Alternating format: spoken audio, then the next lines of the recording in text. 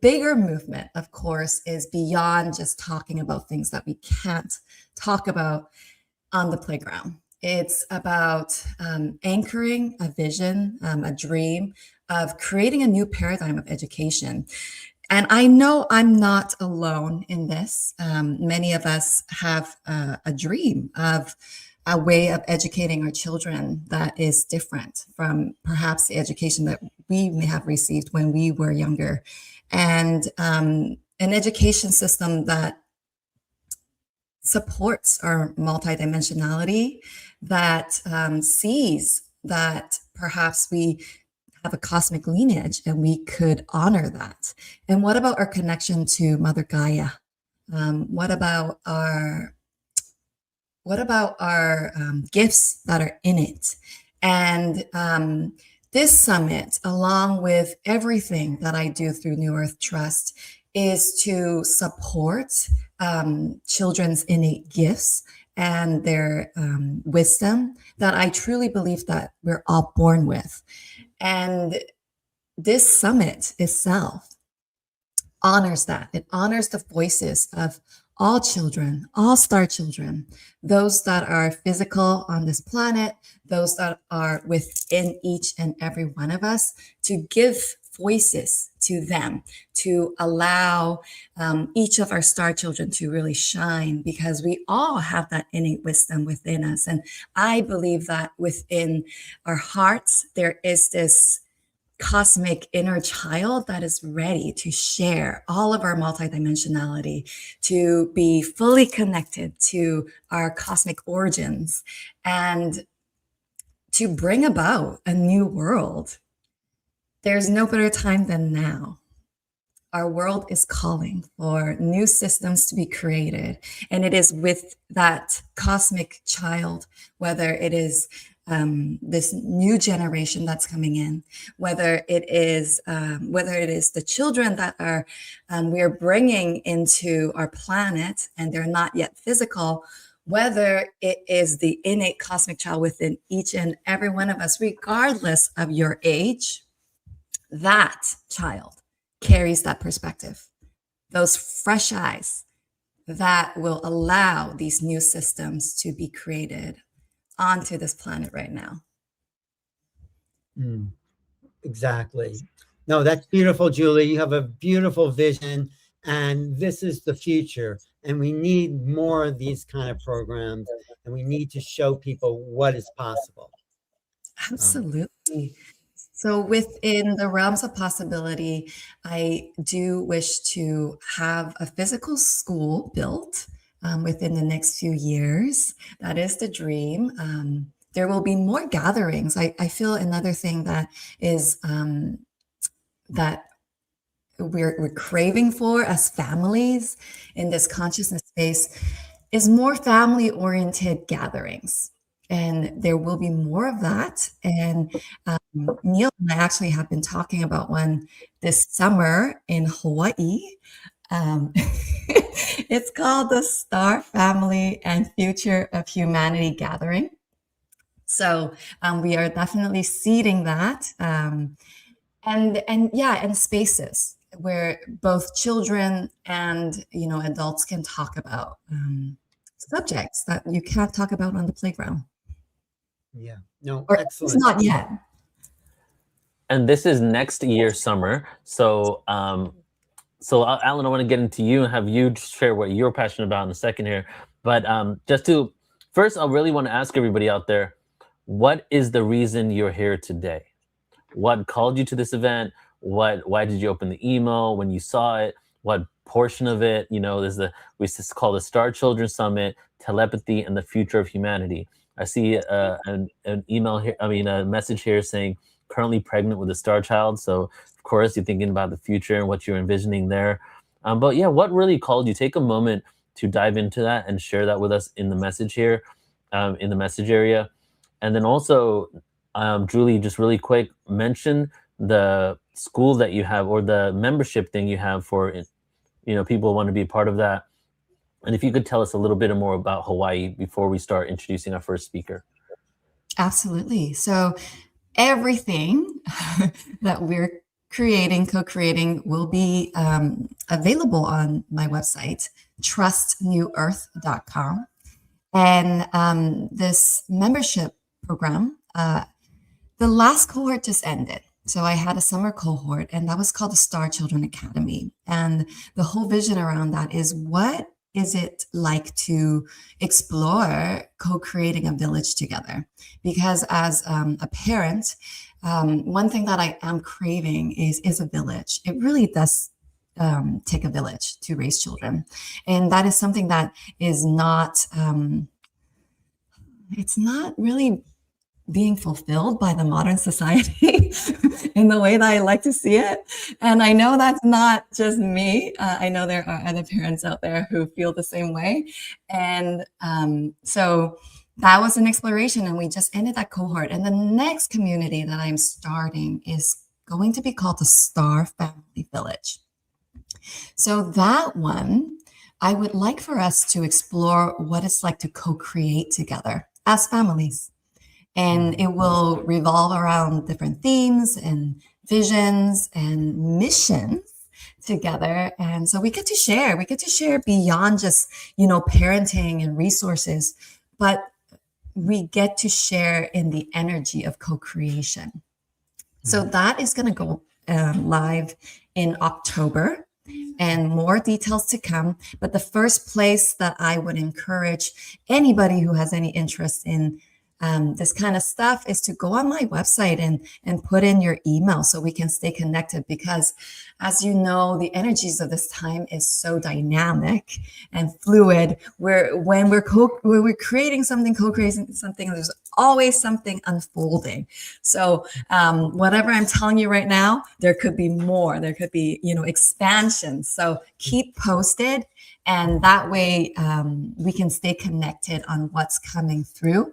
And Hawaii. So that's going to be next July, I believe it's going to be the first weekend, but the dates are set for July 9 to 11, 2027. And it's going to be in the iconic Waikiki, the heart of Oahu, in the beautiful state of Hawaii. And yeah, the theme is Star Family Gathering. So family, Neil and I were talking about this. It's fun. It's a fun word, because we're not talking about just our biological family. We're talking about intergenerational, intergenerational families as souls. We're talking about cosmic family, our cosmic lineage, our cosmic soul connections. And it's going to be a convergence of that. And we will discuss the future of humanity, future of education, of course, star children. And children are definitely, beyond invited. They are the stars of this convergence. And then we're also going to bring back the conversations around rite of passage. Nice. So, Julie, is your vision to create a community that people can live together and build, like, this kind of support that's needed, as opposed to what's called the nuclear family, right? Yeah. Wow. And this is the seed of that. I really, this is why I want to create these kind of gatherings, whether it's live or online. Right now, this is where it's starting. Right. I would love to see that. And I know there are already villages around the world. And one of the things that I know it is in my mission to do is to just connect. Like, there are schools out there that, are alternative schools with different visions. And how beautiful would it be if we can just connect all of that and have it all be expanded and have that global connection. And then eventually that cosmic connection. Right. I mean, I think the world has to change in this direction. So you said, Neil, why did people come to this gathering? Because this is the future. This is all our futures. These children, these star children, are what we need to become as a new human being. That's really gets us into a whole new way of looking at the world and being, and our connection, really calling star children, because the whole UFO thing, not to get into that too much, is that we are part of a cosmos. We're part of the stars. We're part of a star community already. And there are people coming in, like our first guest, that are just going to talk about that and connect us to those realms. So this is And I important would to. only, and I would like to just add one thing to that. I would encourage all of us to look at ourselves as the future already. Yes, thank There, you. there is, I mean, in reality, depending on which reality you're looking at, there is no separation, right, between future and now. And this is it. We're living it. Yeah, and you have that vision. Thank you, Julie. Thank you. Thank you. Just on that note, as you saying that, I've said so for so long that consciousness has to catch up with the technology, but I'm realizing that the world needs to catch up with our consciousness. You know what I'm saying? Like, there's people that already know better ways to live. We already have the know-how, the books, the communities. We have people striving to be in integrity and be the best version of themselves every day. And so maybe that's where it starts, right? It starts with us becoming those individuals, and then the way this this external reflection manifests, the more and more of us do that, the external world has no choice but to reflect how we feel internally. Right. Your mic gets a little muffled, I think, if you talk too close I'll, to it, Neil. I'll change my Oh, mic. yeah, that's better. Yeah, That's yeah, better? yeah, yeah. Okay, cool. No, Anyway. I like what you're saying. So, so did you want to introduce me? I just want to be like somebody showing up on camera. Yeah, well, okay. Most of the people who have joined here today has probably seen Alan on one of our programs. But Alan's the founder of New Realities. He's been doing this work ever since he can probably remember. And in the 90s, I think, was really when you began your public broadcasting station in New York. And then since then, Alan has not only been a pioneer of awareness and consciousness around the world, but he has worked with some of the most amazing individuals and continues to do so. Some of the people that we hold dear in our hearts in our own awakening, Alan has been one of the first interviews they've ever done, always on the cutting edge, always looking for what's the next level of consciousness, pushing the needle forward every single moment so that we can move into a greater reality. And now one of his biggest passions has been like this forever, but I think you've jumped in full throttle, is making contact, and the fact that we're not alone in the universe, and moving the conversation to nuts and bolts to really the consciousness conversation. So Making contact. and then also he's one of my best friends and somebody I love very dearly. There we go. That's nice. Yes, thanks, Neil. No, and we're going to do a big event so people know if you're looking at this from England, UK, we're going to be in Glastonbury this coming weekend.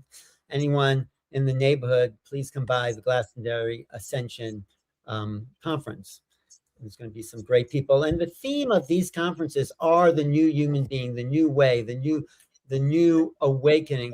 And it's new because there's a new energy coming online here. It's just the work that you're doing and the work of what the people coming on next. Do you want to bring them on, or do you want to do anything else before? I just was going to say the work of these, what Diane Hennessy found in these autistic children, is this amazing capacity of mind. And there she is, one of my favorite people there. Oh, I'm so happy to be here. So is Alex. Here Yes, he is. Alex. Hi. And when we asked Alex, we don't really like the word autistic. What should we call you? He said, right, Nancy? He said the gifted ones. Exactly. Yeah. So, okay, so Julie, why don't you talk about why you wanted Nancy and Alex here, and I'll talk about how amazing they are. Why wouldn't I? Why wouldn't I? When you talk about making contact, Ellen, I genuinely believe that the children we are seeing in this generation, that's contact. That's contact right there. We can't ignore that. And I deeply honor that. I mean, we all know how adventurous it is to be on this planet. And we all chose to be here. And these children came to be here with a mission. And I know when we say children on the so-called spectrum, you know, I knew you would. neurodivergent, etc., etc. Wow, these guys, they really landed with a big mission. When I'm around, you know, these children, their frequencies, it's not of this world. That's contact, guys. Really tune into that, and this is why I invited Nancy and Alex here today. You know, it's so interesting because when you were talking about the village, it takes a village. The beauty of these guys is that they came in remembering. So coming in remembering, and then they assemble the little tribes. And when I could go on 2 hours about that, because they come in knowing, remembering, and then being able to manipulate the environment to associate with the people that are going to get them where they need to be. And that happened with me and Alan, and me and you, Julie. Right. What ended up happening is yeah, it's been incredible.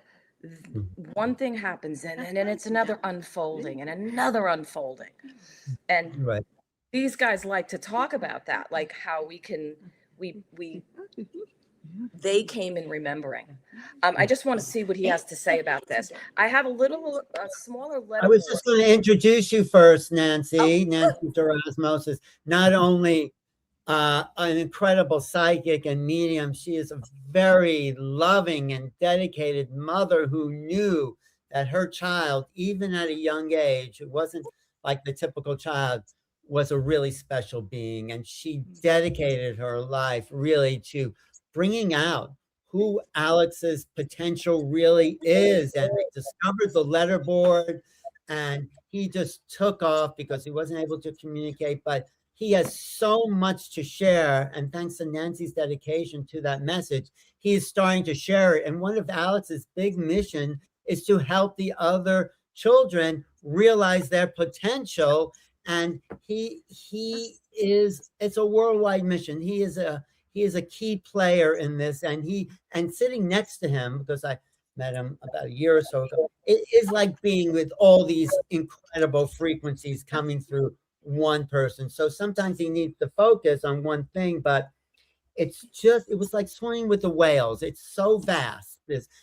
Alex's mind is so vast that he is in so many dimensions at once, that this is the new human being. This level of consciousness is the new human being that I think we can all rise up to, right, Nancy? And you know, it's very interesting because we've been talking about frequency, right? So talking about the frequency that they can tune into without an issue.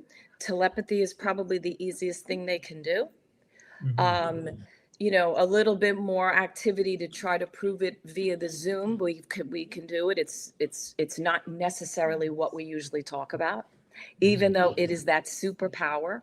But the frequency that he's on, he can navigate into where you are, where I am, and where the other dimensions are. So that's what he came in with, this ability, even through spirit, angelic realm, all the dimensions. He's got connection to that. Right. So let's talk to him and see. Do you want to ask him what he has to say? I mean, I have a million questions for him, Julie. Yeah, but let's just see if he has something to say. Here he is, one of my favorite people, Alex Erasmus.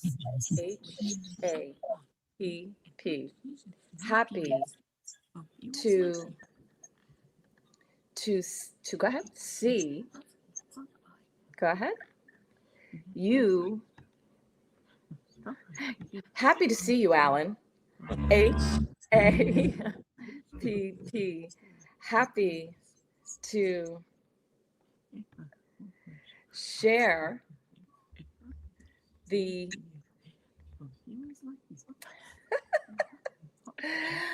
celebrity the celebrity stage. I'm happy to share the celebrity stage. He's so funny. He does think of you, my friend. He really does. I know. I feel really close to him. And Yes, let's he get to adores some you. of the deep wisdom, because he says some stuff. It blows Nancy away when he starts to. He said, well, why are you here? Who are you? He says, I am an old sentient soul. That just blew us all away in one of our little meetings. So let's ask him some. Okay. MAKIN,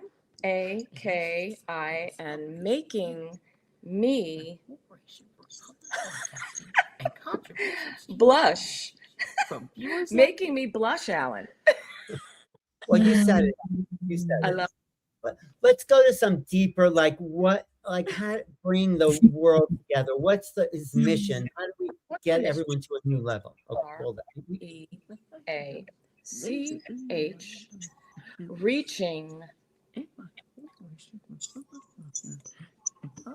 normal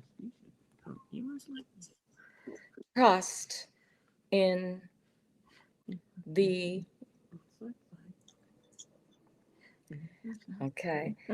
in the universe. I'm SELEC. I'm selected to MAK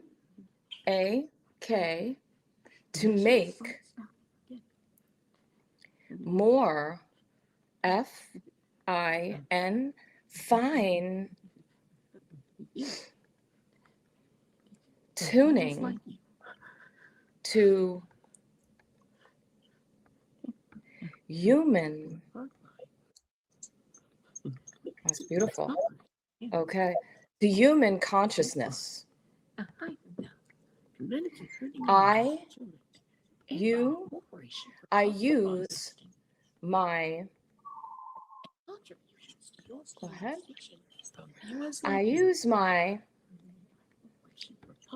he's fast, my telepathy to make you all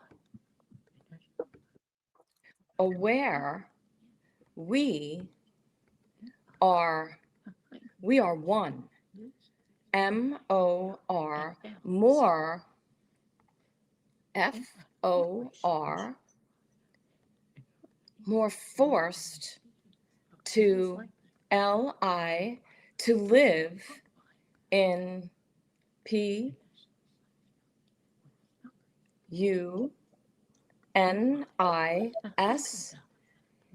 in punished, that's tough, body, in punished body. So it's funny that he mentioned he's been having it's been tough navigating this dense meat suit. Yeah. And we've been working very hard, but the reason they are having this issue is they're here to be noticed. Yeah. They're here to be noticed. And I know he's taken a bullet for humanity. Yeah. That's what's happening.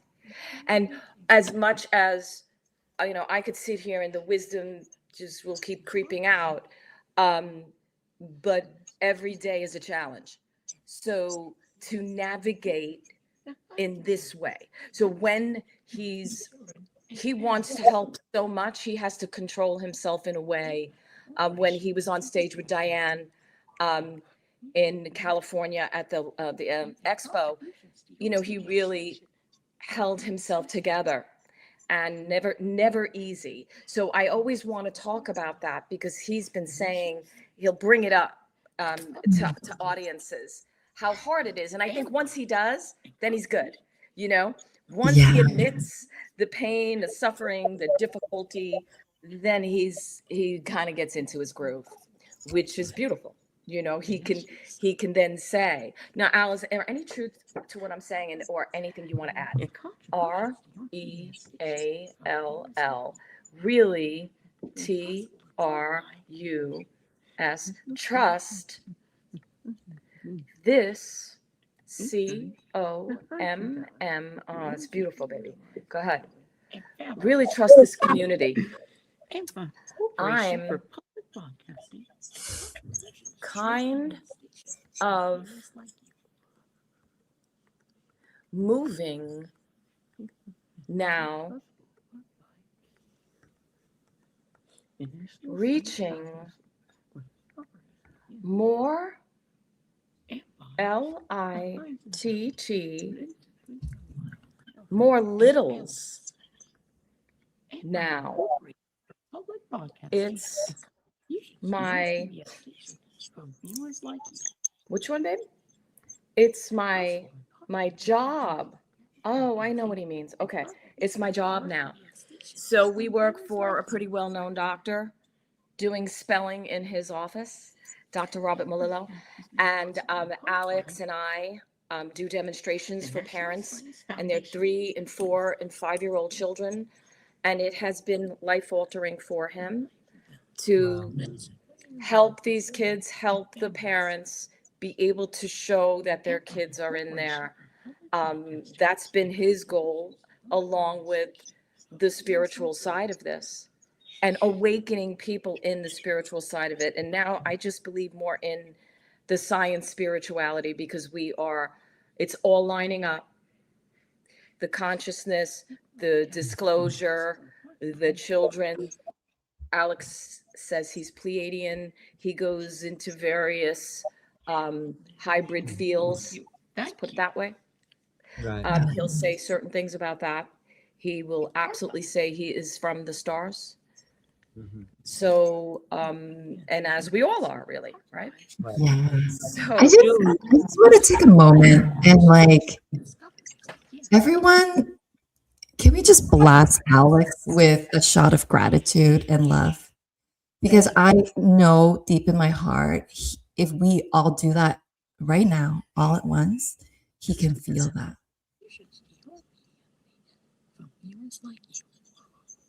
Ooh. Thank you, thank you, thank you, Alex, for being here. You and what you represent, you and the collective. And we honor you, we deeply respect you, and we know what you're up to, and we're grateful for it. And contributions to your PBS. Julie, that was the first time that he looked at the camera.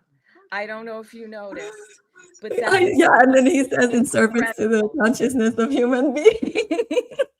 yeah, it just was like oozing, it was oozing. I just got so emotional, I had to stop, just collecting. And okay, here's the beauty. This is also why I invited Nancy and Alex to be here. Do you folks out there, the ones who are listening to this program, really tune in for a moment? Just breathe into your heart space. Tune into his frequencies and what he's sharing. Beyond the words, beyond the board, because it's if you really tune into that, it's pure, and it's goes right into your heart space. Just really open to that. This is why they're here. Ooh. The National Science Foundation. And it's big. It's so big. And when he's doing his eye thing, what's his his body. Talk about Yeah, what's going. it's so interesting, Alan. It's his control over his mind. It's also him connecting. So when we talk about, we know the telepathy tapes and we talk about them. He can sort of catapult himself where he needs to go and connect. But he could be connecting with you guys right now, not necessarily the hill or other places. This is more him connecting to also his people to help him calm. And you did the same because you brought in that calm for our condition, the frequency. So he appreciated that. I could feel it. You understanding him. But this I thing is when he's zoning in. He's zoning in. And it will immediately start when he's in a situation like this. And yeah, it's pretty cool. And what is going through his mind, because he has a lot going on, and then he tunes into the board, and it's as if he's so focused when he's writing. Yeah, go ahead. Sorry. He just wrote, damn, I'm not SIFTIN. I'm not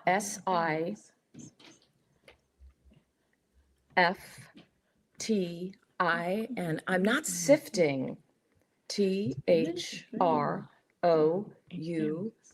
through the mind. I'm not sifting through the minds. Yeah. I'm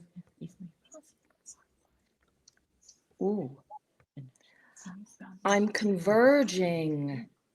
Oh, wow. Okay, W with NORM with normal, POWERF,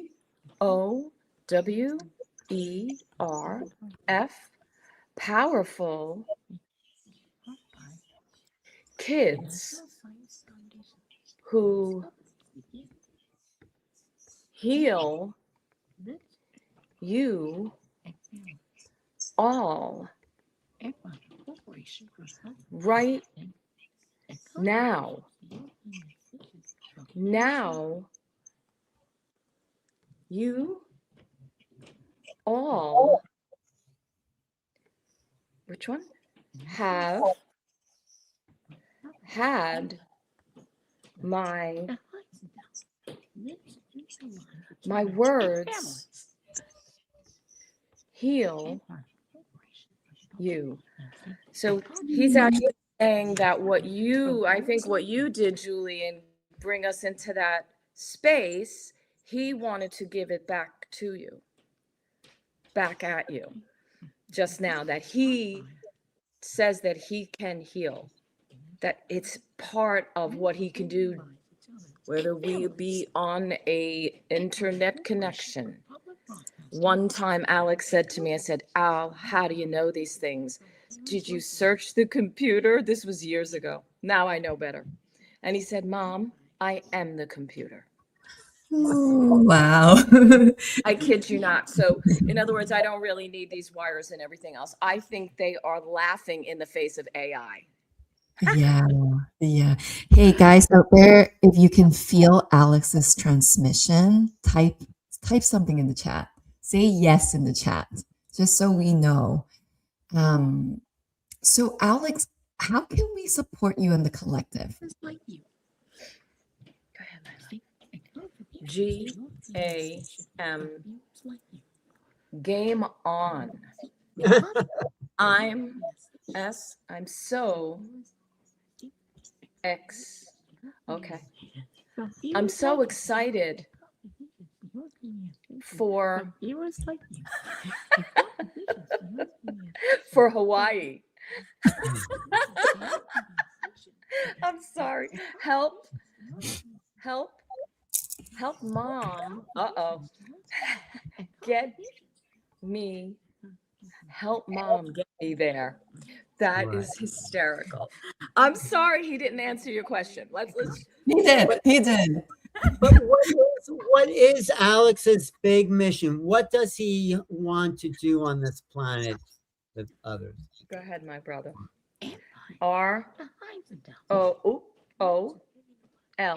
Role is to make more PEOP where discoveries begin. people And the Heinz Endowments. And a corporation for public broadcasting. conscious of SIPP sipping this kid, I gotta tell you, the Kool-Aid. I'm SUR. I'm sure IDELIV. I deliver the LOV, the loving movement to share the WEAL, the wealth of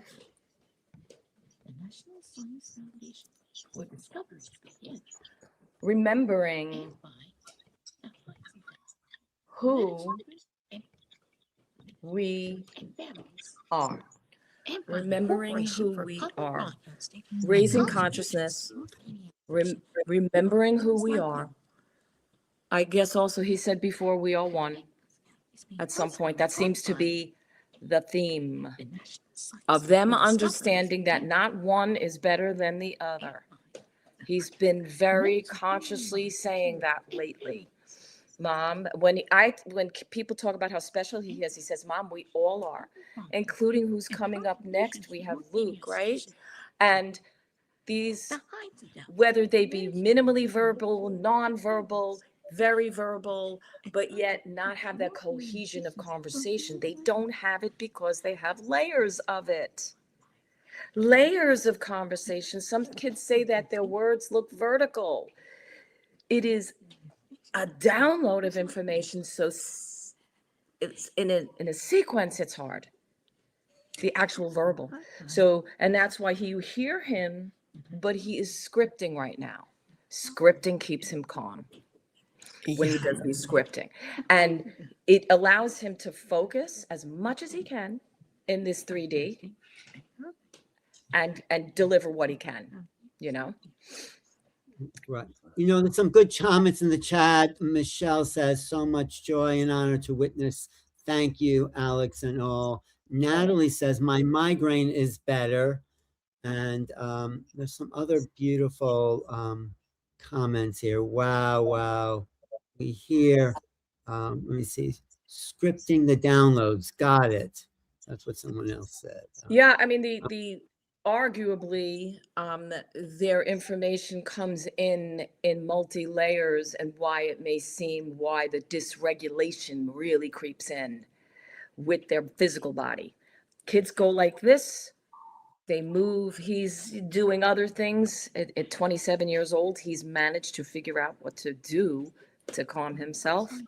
But they're not body aware, because they're sitting above in the consciousness. So I'm finding that as much as I can get him body aware, the more he can deliver to humanity.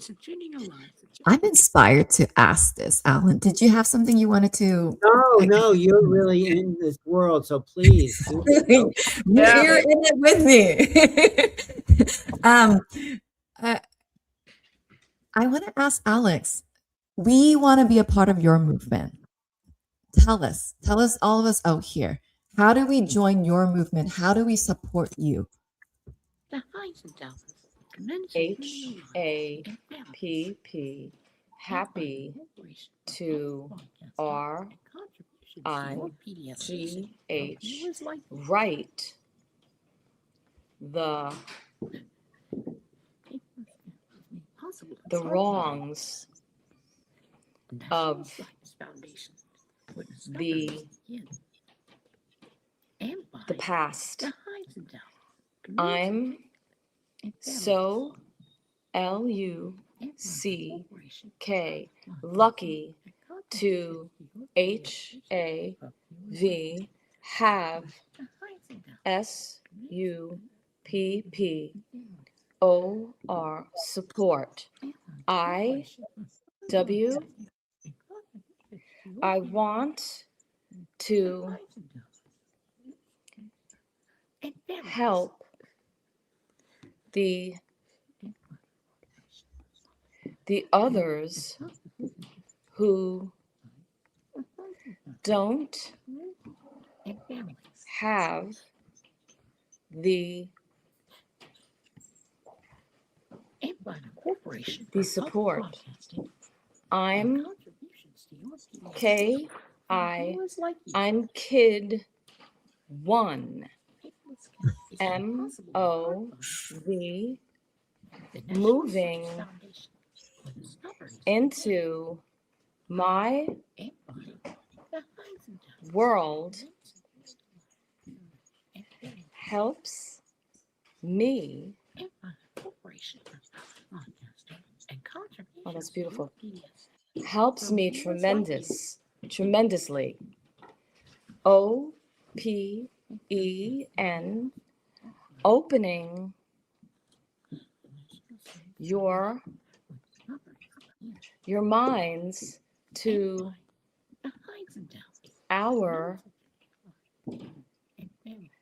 our gifts is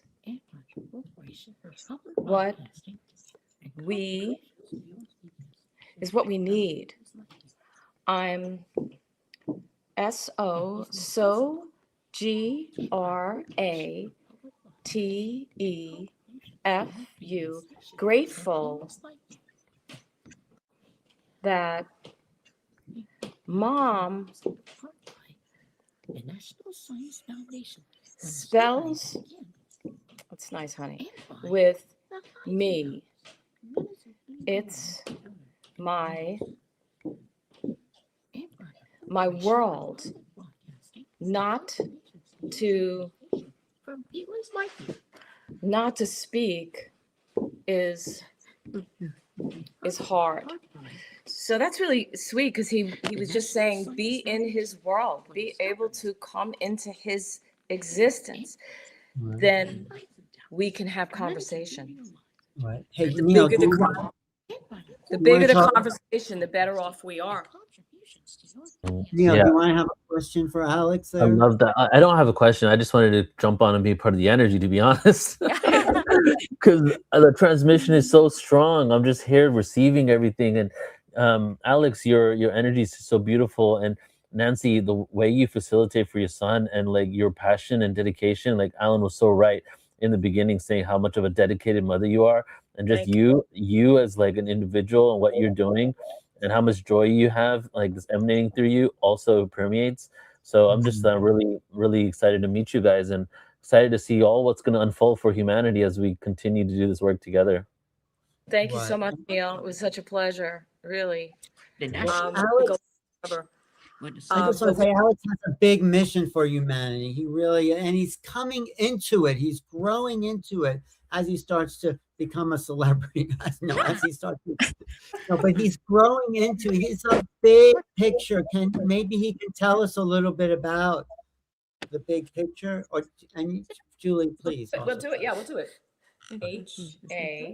HAR, hard, to HAV. Go ahead.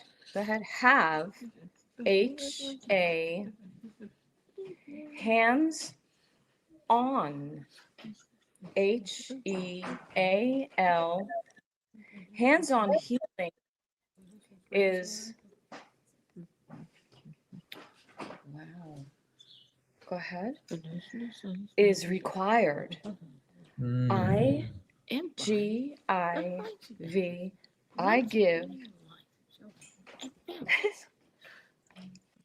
I give sessions. THE. There is the big picture. There is the big picture, Alan. I'm RIGH right now, reaching so many in GIV, in giving more FIN, fine tuning to The Heightened Dallas. to humanity. I'm now Public giving more Broadcasting. fine tuning to. I think that is his picture, or what he feels these kids are here for. It's not just him. He will consistently say it. They are all amazing. I work with thousands of them. I mean it, in and out, thousands. So there's some that want to lead.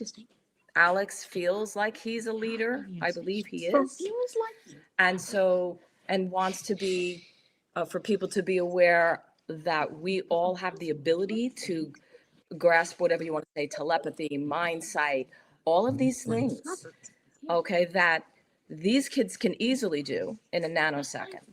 They feel they want to help us reach that level to get to this. Telepathy is already happening with me, with him. He's coming in my dreams. I hear his thoughts in a different way, in a downloaded way. I'm working on it. I'm going to be listening to Susie Miller today. She's my mentor, watching her communicate telepathically. Well, this Excited. Susan's actually going to be up tomorrow. Oh, tomorrow. Yeah, so stay tuned for that. Yeah.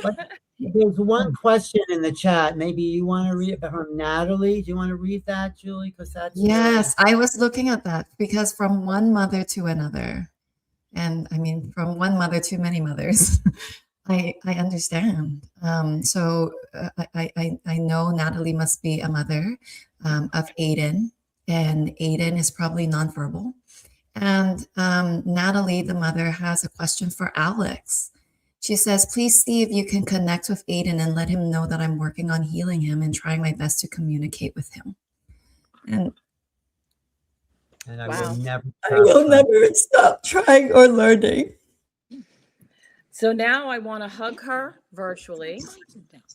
I want to, that's the most beautiful thing. I want her to know that there's hope beyond anything that's ever happened. Alex came to me in a dream right before we found spelling and told me that we were going to be communicating. And I woke up crying and I told my husband, and I said, honey, it's going to happen. We're going to communicate with him. We're going to find a way. And we did. And it was the most incredible dream I've ever had. It's beyond anything. And so just him being able to share that and, you know, really puts us at another level. So I want her to be able to reach out to me. So if we can give her my information, that would be fantastic. I have no issue. I wanted to speak with her because it's multi-layered. It's multi-layered. It's not just one thing. Spelling is 100% for nonverbal children. I have breakthrough. 100% breakthrough with minimally nonverbal children. I don't like to say nonverbal. They're beyond verbal. Yes. Thank They're you. beyond it. Does Alex have anything I've to quoted say? myself on another podcast saying that. So, but I must say they really, they have many potentials. She has to keep on trying, watch his body language, watch his brain. What can mom do to help real quick, buddy? You got it? You want to help her? Also, does he have anything to say to Aiden, too? Aiden, yeah, that's right. AL. Go ahead. Alex is PLAYIN, playing. Go ahead with him now. HAPP, happy to meet you. Happy to meet you, Aiden. I'm now your pal. HEAL. Healing goes a long, oh, that's beautiful. Healing goes a long way. There is so much hope. I will help. I will help you. Mom will help too. From viewers like you. Beautiful. Yeah, I definitely want her to reach out to me. I think I'm not seeing the chat that she's in, so if you can just give me the information, that would be so great. Sure. I put Julie's email address in so she can email Julie and connect you guys. Perfect. Thank Great. If you go to comments, you might see the chat. If you go to the comments up at the top instead of private. Yeah, chat, I probably, I just didn't want, I was so where the comments are, trying but to hear that. Yeah. wow. So yeah, immediately he tunes into Aiden and they're connected. He can, once they're in the field. They're in the field, there is a no holds barred. I've learned a lot about that. I mean, Alex discussed something that was happening in Nigeria, and it was happening at the moment. So this was a few months ago where he was concerned with flooding, and he knew about it, and it was happening live. So the ability to be able to connect in that field is very much there. Yeah, thank you. Julie, what else do you want to know from Alex? He's an incredible resource.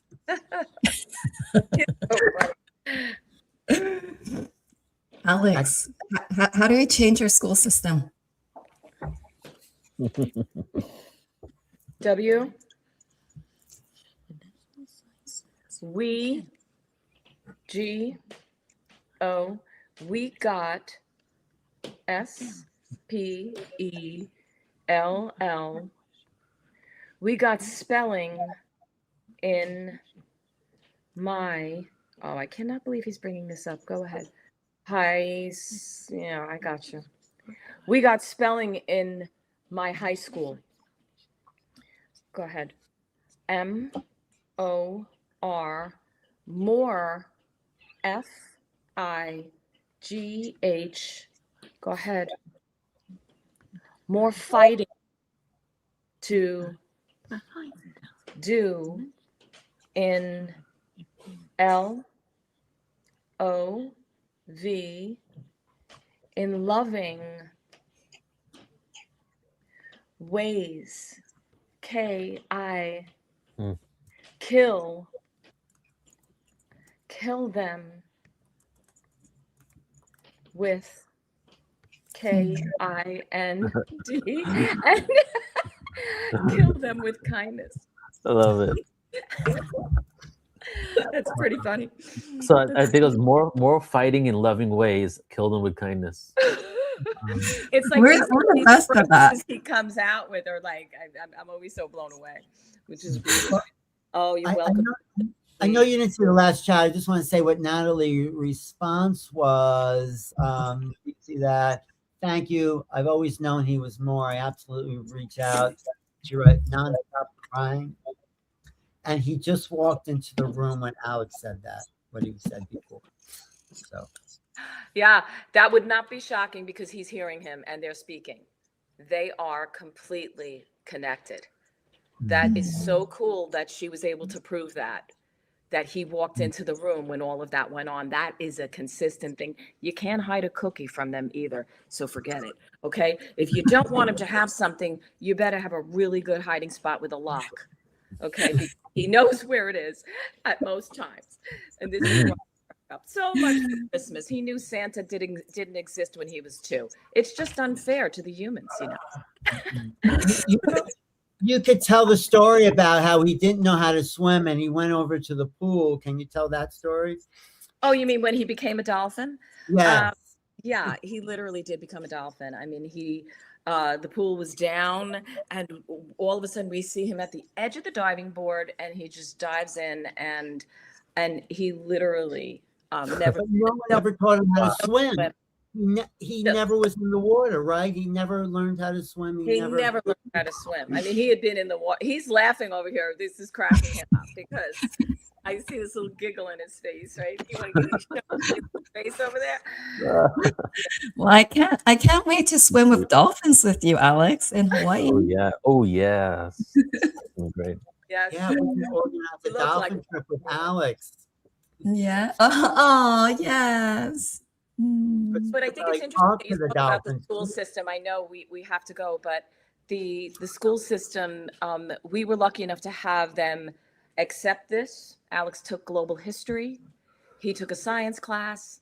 So these things are were he was lucky to have. Now they will not do it. It's gotten worse. Mm. And that's a whole conversation for another day. But it's how do we help the school system? I think he's right. We cannot bash them. We have to do some loving, healing, energetic work for them because there's a lot of naysayers. It's been rough. Yeah. Mhm. Well, Mary and Luke will probably touch on that a little bit because she's Should been I bring them on so that they can say hi? Yeah, why don't we? Thank you. There we go. Good. Hi. Hi, it's great to be here. Hi, Neil. Hi, Julie. Hey guys, welcome. Hi, Alex Alan. is going to be heading out soon, Hi, so I might Alex. have to pop off. And But it's so Nancy. good to Hi, see you. Nancy. Nancy. So great to see you. Hi, Luke. Nancy, you know me. I do, baby. I know you. You know about ACE. Yes, your school. Nancy, Yes, I do. do Yes. you know Erica Ahmad? Erica? From ACE. Oh, yes, of course I do. Erica Anderson. I know her well. Do Yes. you know Amy Campbell? I know Amy Campbell as well. These are all And Harvard this. fighters, like I am. And do you know this? Do you know Liz who works at ACE too? I do not. I just know those top ladies over there. Which town lady? Erica and Amy. Erica. You know I've them met them all. both a few times at conferences. You know them all. Yes, she knows them more. Yes. Nancy, you know them all. See, he says you know them more. Oh, I kind of know them. I don't know I them don't well. know them. And see, Have. and these are the ways that we're all connected. So there are ways in which we're connected, that we've connected. We both grew up in New York too, but didn't connect when we were in New York. We connected know. now. So you know Nancy, there are funerals in our life. Yeah. Yes. So what would you like to say? YES. No So, board. Okay. Nancy, He's more He's into his communicating. speech right now. Yes. But does Alex have Nancy. anything to say before he leaves? I know he has to go, so we're gonna Here, Does he Ali, have want to anything say to something leave us? quickly? Hey. Hi. Hi, Luke. I'm so Julie. happy Yeah. to hear your BRILLIAN,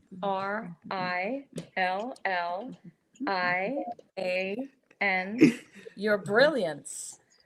I'm sure he's laughing, will hang out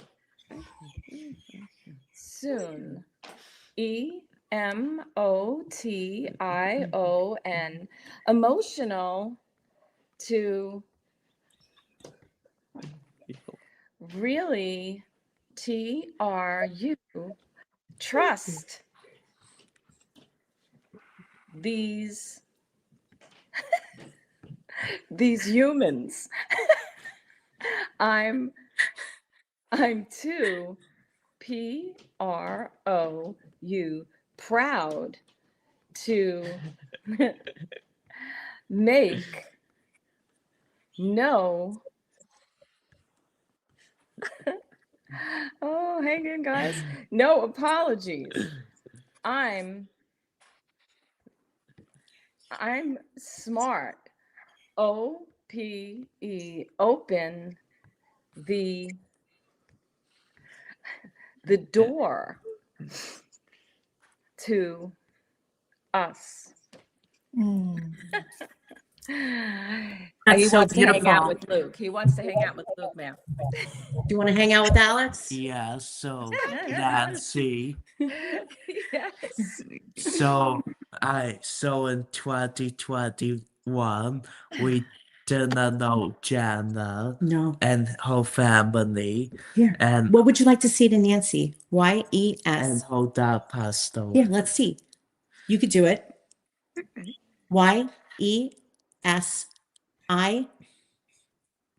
Y-E-S-I-T-S-O. Keep going. G-N-R-E-N-A-T. You got it. T-N-O-B-E. It's so great to be. H-N-E-R-E here. W-N-I-T-H. It's so great to be here with Y-O-U-A-L-L. It's so great to be here with you all. Thank Thank- you. Thank you, Nancy and Alex. Thank you. Thank you. Nancy. Love you, Alex. Love you, Nancy. Love Appreciate you you. Love I will you. see you guys. I hope to connect Nancy. very soon. Yes, Looking forward definitely. to it. Oh, welcome to the room. It's so Hey, great to be here. Julie, Hi. do you know Nancy? I do. I do. You say it. I do. And I now know you. I know your So- mom. And you know Nancy. Mm-hmm. I do. Yes. And Alex. Hey, everyone in the room, just tune into the frequency here. Just it's there. It's not subtle. There's a shift. So maybe I I want us to kind of just attune to go this. back to 2021 and Because that's visit what these kids are here to Jana's do. stats. Beyond- Beyond just their 25. words, beyond what their movements are, Yes. right? Like they're here to transmit and just feel into the difference with Luke and Alex. They both carry something very unique, but it's distinct. Share in the chat if you feel what I'm tuning into. This one, like right now, what I feel like Luke has brought into the space,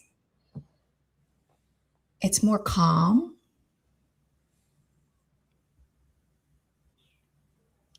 It's more like for lack of a better, more motherly.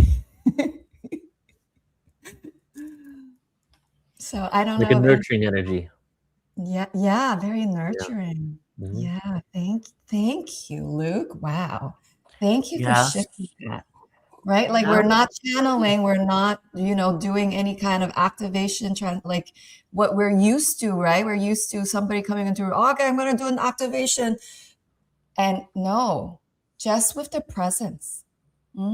That's it. And Alex has so much energy coming to him. That's a different vibration, but we need everyone here online. Yeah.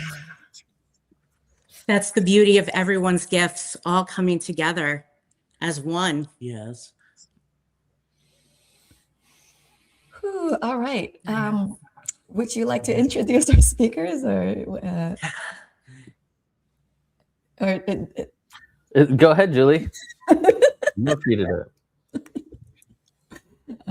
Yes. My dear friend, my dear beautiful friend, Marianne Morris, a loving mother, a 4, compassionate energy healer, and a cosmic light channel who gives amazing reading and attunements because I've been through those sessions. She's devoted to guiding souls into wellness, harmony, and joy. And she used to work in the field of aviation. And now she has expanded to deepen that connection to the stars and her understanding of life's intricate patterns, while motherhood, especially navigating the world of autism, expanded her into her path of holistic healing, nervous system regulation, and energetic communication. She's a Reiki master with a special focus on maternity. And she offers pure energy, crystal healing, breathwork, shamanic modalities, galactic akashic record readings, energetic light touch acupuncture, matrix energetics frequencies, holographic frequency healing. She's telepathic, energetic communicator, remote viewer, practitioner experience with rapid promoting method for autism. She bridges earthly grounding with cosmic wisdom, integrating light touch frequency crystals, breath to help dissolve dense energy and support deep transformations. All right, my beautiful guests. It seems like she has some connection issues, so she just logged out, but she'll be back in right here. There we go. Okay. There we are. I lost the sound. Welcome again. So Luke, I know, you I lost the sound again. No, I can hear you. Can you hear me? We can hear you. Okay, now I cannot hear you. Can you hear us, Marianne? I'm not sure why. Can you hear us? We can hear you. Yeah, I think she can't hear us. Let's see. Mm. Again.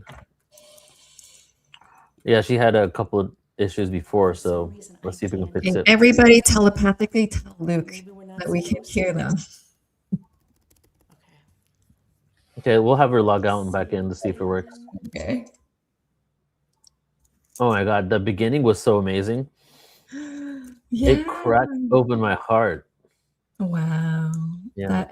That is it. That is their superpower. And that's Yeah. also the superpower of all of our children that are here today. Yeah. Yeah. Exactly. And I love hearing the stories that everybody has about their children, and just having more and more clarity of why people are here. Some people just want to support the movement in general, but a lot of you have children on the way. So it's just a very vulnerable and emotional event so far, and it's going to continue being that way because this is this is your children, and the amount of love that you have for your own child coming into this world is an unconditional love that I've only been told this, an unconditional love no one can even explain, right? What you don't know unconditional love, Neil? I not as much as when you have a child, so I've been told. Okay. Can you hear us? Yes, I can hear. Okay, I'm not sure what's going on because you're hearing us, and then we're disconnecting, right? Yeah, I did reset completely, and that seems Okay. better. Yes. All right. C. Yes, L. No, What is that? J. Okay. J. Yep. C. JC. Not C. C. Oh, JZ. Yes. Okay, JZ. Won't be one. So I missed the introduction, but I'm sure that I could feel it energetically. And Yes, I am so C. grateful to be here with Luke J. and C. share our experiences and Goodness, see thank what you. unfolds. Yes. So I'm beyond excited to have you both here. And for And some reason, I can't hear again. I don't okay. know what happened. I think this is the best option. Okay. Can you hear us, Marianne? Yes. Oh, you can't hear Julie. Yes. Okay. So how about we just let you take it away and present? Therefore, you can just kind of Yes. flow with it, and we'll come on after. See the person. So that would be me. Yeah, since you can't hear Julie, you can just take it away and present. Okay. So All we're right. here. So we came here, I know, for Julie.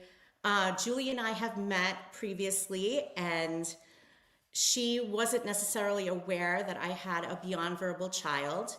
And so we started to talk about our path. And one of the things that came up was that Luke was here and he was sharing certain things, certain gifts, certain writings that had to do with our multidimensionality, who we are beyond our personality. And when he was young, before, let's say, he turned 3, I had previously been working in corporate America, and I remember watching him grow and unfold and feeling such a different frequency and vibration, as well as some of his interactions that I had with other children, let's say. They were a bit different. And I just said, this is pretty amazing, some of the things that he's coming in with. And it was specifically amazing in some of my background, which was mostly in aviation, it was in space, technology. And so I was like just really excited to see his potentials as he was growing up. And then I quickly realized that the typical school system wasn't necessarily fit for his abilities. And so what we did was we looked and we searched and we said, what can we possibly do if he is not able to, let's say, be verbal enough to be in a classroom and to be able to access his true thoughts? What can we do? And what we did was we had met with Soma, who is the creator of Rapid Prompting Method in Austin, Texas. And we soon found out that there was a school that was being built that was created around this method of communication, of using the letterboard to communicate, as well as bringing in other tools like art and hobbies and relationship building. And so we decided to move to attend this school. It's coming up on 10 years now, and to really focus on developing his abilities as well as me going within and developing mine. Because at the same time he was learning, Luke, he was also teaching me. And the biggest piece he was teaching me was to go within. Because during some of the early years, there was some certain feelings or trauma, and I describe trauma as anything other than unconditional love, which can happen at any moment.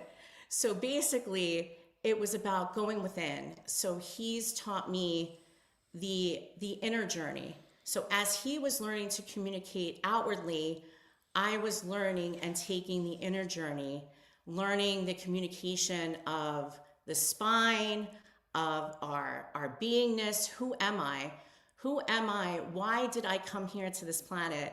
Why was I interested in the things that I was interested in? Why was I interested in aviation? Why was I interested in history, in ancient history? Why did I love to travel?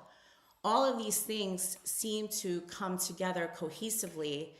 And there was a time when I had a certain incident occur that kept me less mobile for a bit. And that was really a time of deep inner exploration, inner observation. And so this was the time that I really spent honing in on the inner world. How can we see? Because a lot of people see these children in a certain way with our, let's say, human senses, our eyes, our ears. And as I would go within, as I would immerse myself in things like Yogananda and all the different religions and kind of tying them together, I got to really see that our senses grew way past what we were taught necessarily of what we see with our eyes, what we hear with our ears. And this was a great time of connection from the heart with Luke and our journey into telepathy, soul communication, and then bridging that with the letterboard here. And so, Luke, would you like to share anything? Y-E-S, yes. P-L-E-A-S-E, please. H-N-E-A-R, please here. M-Y, my, M-O-M-S, W-N-O-R-D-S. Please hear my mom's words. The words you said we had to go is Jana's dad's funeral. So please listen to my mom's words. Would you like to add even more to that? Y-E-S, yes. Take a breath. Have you been to Jana's dad's funeral? But first, let's talk about that. Y-E-S-O-N, keep going, U-N-R-R-O-R-D-S.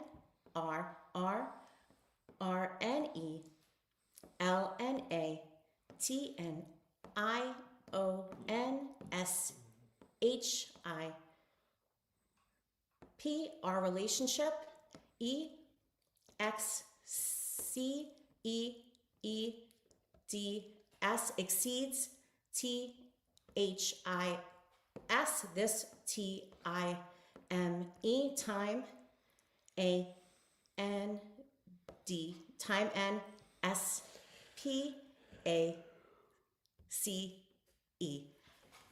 Our relationship exceeds time and space. And that's exactly why we're here and why we are so excited to be part of this Star Children Network, because it is so multidimensional, so layered. There's so much deep learning and understanding that we can receive from these children, as well as from the frequency and the frequency of the heart.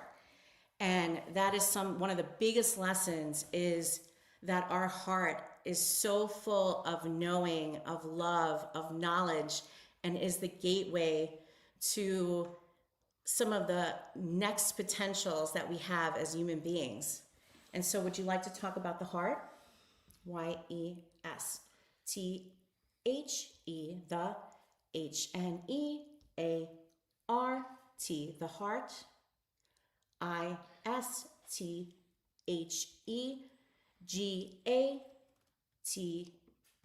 you got it, WNAY, the heart is the gateway, TO, to BLISS. The heart is the gateway to bliss. And mode to type Yeah, the heart is the gateway to bliss. to go to JE, keep going. Or if you want to change it, JES, keep going. U, ask Jesus. I, ask Jesus is A, N, Jesus is N, A, N, V, A, T, A, R, Jesus is an avatar, HNE, RNE, here. Keep going, you got it. TNO, to HNE, LMP, to help, US, GRNOW, to help us grow, HNUMNANNS.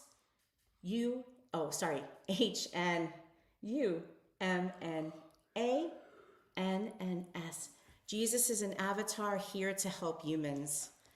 And so that says a lot in one sentence, that there was a lot of inner work done to get to the point of coming back to some of that knowledge, that knowing of self, and exploring, let's say, the Akashic records, the Akashic field, getting to know a little bit more about who we are, what are some of our soul experiences over time, what are we bringing to this now moment here, and what do we need to maybe heal and clear so that we can be coherent and really bring in those frequencies into our human body in this now moment, to be present here as that frequency of love, that frequency of the mother, whatever it is that you're here to bring through. Imagine what that could be. I mean, it's a really amazing time to be here, to be alive, to be able to communicate with each other on so many levels, whether it be bridging with the letterboard, telepathy, soul communication. We receive a lot of communication together via, I would call it, information packets with a lot of imagery, sound, words, sensations. And so these children are here to transmit. They're here to bridge to us humans to transmit the new, or what we're here to remember.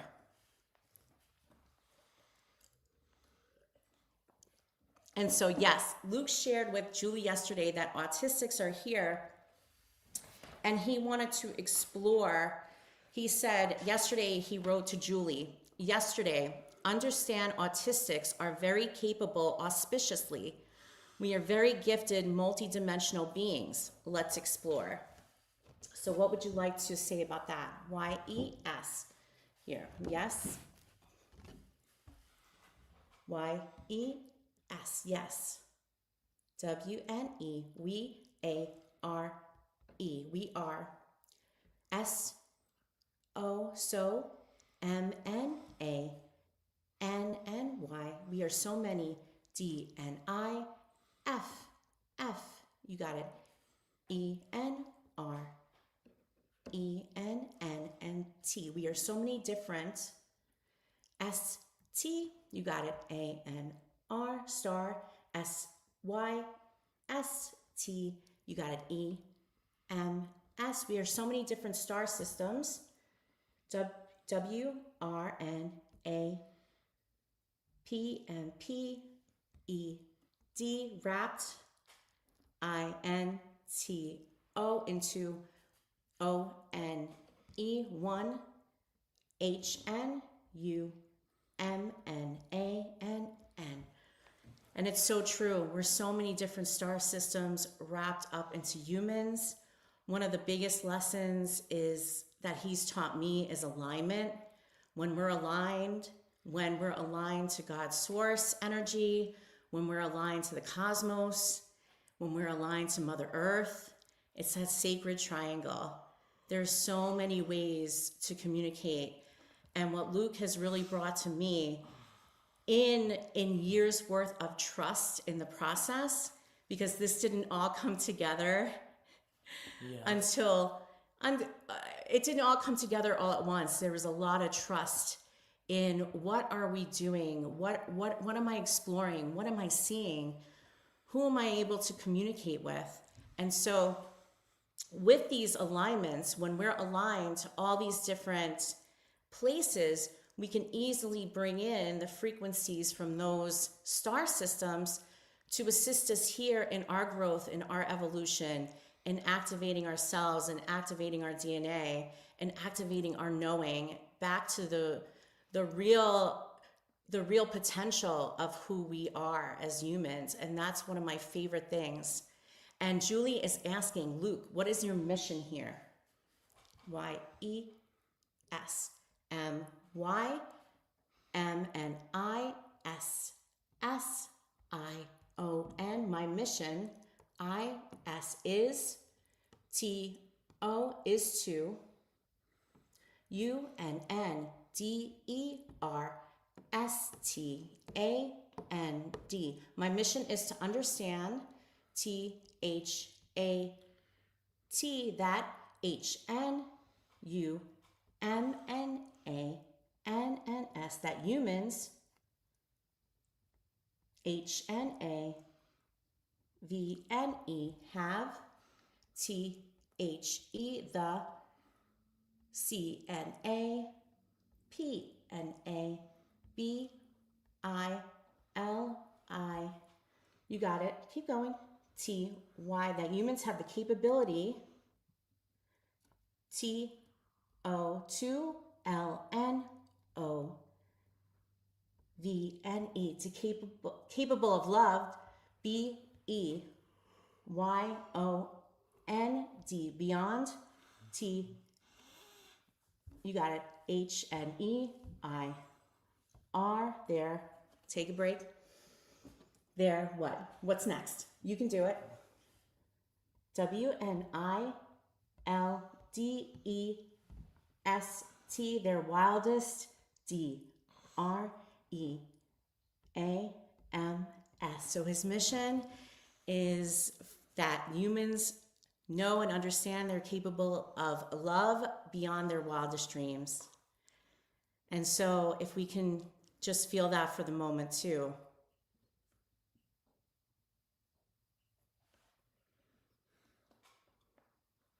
We can truly feel,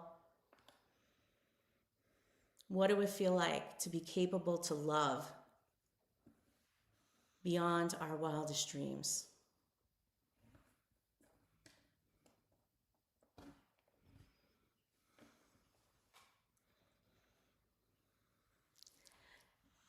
We love seeing you smile, Luke, as you express yourself in the board. And- We are here, hearts wide open. And also, What would you like to say?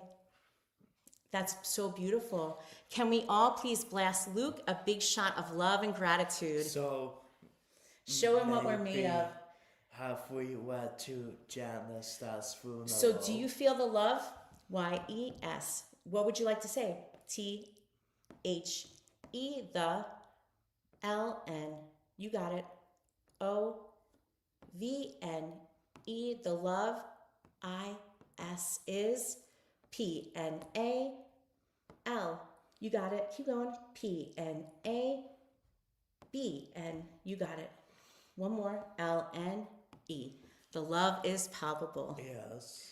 And so you can imagine that there may have been a time where the love felt maybe a little less palpable. Which, And we're here to say that there's nothing that can't be healed. There's nothing that can't be forgiven. There's nothing that can't be started over in the moment, because we are able to get through some of the biggest leaps and bounds and challenges and find really expansive and creative ways to do that. but which funeral will have So what would you like to say? two? So let's see. So which funeral? Luke, do you Wait, have, wait. there's a question here too. Luke, do you have specific angels or ascended masters who help you in your mission? Is that something that you'd like to answer? Y-E-S, But- yes. Let's see. J-N-E, Well, you got it. Keep it going. N, J-E-N. Wait, we could start again? that's salt. Let's see. Awful. Okay. J-E-S-N-U-N-S. Jesus. D-I. You got it. V-N-I-N-N-E. Divine. C-N-R-E-N-A. T-O-R. Jesus, divine creator. Keep going.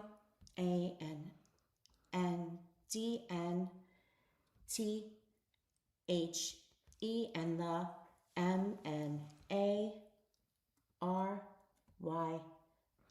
and the Marys. So Jesus, divine creator, and the Marys. And Julie is asking, how can we better support Luke in what you do And me. and the I collective of multidimensional the children? funeral I So want how- to go is So how can we better support you yes. and the collective of So- multidimensional children, if this feels like it's right to answer? Let's see. Which funeral? Let's see. We can do this now. O-N-C-E once.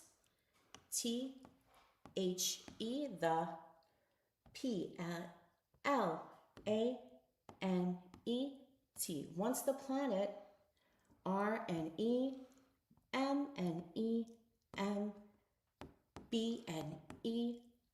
R-N-E-M-M-B-N-E-R-N-S. Once the planet remembers, here we go.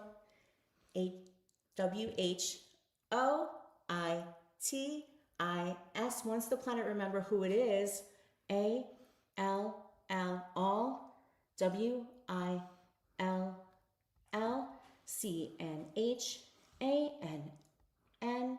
C-N-H-A-N-N-G-N-E, all will change. F-N-O-N-R, for T-H-E, the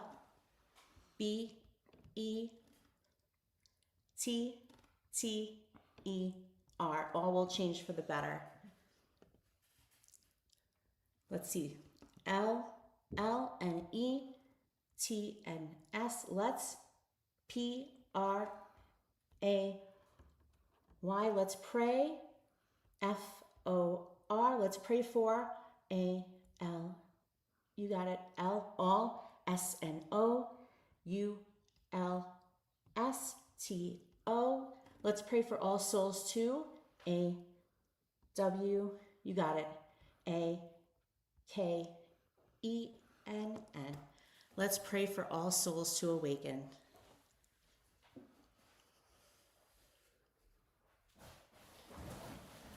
And that is, Luke is just taking a break now because if you can feel the energy, I can feel the energy at a very, very high level right now.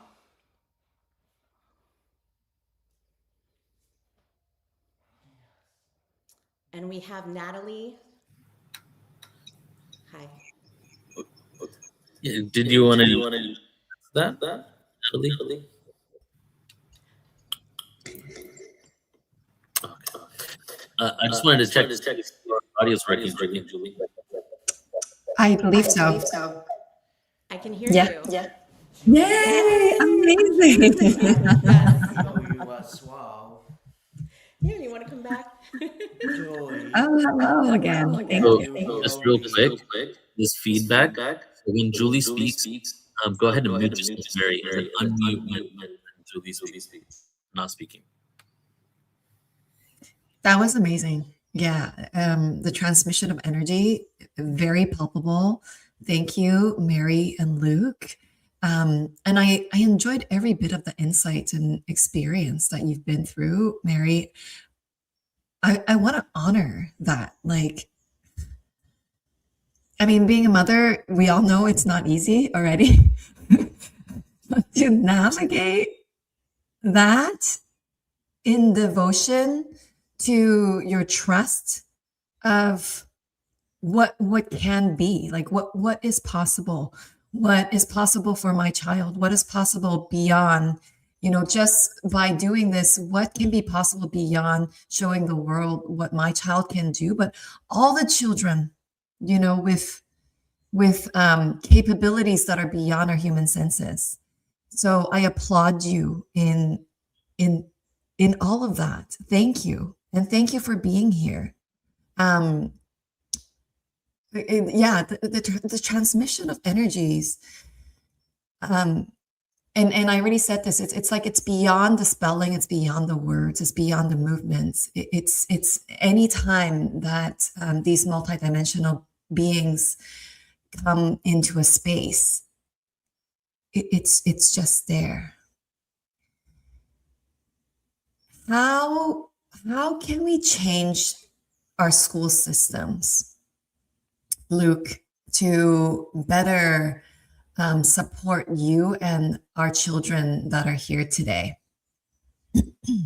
So May, Let's see. How can we? Let's see. may Well, I talk to you all now? well, first let's do this. Let's say YES. Yes. THES and CHOOL. The school SYSTNEMNS.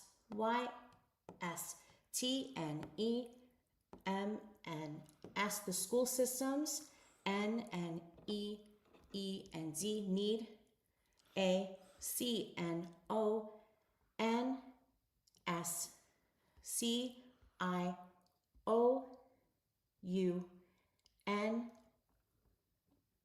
Let's see, keep going. ESS need consciousness. The school systems need consciousness. BUILTINIT.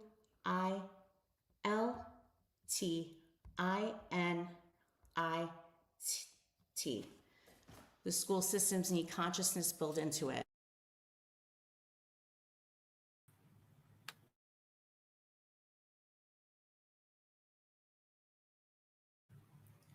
Julie, did you want to say something on that? You're muted, but that is just such a great answer. The school systems need consciousness built into it. Could you maybe elaborate a little bit, Luke? Like, what do you think? There's any specific tools that we can implement? How do we start the process of implementing consciousness into the school system? That's Okay. Funo. Yeah, let's do this. Let's answer Neil's question. I know you're doing great. You're doing amazing. So how can we help build consciousness into the school system? Let's do that J O that can. Okay, J-E. Whoa. J-E, you got it. We will go to the N, not the S. And so yes. So take a breath. I know, take a breath. Feel this, Yes. Feel the love of all these people, which I know you're feeling. Yes. And how much we're here for change. We wish that we will go to Dad's funeral. Here, let's see. In Here, we got it. Boston 2020. YEST.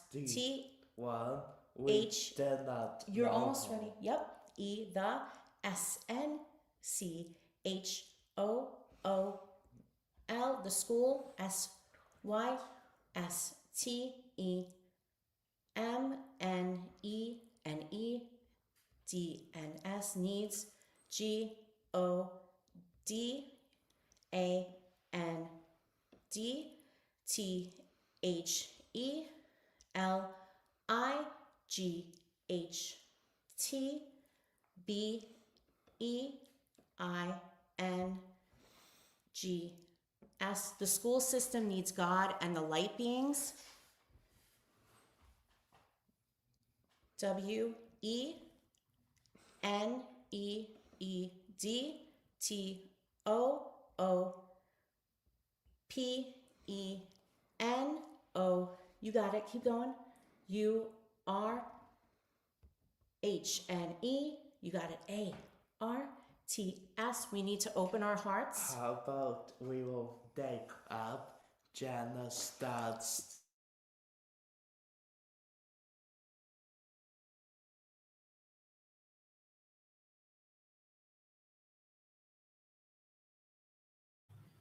Julie, did you want to comment on that? Did you want to jump on? Yeah, so I love that perspective. Do you all witness how Luke is like his perspective comes from higher level, like direct higher level. And you know, he mentioned how he's connected to light beings, and we can see that it's not this it's not like he is contacting them and then speaking through. It's like he is speaking through directly as such, as a light being. And I believe, I mean, these children being in the school is already bringing the presence of the light beings into the systems. And perhaps mom can expand on this, because you've navigated this with Luke. Like, what can we bring more into the school systems in your perspective? I would say to start with silence and really go within and really see what comes up.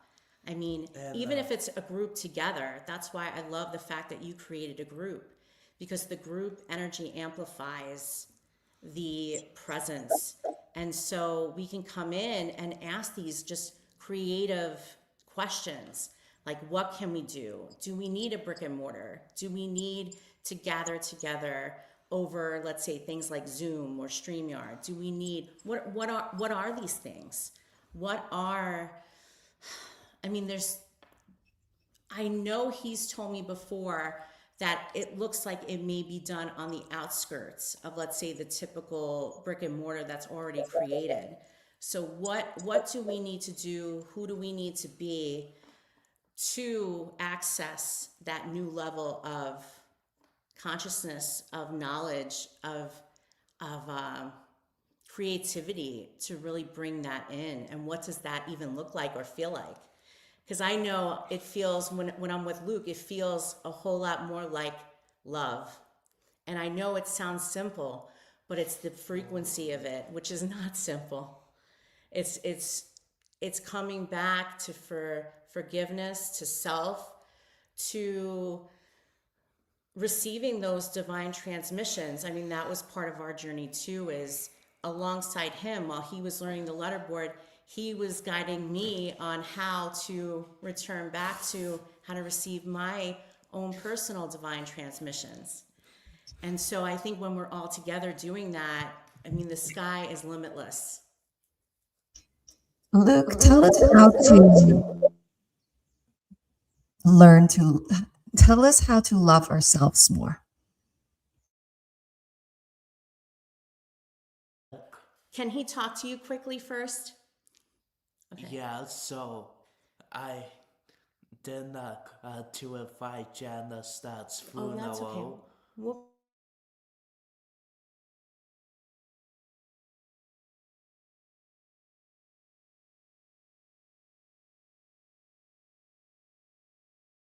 So how can we learn to love ourselves more? WNECE A N. We can C O N N E C N T. We can connect F R O M O U R H N E A R T S. We can connect from our hearts. W I T H O N U N T, without F N E A N R, without fear. G N O D I S O N L Y. God is only. L O V E. God is only love. N O J N U. Keep going, you got it. D G E M N E N N T. No judgment. God is only love, no judgment. May I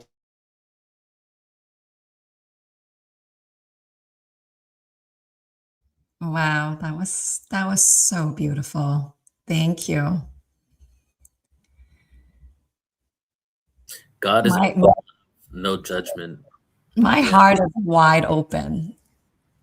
You know, Nathalie had just said right before Luke had said this. This is so amazing to witness, so beautiful, and I'm amazed. It helps me so much to stop judging myself and my own unique gifts. Gratitude, Luke, and the lessons of today. Yeah. Totally feel that and agree. say J? Julie, we're going to wrap up in a couple of minutes here, but any final questions? Yeah, to be honest, I don't. Because right now I'm just really in the space of this loving energy. And I really feel like what Luke is saying about his mission is a part of this. Is he is here to transmit this frequency and be this tuning fork for not only this space that we're in right now, but for the world. And yeah, and I can see that, you know, in the way that he's spelling and things like that. He's just, you know, like I don't feel like it might not be a line for me to kind of like dive into anything too practical or specific, because I feel like he's just holding this field of the frequency. And that's why his answers they're just very high perspective, very direct, you know, very godly. So Yeah. I don't feel like I need to ask. You know what And I noticed? Mm.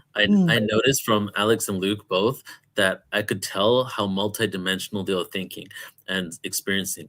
In both Alex and Luke were saying different things out loud as they were spelling it, and they were thinking something else because I could tell it was like 3 different fully fledged transmissions at once. Am I right? Is that what happening with Luke? Exactly. Yes, it's always a multidimensional transmission. There's so many different levels and layers, and it's not linear. Yeah, it's a full on frequency exchange in our home. And and when we leave and when we go out. And it really does bring smiles to people's faces and connects them, you know, in ways that can only develop over time. I hear ya. So I want to share that Marianne and Luke, as well as Nancy and Alex, have been invited to present at the Hawaii conference in July as well. And yeah, I'm just so honored because I feel like being present physically in a room with all of you is going to bring it up a notch. Yeah. And let me just read this comment here real quick. Luke, we receive your unconditional love through our hearts without fear. Is he there? Can you hear this? He can hear it. All right. Bree saying, Luke, we receive your unconditional love through our hearts without fear. My earth body has been crying happy tears this entire time with you today because you are a beautiful expression of God, Luke. No judgment.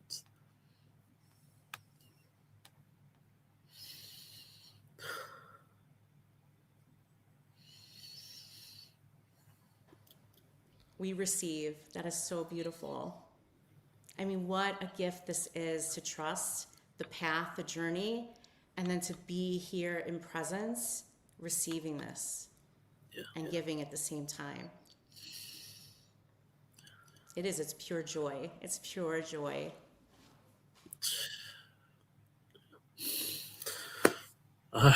Thank you so much, guys. Thank you. Thank you Thank so you. much. Yeah, we received all the gifts, Luke. Genuinely. You for knowing to me heading to the funeral Thank you. with Jan. Something? Say TNHANKYOUSOMNUCH.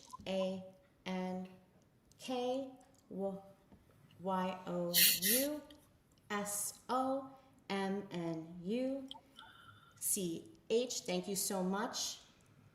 TILL till NEN. You got it. XT till next TIMNE. Till next time. Till next time, Luke. Take care, guys.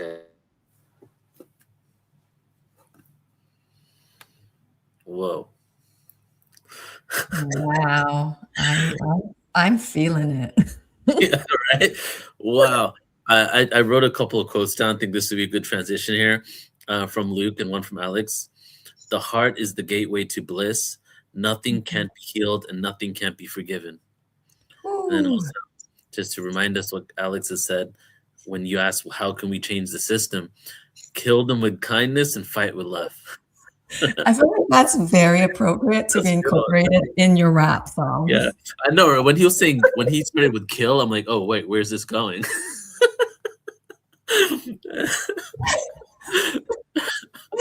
Oh, so All right. beautiful.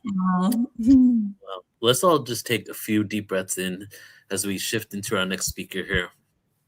I invite you all to close your eyes. Deep breath in through the heart. Exhale out and expand your heart.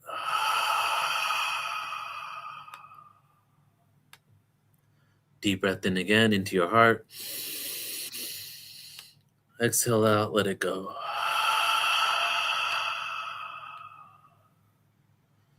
One more time, deep breath in.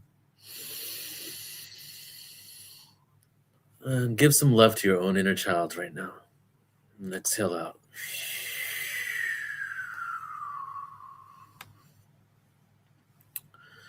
All right. Do you want to introduce our next guest, Julie? Oh, I would love to. Thank you. So, our next guest, beautiful, Patty Davis. She is an award-winning author, lifelong extreme empath, and founder of Wing and Ether. With over 25 years of experience as a professional intuitive teacher, spiritual guide, she brings grounded wisdom that's beautiful and needed, shaped by decades of client work and lived experience. She's an author of the award-winning children's book, It's Too Much, created to support empathic children and their families. And she works with parents, caregivers, educators on nurturing sensitivity, emotional regulation, energetic boundaries, and intuitive awareness, offering practical tools so that children feel like they're safe, supported, and empowered. What a beautiful mission. Welcome, Patty. Oh, we can't hear you. What's going on here? It says your microphone's not muted. No, try going to the gear bar where it says settings. Go to audio and see if you can select your microphone.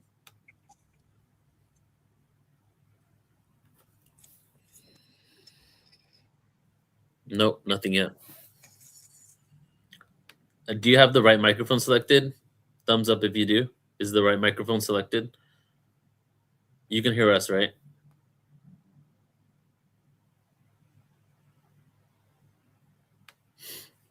Give us a moment, everybody. Yeah, go to the gear icon, click audio, and then make sure you have the right mic selected.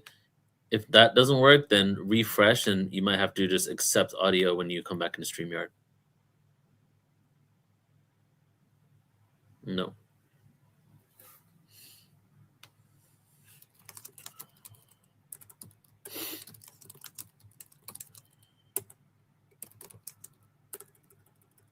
If you can't find, if it's already selected your microphone and it's not working, then just log out, log back in. When you come back in, you might see like a pop-up that says allow audio. Okay, I'm going to try to just. Oh, there we go. Okay, yep, I've just disconnected my mic and we're just going to go with the built-in speakers. Okay, perfect. Welcome, Patty. Today. Hi, thank you so much for having me. It's so nice to be here. It's good to see you. We're glad you're here. Thank you. Well, you've been sitting in the background for a little bit. How's your experience been so far? Oh my gosh, they're a tough act to follow. I will say that. Yeah. Amazing. Yeah. Just really touching and goosebumps the entire time. Yeah. So good. So tell us a little bit about your book. What inspired you to create that? I've been, like you mentioned, I've been a psychic for over 25 years, thousands of clients, and I had so many parents come to me that were asking for advice on how to help their super empathic children or tools to help them. And over time, I kept telling myself, I should just write a book. I should write a book. And then one night, in the middle of the night, sat up in the middle of the night, grabbed a piece of paper, spirit channeled the book, put it aside, and went back to bed. So I channeled the book one night for children, and it's been amazing. It's written for kids that are about 3 to 6 years, but I have teachers that read it to their 6th and 7th grade classrooms. And I have gotten messages from a few high school children that have said how much they enjoyed the book and how much it helped them. So it tends to expand across all different ages, even though it's written primarily for children. That's beautiful. And, so it sounds like you've been working with educators, parents, children for a long time. I would love to hear your insights. Like, what is something that you would love to share with everybody here? Children coming in nowadays, do they feel different to you? And how do we deal with that? Yeah, there are children that are just born empathic. There are children that learn empathy as their survival technique. They may be in a household where they don't feel safe or it's unpredictable. So by learning the skill of empathy, it protects them. They can kind of preemptively sense if something is escalating. If a parent is depressed, they can be extra kind to the parent.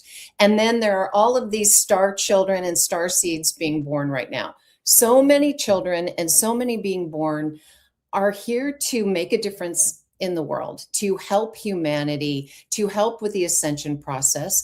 A lot of them have never been humans before, haven't incarnated as a human. So they're choosing parents that can really protect them and keep them safe in this new environment. And they are here to fully understand humans so that they can help us. And by doing that, they are coming in extremely empathic. And that helps them to have an intimate connection with everyone that they come in contact with and helps them really understand the human condition. However, it can be a lot on a young nervous system, and it can lead to overwhelm. It can lead to a lot of physical sensitivities picking up physically from other people as well. It can be a lot. So for me, working with spirit directly, I try to come with some practical tools that can help children feel empowered around their empathy rather than feeling it as a burden and still do what they came here to do on the planet. I love that. And sensitivity it's a real thing. I grew up as a very sensitive child, and I can see that in my 4-year-old as well. when he goes into a crowded room or a new place, it's just that overwhelm that you're describing. I can sense it. He can sense it. Now, I'm not sure if there was something that you prepared for today, or can we dive into some of the tools that you've been sharing? Yeah, I have a whole list of notes, but I'm happy to chat away too. Yeah. Okay. Yeah. How about some tools and resources? Yeah. Do you mind if I pull up my notes just so I make sure I Oh, don't goodness. miss Please anything? do. Yes. And just share any highlights from your notes. We're Thank so you so lucky much. to have you. Yeah. So some of the things I want to first of all talk a little bit more about what impacts empathic children sense in the world. They can feel overwhelmed in crowds and noisy environments. They have the ability to know if something is wrong with someone, just like I spoke about parents and kids that gain this tool as a survival technique. If there is a parent that's worried about something, parents can be in an argument and they're being really careful not to let the kid hear them, but that child knows. You can't hide anything from an empathic child. And that can be a lot for a young person. Also, they can become extremely emotional or anxious without understanding why, and you may not even be able to see a reason why this has happened. They need more alone time and quiet time than a lot of other children do. They have very strong reactions to conflict, also difficulty knowing what belongs to them and what belongs to other people, vivid dreams, strong intuition, extremely psychic. A lot of times they have such an amazing, strong connection with nature and animals. Nature and animals don't have all the baggage that we humans have, and that's a safe place for empathic children. And it's also a place where they can find comfort and where they can regulate their nervous system. They will be highly affected by television, TV commercials, movies, books, music.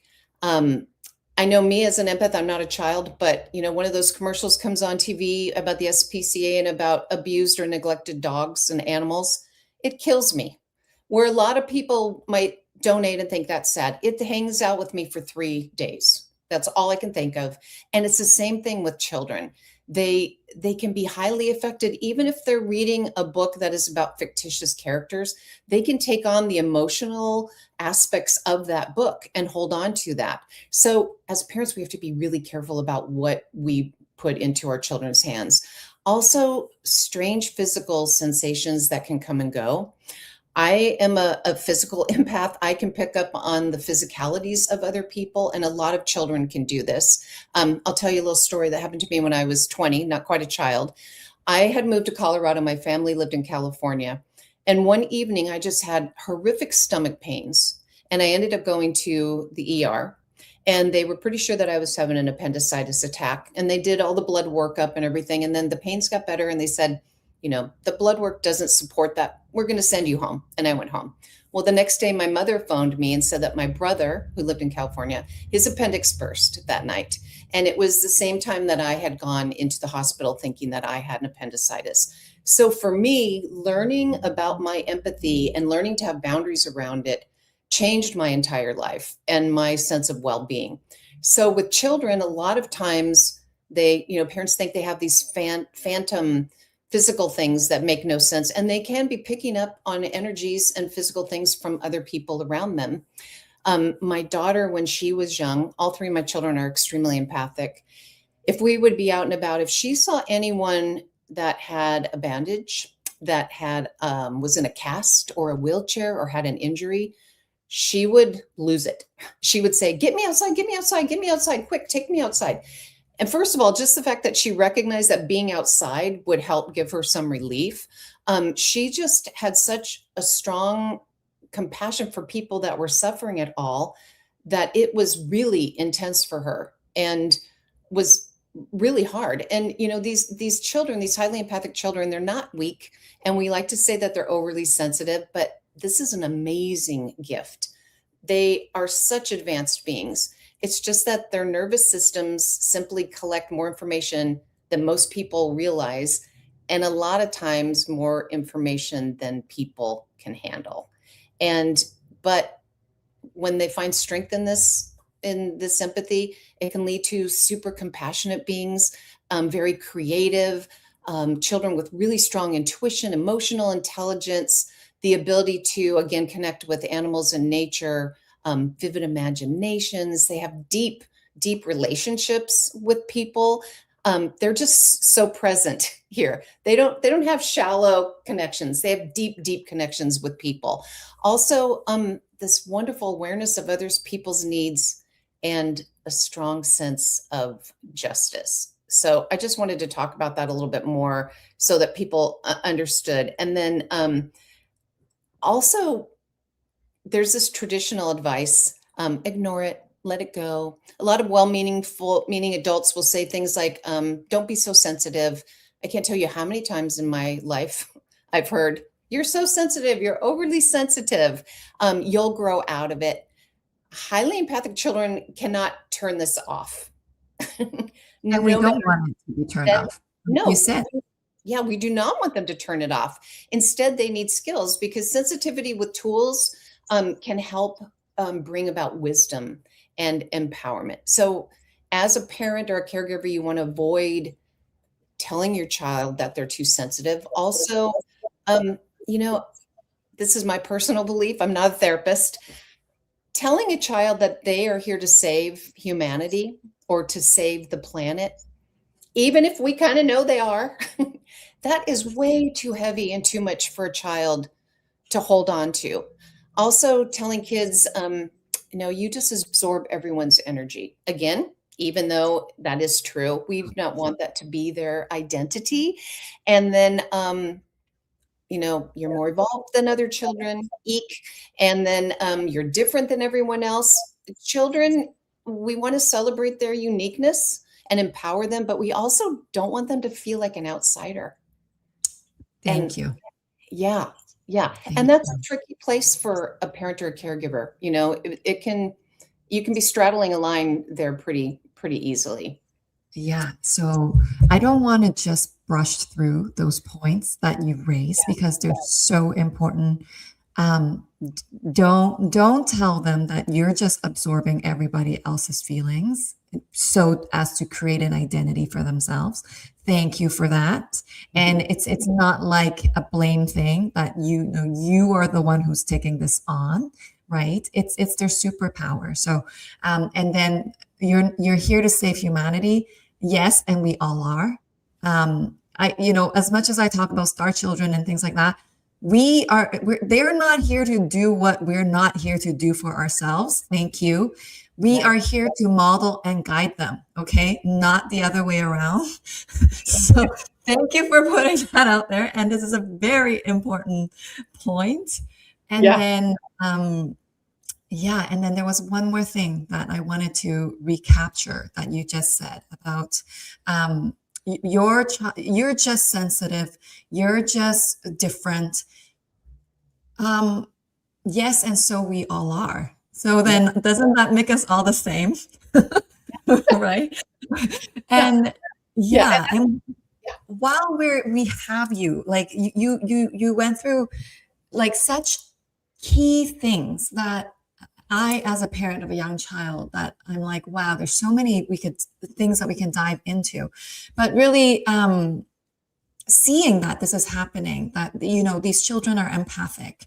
And I think this is a very common thing, even with children who don't express it, not that they're not feeling it. They've just been taught to not talk about it because maybe they've been discouraged from talking about it. And so my question would be, how do we preserve and support, right? Because it sounds like these feelings they're having. So you mentioned nature, right? And going outside. Yeah. So like some really like bite-sized, things that we can implement right away when we're observing it, that would be super helpful. And then also, because these are their superpowers, how do we support that without overwhelming, right, them with whatever they're already feeling? Yeah. Well, I think emotional ownership is one thing. We want to encourage our children to talk about their feelings. So many children come into this world and share their past life experiences and all this cosmic energy, and then our information. And then around the age of 4, 5, it starts to shut down because they go into school and they recognize, oh, this isn't a common thing that's talked about. So at home, it's important to encourage your children to talk. Ask them questions like, well, ask yourself, is this mine? Does this energy belong to me? And that can be a tricky thing to feel, but it is, that question can change everything for people, for children. If they can start to identify what they're feeling and what belongs to them, and even where did this begin? What was there a situation? Was there a particular person they were around that brought on these feelings? And this helps bring them discernment and helps them have a strong understanding of themselves. And then teaching them boundaries are kindness. A lot of highly empathic children believe that kindness means always saying yes and making sure that everyone is happy. If you are someone that picks up on other people's feelings and emotions, you want them to feel good and you want them to feel happy because you're going to pick up on that. If someone else is happy, you're going to pick up on that. But that can lead to children being a bit of a chameleon and trying to make others happy. So boundaries in that is not your job, that you're not responsible for everyone else's health, wellness, and happiness and joy. And teaching them that kindness and boundaries can coexist and that they can have compassion for what someone's going through without taking it on as their own or without, again, trying to fix it. And one thing that works really well is that a child can take the emotions that are coming in from elsewhere. They can wrap it in love and light and sparkles, whatever works for your particular child, and then return it to the people it came from. And that gives them something active to do with what they are feeling rather than trying to erase it or diminish it or escape from it. So that's a great thing. And then grounding, going outside barefoot on the grass with your children, gardening with them. You know, a child's hands in the dirt is so healthy for them. It helps them ground, hugging trees, collecting rocks and sticks, sitting quietly and just listening to nature.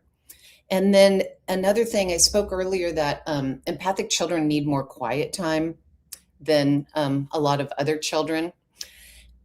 Having a space where a child can retreat and regulate is a wonderful tool for a parent. This can be setting up a reading corner, a blanket fort, a swing, a quiet bedroom, just someplace that's all their own. This is not where they're sent out of punishment. This is a refuge for them.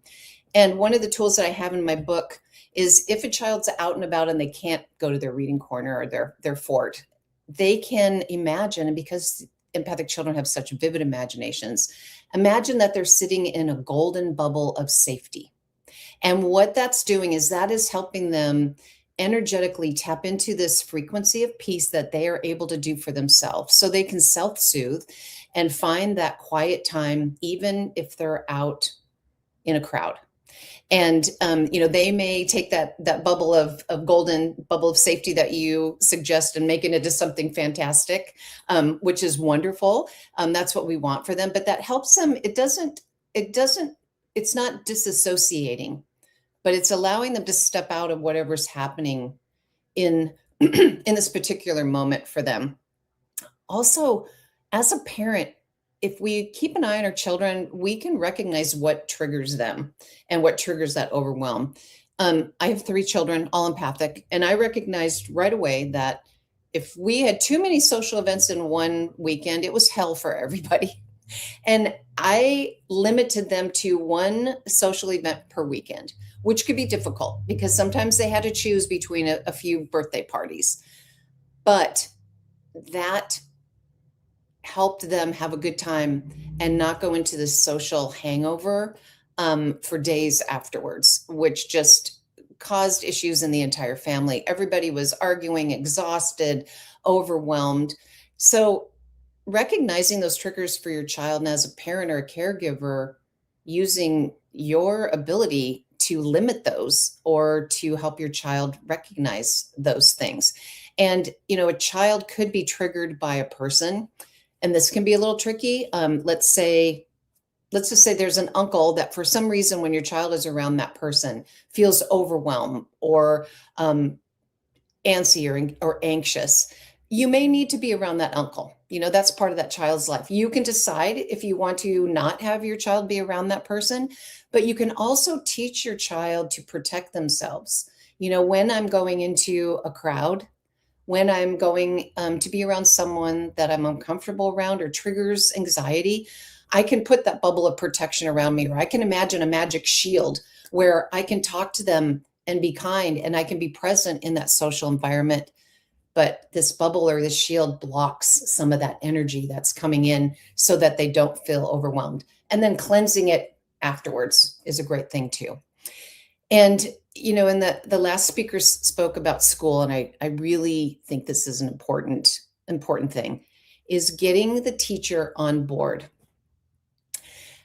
Explaining to your child's teacher that they are extremely empathic and a very sensitive and intuitive being. Children are wild. Children do not contain their energy. It flies all over the room. I have so much respect for teachers. And like I used to volunteer in my daughter's class, it would be 3 hours and I would have to go home and take a nap. Bless their hearts. Their energy is just flying all over the place. So you have an empathic child in a classroom of 32 other children, and they're picking up on everything that's going on with each one of those kids. They're picking on what's going on with their teacher, what's happening in the collective consciousness of the world. It's a lot for a child to sit through a classroom, through many, many hours in a classroom. So if you can talk to that teacher and ask them to give your child breaks, let them take extra bathroom breaks. When I was a kid, I went to the bathroom all the time. I think my teachers thought there was something wrong with me, but I just had to get away and catch my breath. So ask the teacher to let them run errands, you know, let them go outside and run something to the office or walk another child to the office, or just step outside and take a few nice deep breaths. That will make a huge difference for your child. And you'll recognize, if the teacher recognizes that and respects that and supports them, that they'll be getting through their classroom, their day so much easier, and coming home less exhausted. They'll be able to concentrate much easier on their schoolwork and be more successful and just be happy. And I think a lot of times teachers see empathic children as difficult when they're not difficult. They're just overwhelmed and they need a minute, you know, and they need some space to regulate and then return. And then I have one more, Julie. Normalizing their experience, but also empowering them. And we talked about this a little bit, but this is one of the greatest gifts that parents can offer, is telling your children, I believe you. What might be helpful for you right now? What tools have we talked about that you could utilize right now? What can I do to help you? I know you've been in this situation before. What has worked in the past? And then also, physical tools are huge.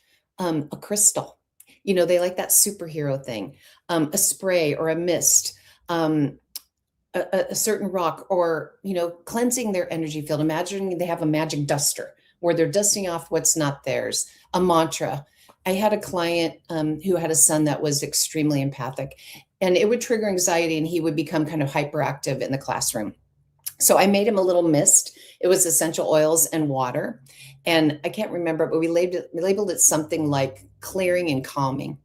And what he would do is he would raise his hand. He had a wonderful teacher, get her attention when he felt himself being overwhelmed. And he would step outside and he would take his mist and he would mist his aura.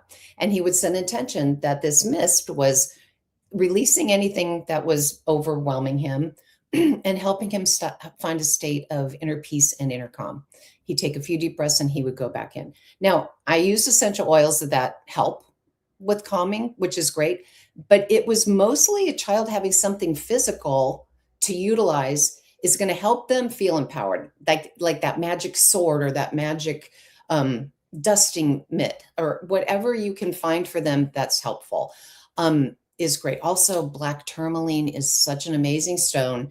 And if you let them know this sucks away bad energy, clears your room of any negative energy or anything that's scary, they can put it under their bed, they can hold it, they can have it in their backpack. So those are the main things that I can think of that I've shared practical with my clients and with other children that I've worked with that are highly empathic.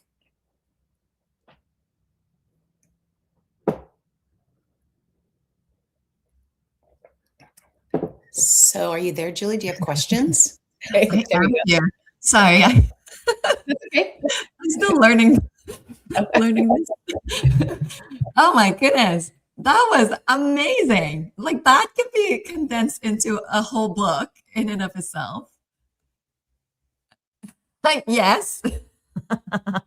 And then there's that. So I haven't gotten your book yet, and I will. I don't know why there's this thing that you're unmuted right now.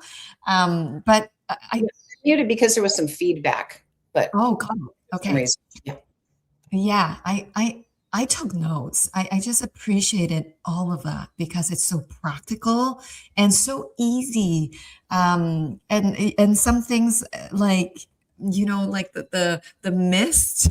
It could be a crystal, like you said. It's like it doesn't matter what it is, but children need something they can hold on to, and and the golden bubble of safety. Wow. How empowering is that? I feel like that's practical, not just for our children, but for everyone. I use my magic bubble of safety all of the time. The minute I sit down on the airplane, going into a concert. But yeah. And it's really it gives you something to do with that anxiety or that worry, which can be great for children. And this is something I haven't thought about is getting the teacher on board. I guess maybe there's still a part of me that's like, oh, I don't want to be the weird one. I'm already so weird. Like, do I want to be weirder? And yeah, but I think even though it's scary, I think more of us that do that, the more we're going to educate teachers that may not weird. That. And if they're like, what does that mean? I have run into a lot of people that don't know what an empath is, don't know what that means. So taking the time to have a chat with the teacher, explaining that to them and explaining that, that you will recognize simple things for my child can make a big difference. And then they might start weaving that into their classroom as a whole, where they give kids time, more frequent breaks out in nature or breathing breaks, or they have them take their energy and bring their energy back home to them, those type of things. Precisely. This is why it's so important to have the teacher on board, because it's not weird. They understand emotional regulation, even if they don't understand the star lineage and things like that. It doesn't matter. There exists language to bridge these barriers. And more we talk about the nervous system and emotional regulation. These are precisely the semantics that any teacher would, I hope, understand. And if they don't, it's an opportune time to explain that to them. And how beautiful if you are the one who starts asking, other parents and other children will tap into that, and it creates a more coherent environment for everyone in the classroom. That is such a beautiful point. Thank you for bringing that up. Yeah, and I think there are a lot of people that are labeled, children that are labeled as extremely shy. That child that huddles behind the mother, and when as a matter of fact, they're just extremely empathic. It takes them a minute to adjust to the energy field, to know that they're safe, to pick up on what's happening. Because of that awareness, and then they're able to come through. So to force a child, to talk to people or to come through is not helpful either, because like I said, they can't turn this off. It is just who they are. All kids are sensitive, even if they don't express it like in a certain, like they express it in a multitude of ways. Some might be pushing other kids and acting tough and things like that. And you know what they're doing, right? They're just all mushy in the inside. And so, the more we honor this, I think I feel like we all have to honor that all children are sensitive Yeah. Yeah. and they're all empathic in their degree. own way. Yep. There's just different degrees of that. Yeah. Yes. So some listeners are asking again for you to show the book. It's too much. Oh, can I read it? It'll just take a few minutes. Is that okay? I believe so, Neil. Can we just take a couple? It'll be like 3 minutes. Sorry, I stepped away for a second. Say that again. Can Do we have time for me to read the book? It'll take 3 minutes. Yeah. Read. Let's see. Let's just do a time check real quick. We are at. Yeah, we're good. Go for it. Okay. Thank you so much. I'm just proud of this book. I wish that I had this book when I was younger. So this book is just a story. It's not all about empathy. And I did that purposely because I wanted a kid to read the book like, oh, it's just a children's book. And I just snuck in and wove in these ideas on how to help a child. Because, you know, we don't want to make it a thing. So many times if we over-explain things or we make it an issue, the child doesn't want anything to do with it because, again, they don't want to feel like there's something wrong with them. So it's just a sweet little story, and then you'll see where it's blended in. And then it's illustrated by Cindy Ho, which is amazing. So it's called It's Too Much. It's available through my website, on Amazon, and through all types of places that you can order a book. Sometimes my grandpa gives me a huge bowl of noodles. I say, Papa, it's too much. My grandmother scoops out a big bite, and I feel better. Sometimes my friend dares me to jump off the treehouse. I say, Hollis, it's too much. We throw our shoes off instead, and I feel better. Sometimes I see someone who is sad, and I feel sad too. I think, stop, it's too much. I send them kindness and sparkles, and I feel better. Sometimes my dog wants me to throw the ball forever, and I say, Cleo, it's too much. I lie in the yard, and she licks my face, and I feel better. Sometimes I feel like I'm not in my body. I think, body, it's too much. I go outside, and I pretend to be a big tree, and I feel better. Sometimes my mom kisses me a lot, and I say, Mama, it's too much. We hug and snuggle, and I feel better. Sometimes I feel like other people's feelings are stuck on me, and I think, everyone, this is too much. I take a shower, and I wash away all the feelings that aren't my own, and I feel better.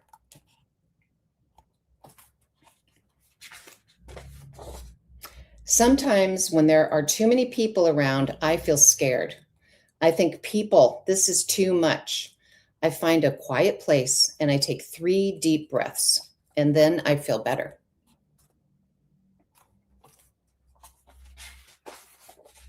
Sometimes I worry that there are scary things in my room. I say, monsters, it's too much. I make myself big and bright, and I yell, get out, and I feel better. Sometimes my brother makes me laugh until my side hurts, and I say, Cruz, it's too much. We lie in the grass and watch the clouds, and I feel better. Sometimes everything feels like it's just too much. I think, world, this is too much. I put myself in a golden bubble of safety, and then I feel better.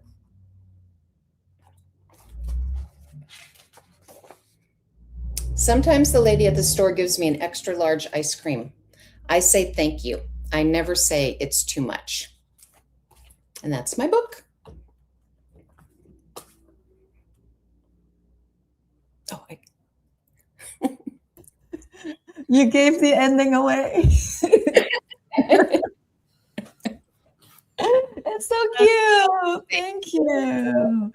I feel like these are universal principles in there that could be applied by adults as well.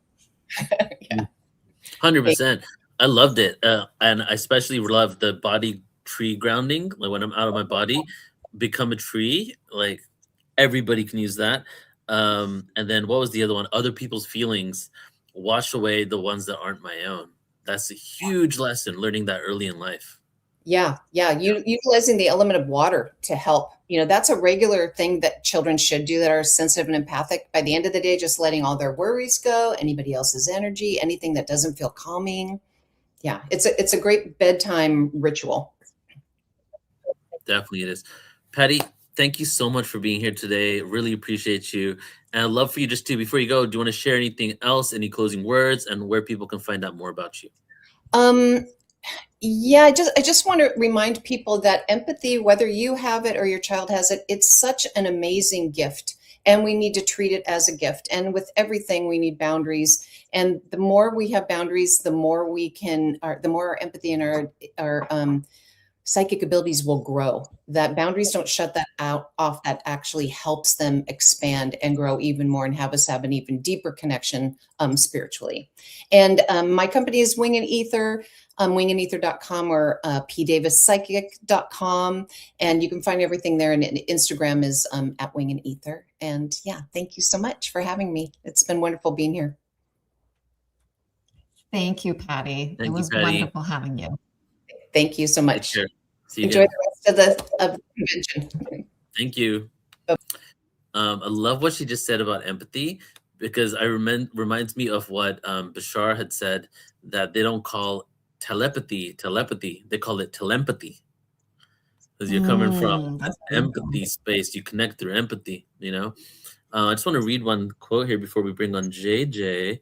We have Kelly saying, so I feel if we transcribed all of this and we took all the tools everybody said, we could probably create a new curriculum for the world, But Kelly said here, classrooms would benefit from a plant on every child's desk. Bring nature in. When they can't go outside, full spectrum lighting as well. It reminds me of the Scandinavian educational system, Finland and Norway, how only half the day is actually in classroom. I think around 3 to 4 hours a day, and then the rest of the day, for up to hours 6 and 8, they go outside, and that's how it is for the years of their life. So they're learning education, but then they get to experience things in person. They get to actually go and see what plants and trees they can eat the fruit from, and what the names of these plants are, and connecting with nature.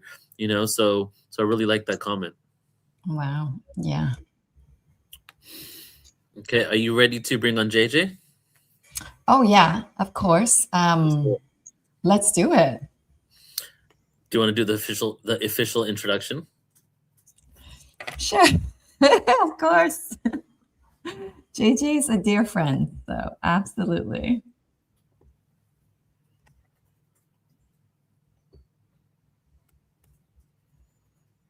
And while you're pulling it up, I'll just say, I'm really fortunate enough to have met JJ a few times.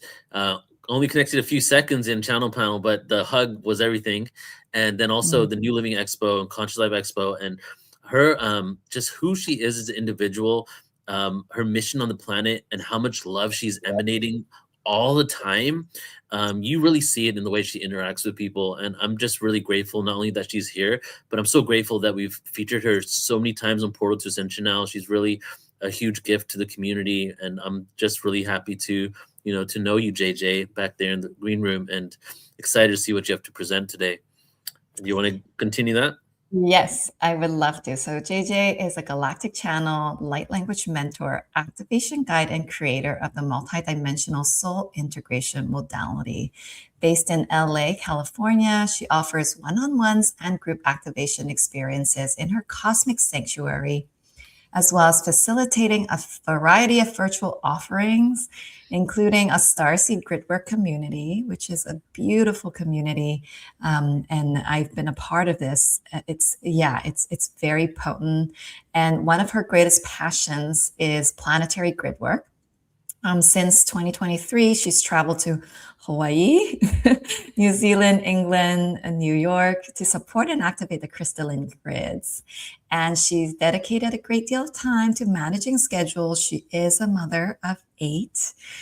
For those who didn't know this, sports, games, laundry, never-ending to-do lists of large family with her partner of 25 years, wonderful Michael.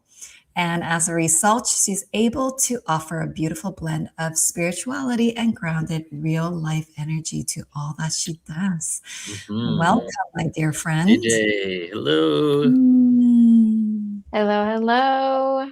Hello, I'm so excited to be here. Thank you so much for your very kind words. It's such a privilege and honor to be following already as we kick off this summit. Just some incredible presenters. I feel very honored to be here. And wow, I know how you felt, Julie. I think it was between the transition time, and you were like, I just gotta like sit here for a second and let this integrate. Yeah, those multi-dimensional young adults we had in the beginning today too. I'm like still feeling that frequency, and I know how sensitive you are to energy. I know it's in this space, so you've probably had a chance to tune into that. And what an honor to have you. Let's tune in together. I mean, I always love doing that with you. So how are we feeling today? Perfect.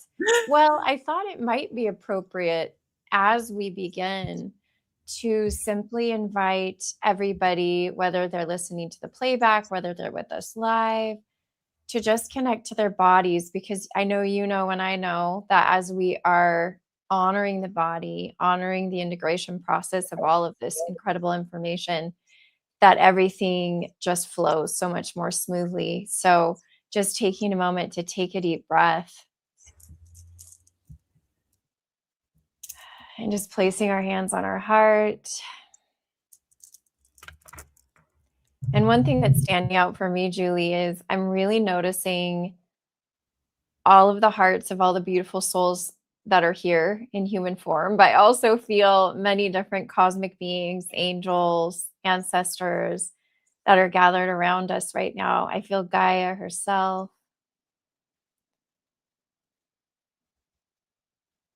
And a lot of rainbow ray energy too.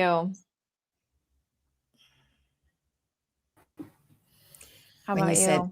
Gaia, as soon as you said Gaia, I just felt all this energy in my womb space. This field of nurturance. Sorry, It nurturance. does feel like that. It does. Paralai to da tinishtai kirari to lai tiraiti suyaman yarai kirato la naya to koish yarai kiaraya no hiaya. We definitely have a beautiful group of cosmic mothers that are somewhat avian-like. I don't know that I've personally connected with them before. They may be connected to some of the presenters, the children, some people here, and they sort of feel rainbow, but with an iridescent energy. I've connected with the crystalline avians before, but these are almost like a rainbow crystalline avian collective, and they say they're mothers. So I just want to witness and honor them. And I imagine that if we do a Q&A at some point during my presentation, that we would love to have them bring in their wisdom. So I just want to open the field to that.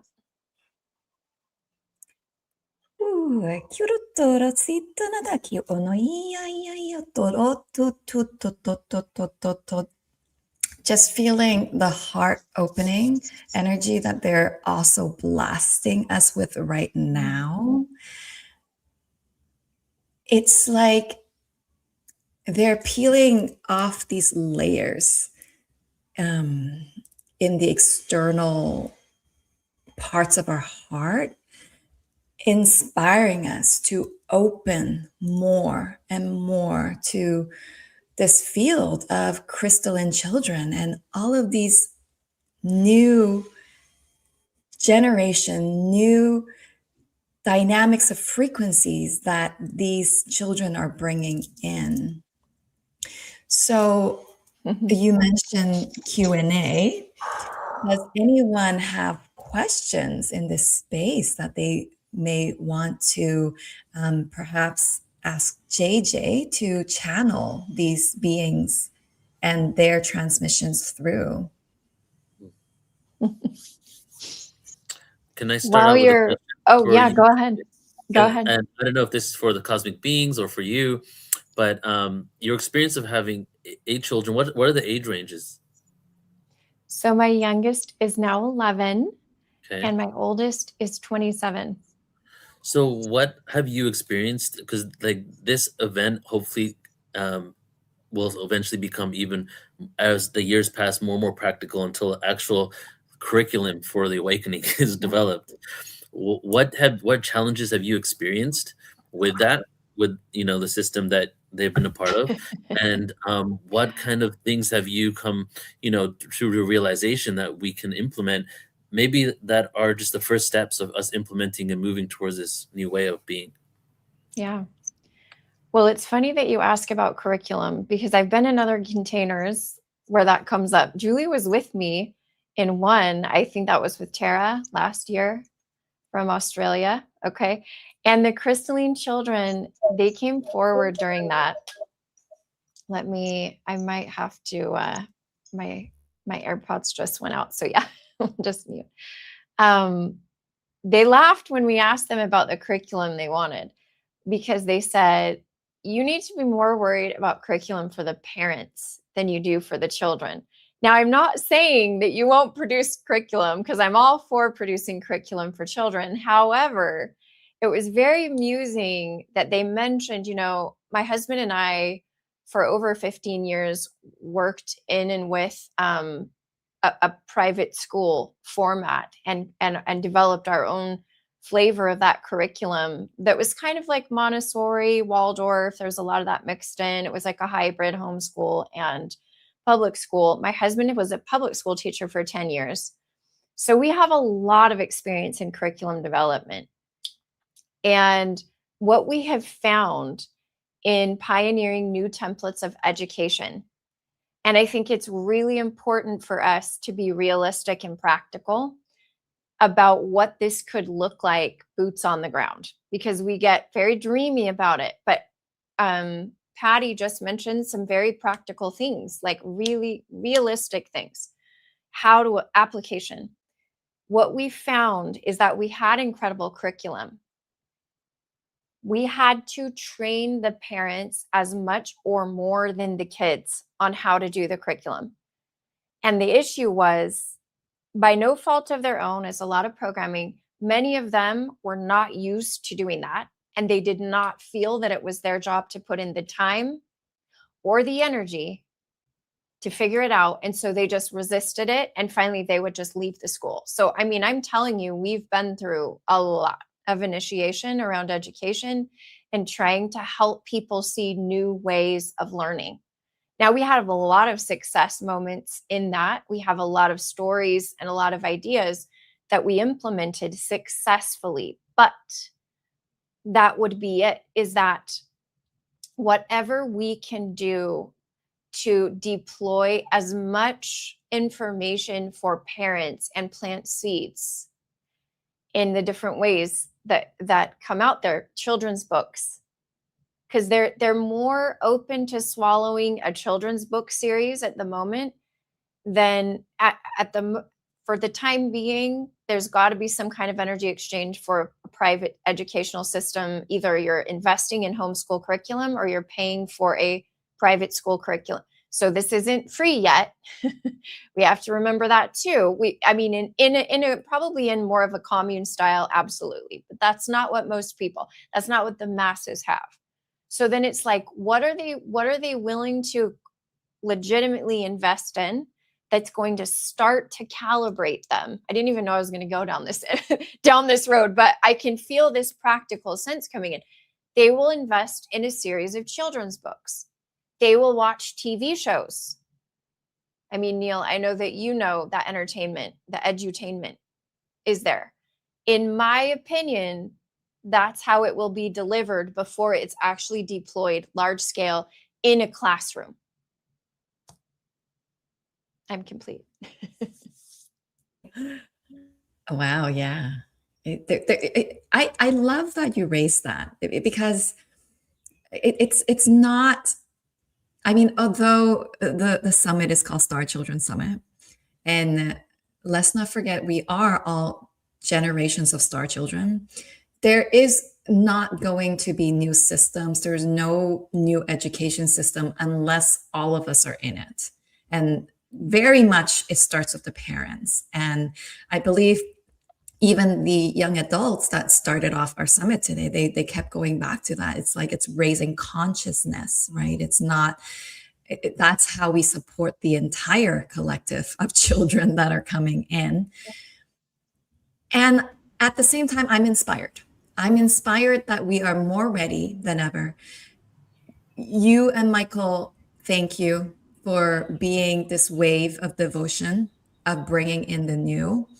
And I would really, really love to see us now having the level of consciousness where we can go and go to the source, go to the school and shake things up without having to bite size. Here's some books, here's some programs to I feel like we can be off that introductory phase. I feel like we can at least start bridging, new Yes. programs. And it's Yes. and that's part of it's semantics, right? Right away, we're not going to go in and say, well, we're all space beings and like maybe we're not Yeah. ready for that. Well, we're talking about architecture here. We're talking about architecture. We're getting very masculine. I think that's what's needed, right? We talk a lot about the ideas. We need the masculine, like how are we going to do this? I 100% agree. I should add a disclaimer that what I meant was en masse. There are always pioneers.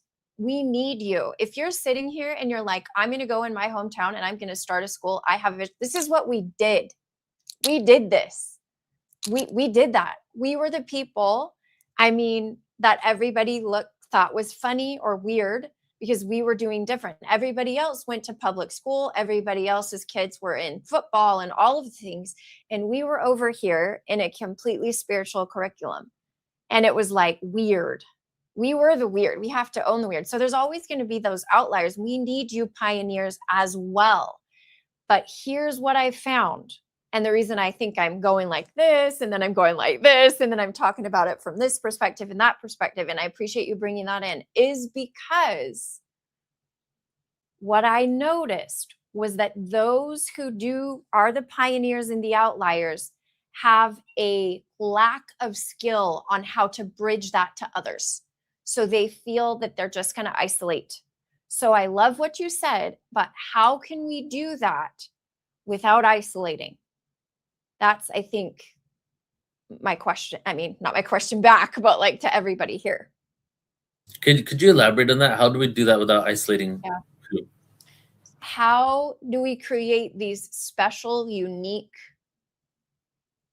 educational systems, private schools, without isolating ourselves from the mainstream to a degree that would prevent them from even knowing what we're doing because it's kind of like either weird or secret or whatever? How do we bridge that metaphysical with the more muggle side of things, which we all need?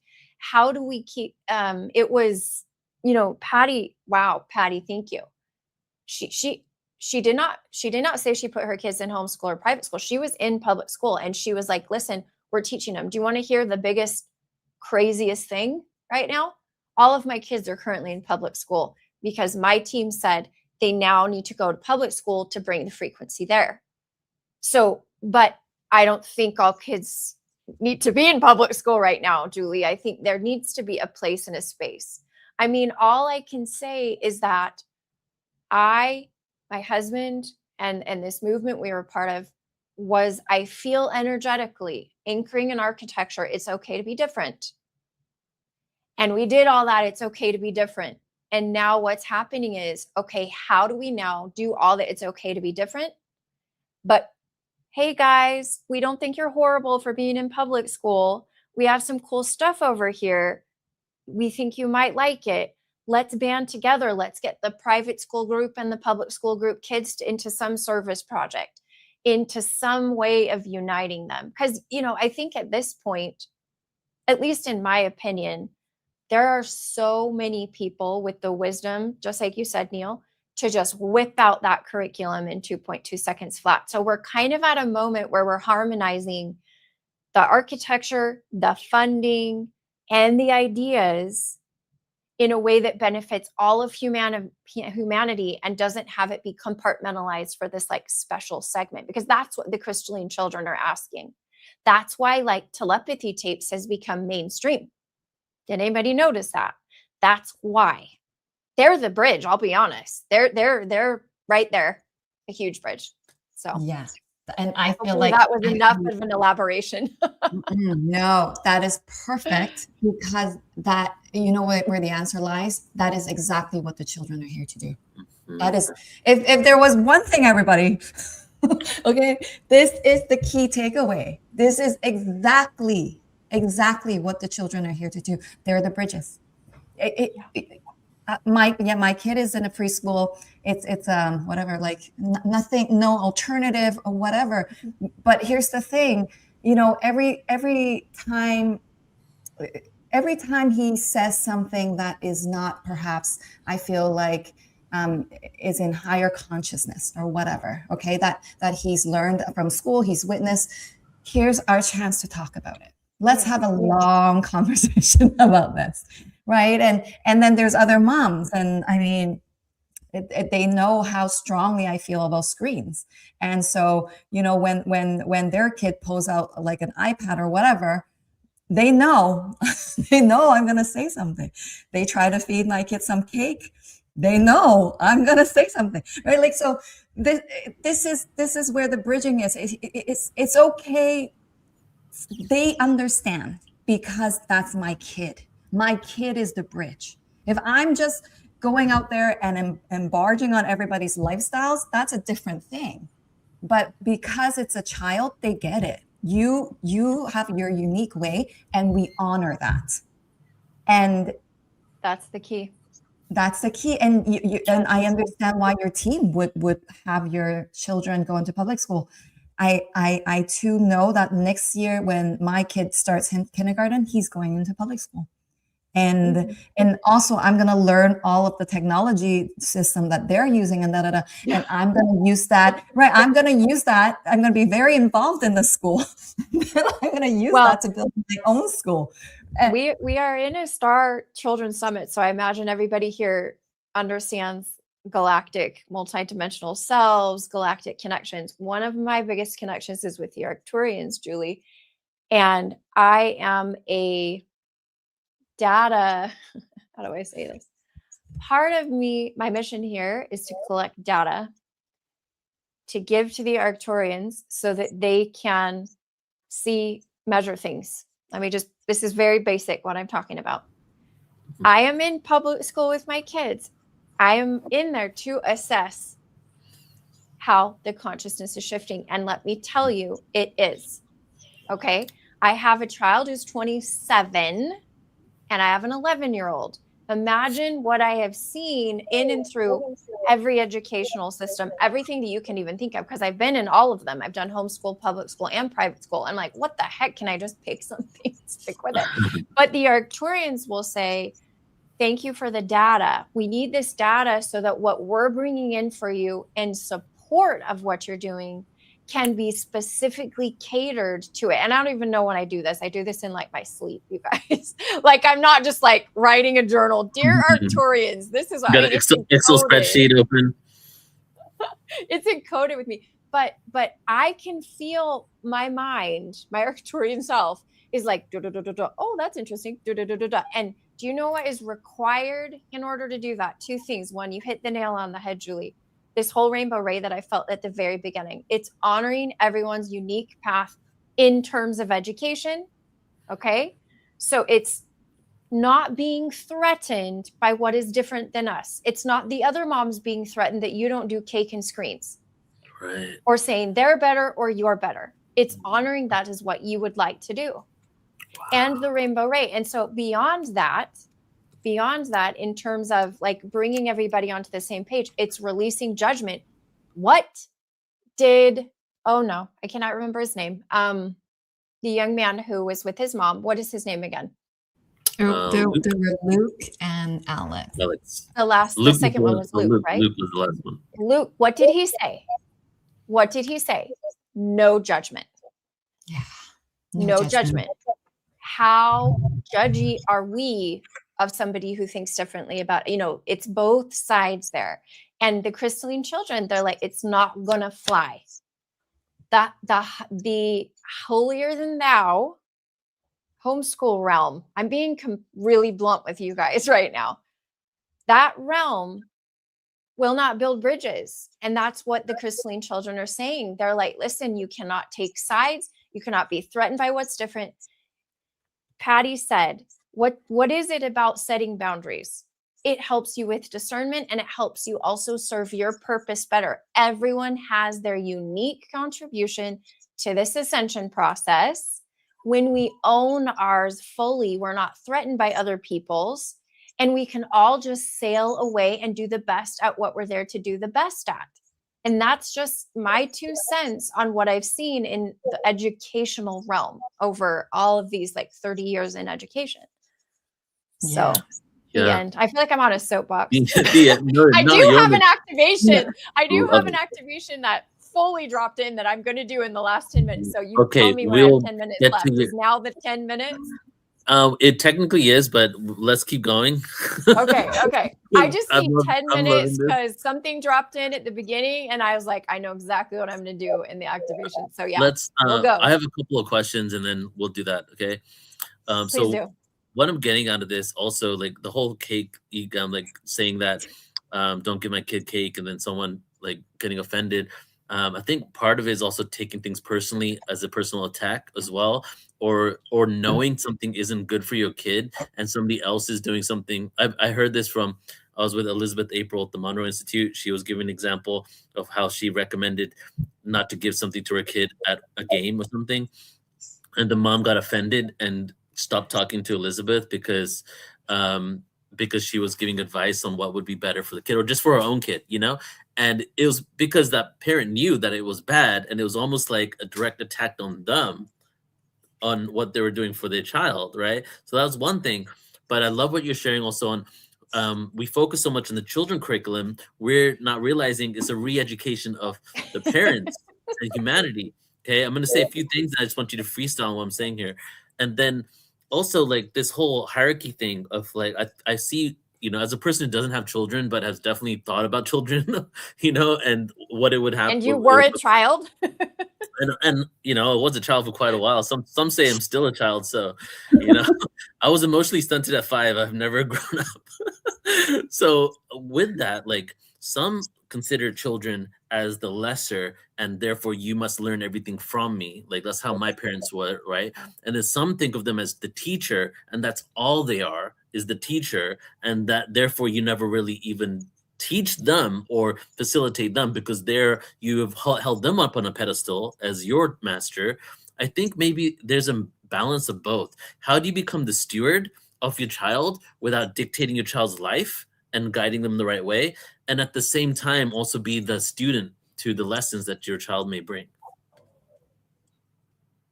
Sheesh. Listen, we all know you've been a parent in other lifetimes. That what you just asked was very wise. And I have no doubt that, and this is part of what I'm saying, is like, I'm just going to dismiss you, Neil, because you haven't had kids. But as a multidimensional being, honoring you as a multidimensional being, I can guarantee you've had children in other lives. And we've all had these. So finding that common ground and saying, whoa, I can listen to somebody who may on the outside not look like they have much to say to me. But yeah, I feel like your question honestly opened up something just without me fully addressing it. I feel like it's like, take a moment right now and just honor the energy that you brought through with that question, because it takes a skill to ask questions of higher consciousness. You understand that you're modeling one of the components of this new but old education, which is, Socratic method. We know about that, but there's this level of asking questions and curiosity that has been so suppressed that a question can actually activate more than an answer. And you don't even need the answer. Man, that's the best answer. I'm going to say that for everything from now on. But I'll I never can't, answer a your question body, again. you have to be embodied to really get that witness though. Like, no, like seriously, Yeah. tune into your body right now. Ask your body, Mhm. did I get activated? Like, your I body did. will witness. I did. And the reason why I ask you to be honest is because I see that in what you're doing. I see like how you're a leader and how you treat everybody like they're like you see the child within them, you nurture people, and I know you must do that for your children. With 8 children, you have to be leading in some way. And then I also see that you're constantly receiving gifts from them. And even when your son was at New Living Expo and he was there and you gave him the space to allow for his transmission. So there's no real answer. I just want to just take a moment to honor you for doing that. So yeah, it's beautiful to see. Yeah. I mean, I feel there's something opening for me. I'm going to be completely blunt with all of you. There's so much shifting and moving for humanity right now. It requires quantum delivery methods for information. And I've activated something recently, a new template that anybody can access that has to do with relaying information to a field, like telepathically. I'm actually feeling myself sharing a compressed file folder, like a zipped file folder with this group right now. Because can you imagine how long it would take me to share with you all the wisdom and all the stories from all my kids, especially boys? I have a lot of boys. And like, I feel like if people just open for just a moment to it energetically, they can feel a little bit of that quote unquote download.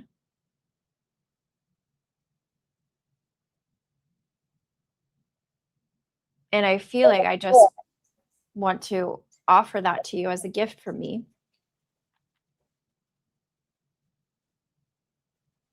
Because there's no need for us to reinvent the wheel every time a new parent or someone becomes a new parent right now, especially. This is how it used to be, like in the time of Lemuria. There was a better understanding of how to bridge wisdom and incorporate and integrate wisdom among the generations. Energetically, not just through talk.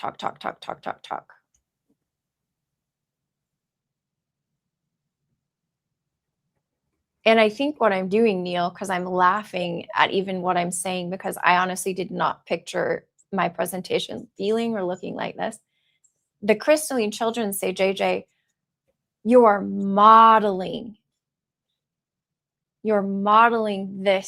these new templates. You're not just saying, this is the new template, A, B, C, 1, 2, 3. They're like, no, the way you are delivering the information right now, we are asking you, I'm thanking them for their support, to show this audience what a classroom would look like or what this sort of environment would look like. I'm feeling that. And it's fun. And it takes a lot of trust. So thanks, guys. Thanks for trusting me. Definitely. Thank you, JJ. Julie, any final question before we get into the transmission activation? No, We're ready.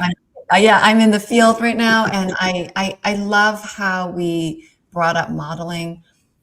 And just kind of going back full circle to your question, Neil, like how do you steward and lead our children? It's by modeling.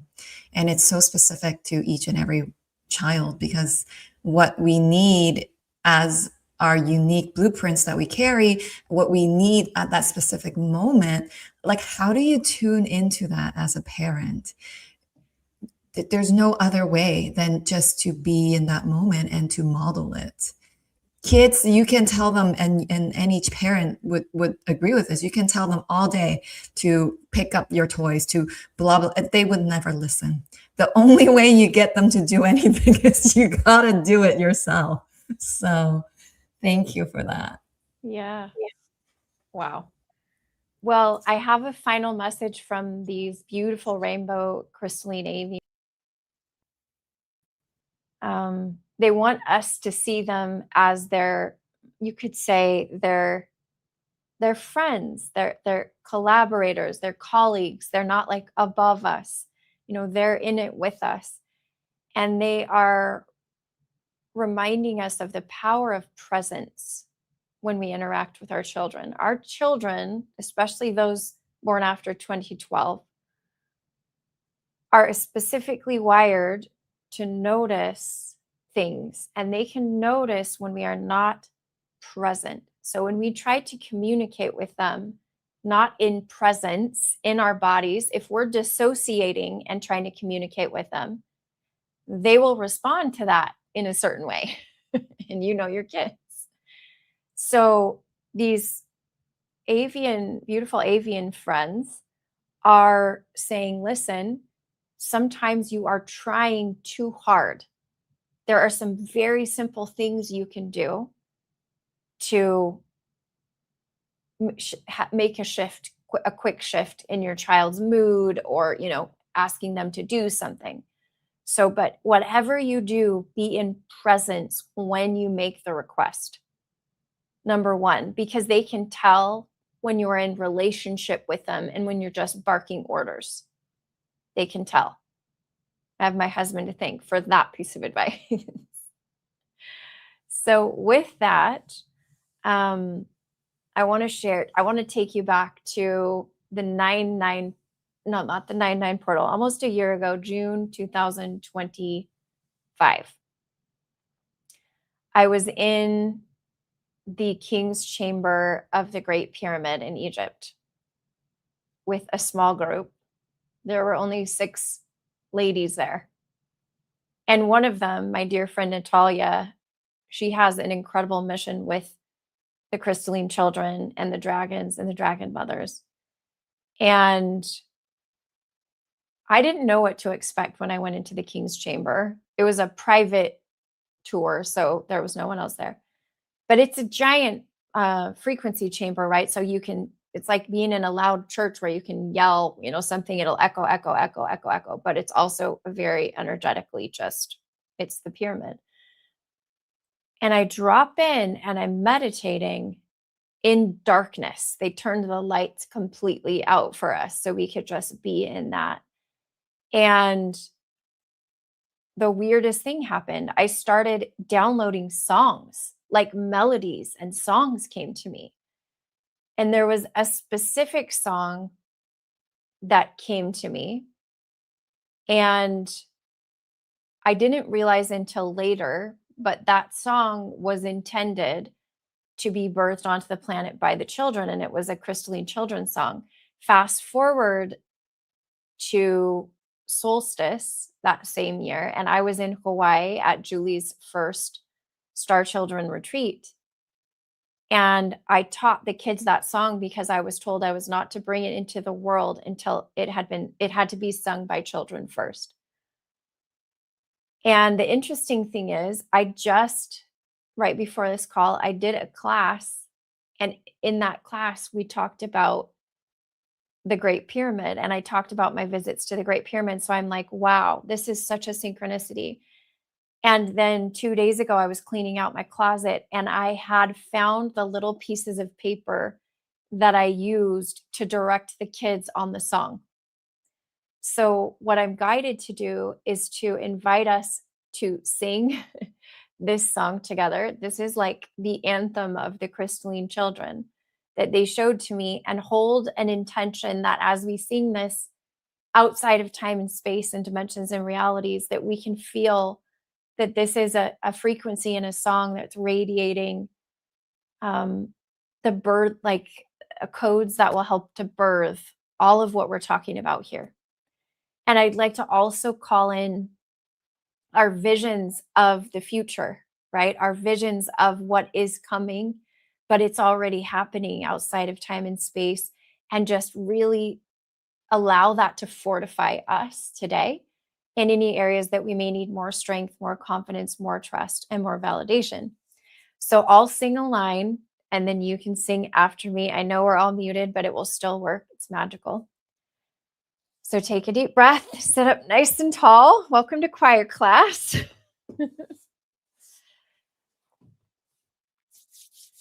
Let there be light. Let there be love. Let there be peace for all the children.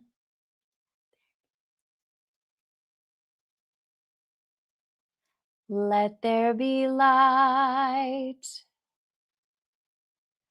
Let there be love.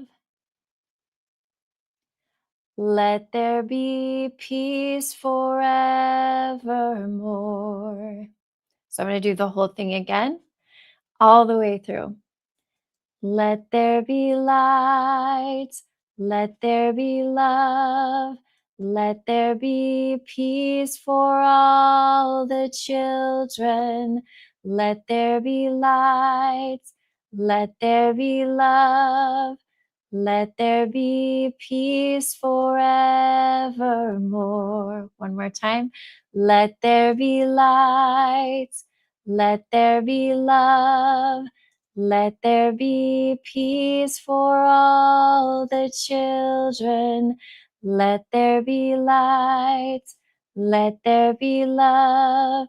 Let there be peace forevermore. And with that, and with deep gratitude and love, just holding in our hearts this vision that is being anchored in and through this beautiful summit. Thank you, thank you, thank you, everybody. Such an honor to be here with you.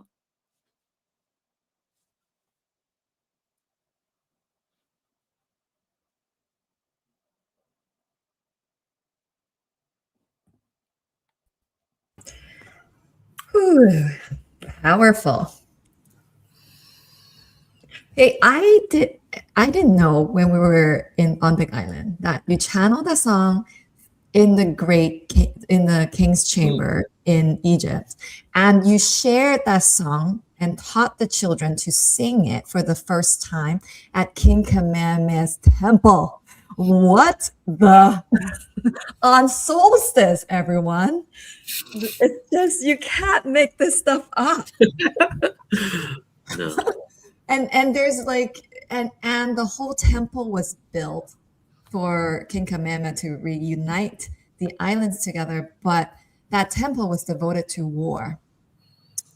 So there's just So we activated love there. yes, and light. Yeah. Yeah. Yeah. Wow. Thank you. JJ, love you so much. Thank you very much. You're so welcome. You're so welcome. We'll see you again soon. Bye-bye. Love you. Thank you. So much love. Wow.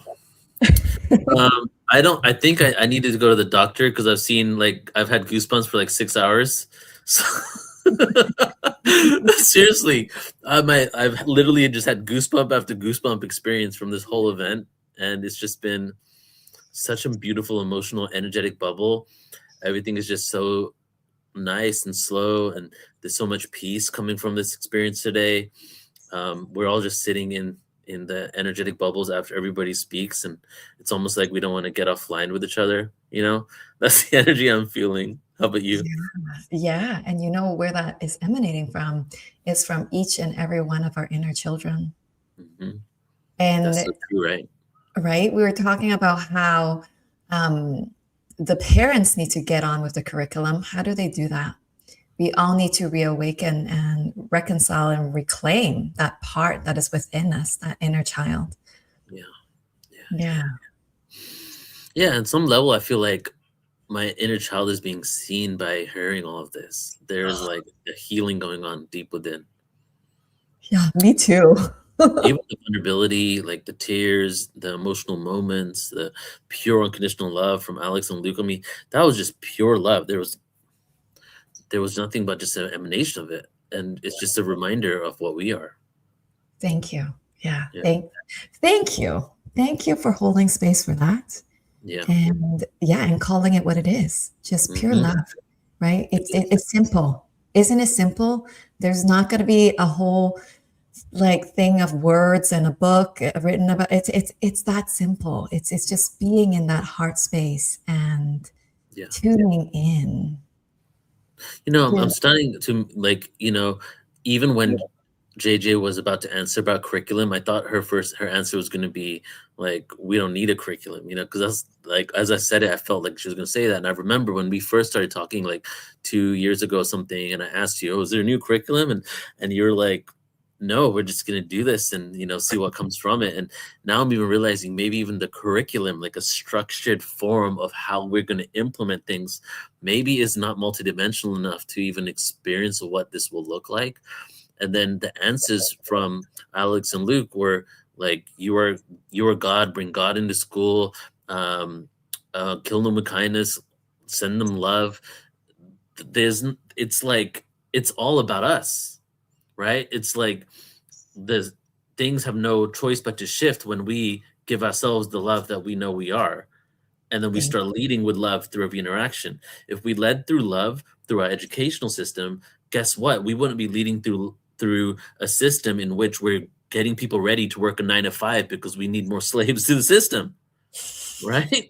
Like you truly, if you loved all of the children, because you realize one thing I'm realizing more and more is that we on earth do not realize how much of a collective soul we are. We might as well, what I say now is we might as well just be one person, every being on earth. Because you know how many trillions of civilizations exist? The fact that all of us are here on this planet together is actually way more rare that we're all together than we think there is. And once we start realizing that we're not just like, oh, one human family isn't just some sort of metaphor, but it's actually quite a reality, and we start treating each other like that, as cliche as it sounds, like loving thy brother, right, and thy sister and everyone. If we start treating every child like they are a continuation of humanity's legacy, Thank you. right, then Yes. what happens next? Yes. Wow, that's so beautiful. Thank you for being an embodiment of unity. That's really what it is. And that's what we came here to remember, that we are one.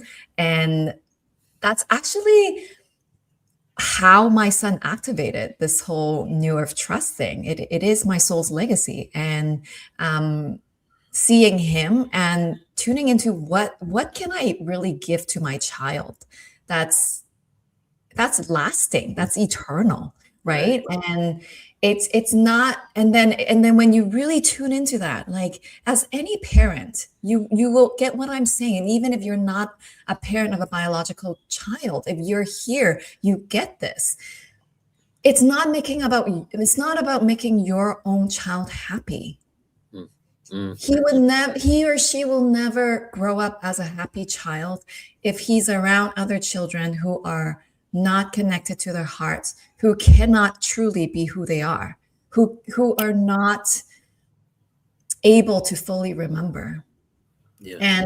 And that is really our collective legacy, is to cultivate a future where we all can grow up in a space where we remember, we are connected to our hearts, and we know who we truly are. Right. The whole community and unity thing is and relationship, earth is based on relationship. We learn a lot from each other. And even like what JJ was saying about private school, and to each their own, and even for her realization to take them to public school to kind of connect and have that relationship. And you can have someone in private school but also not be judgmental of the other. That's a whole other reality. But going there and connecting with them rather than othering yourself, or figuring out ways, you might prefer this type of educational system, but figuring out ways not to other people, Absolutely. ideas, all that stuff, that goes across the board for everything, right? School, education, politics, religion, governments, countries, more and more, right? Thank you. Yeah, thank you for bringing that into this conversation. Really, Yeah. like, we are as above, so below, right? Like, if the galaxy is as diverse as it is, we here too need to learn. That's one of the biggest lessons and biggest challenges here, is to accept that we will always have differences. Yeah, right. Even, the most multi-dimensional curriculum that one can dream of, there will still be contested components about it. Right. And so it is. Which is And the so beautiful thing, because yeah. the source wants to experience itself infinitely. Therefore, there's infinite expressions of any type of intent, any type of project. And that is how we evolve. Otherwise, we stay in the status quo. There is no evolution. If we aren't always continuously pushing for, what does that mean? This is what it feels to me. And then we're going back and forth to figure it out. And therefore, we create something new. Yeah. And Yeah, that's what the children are here to teach us, right? Like, yes. with that level of unconditional love that we have for children, with, their little bodies, they're so cute, like they disarm us.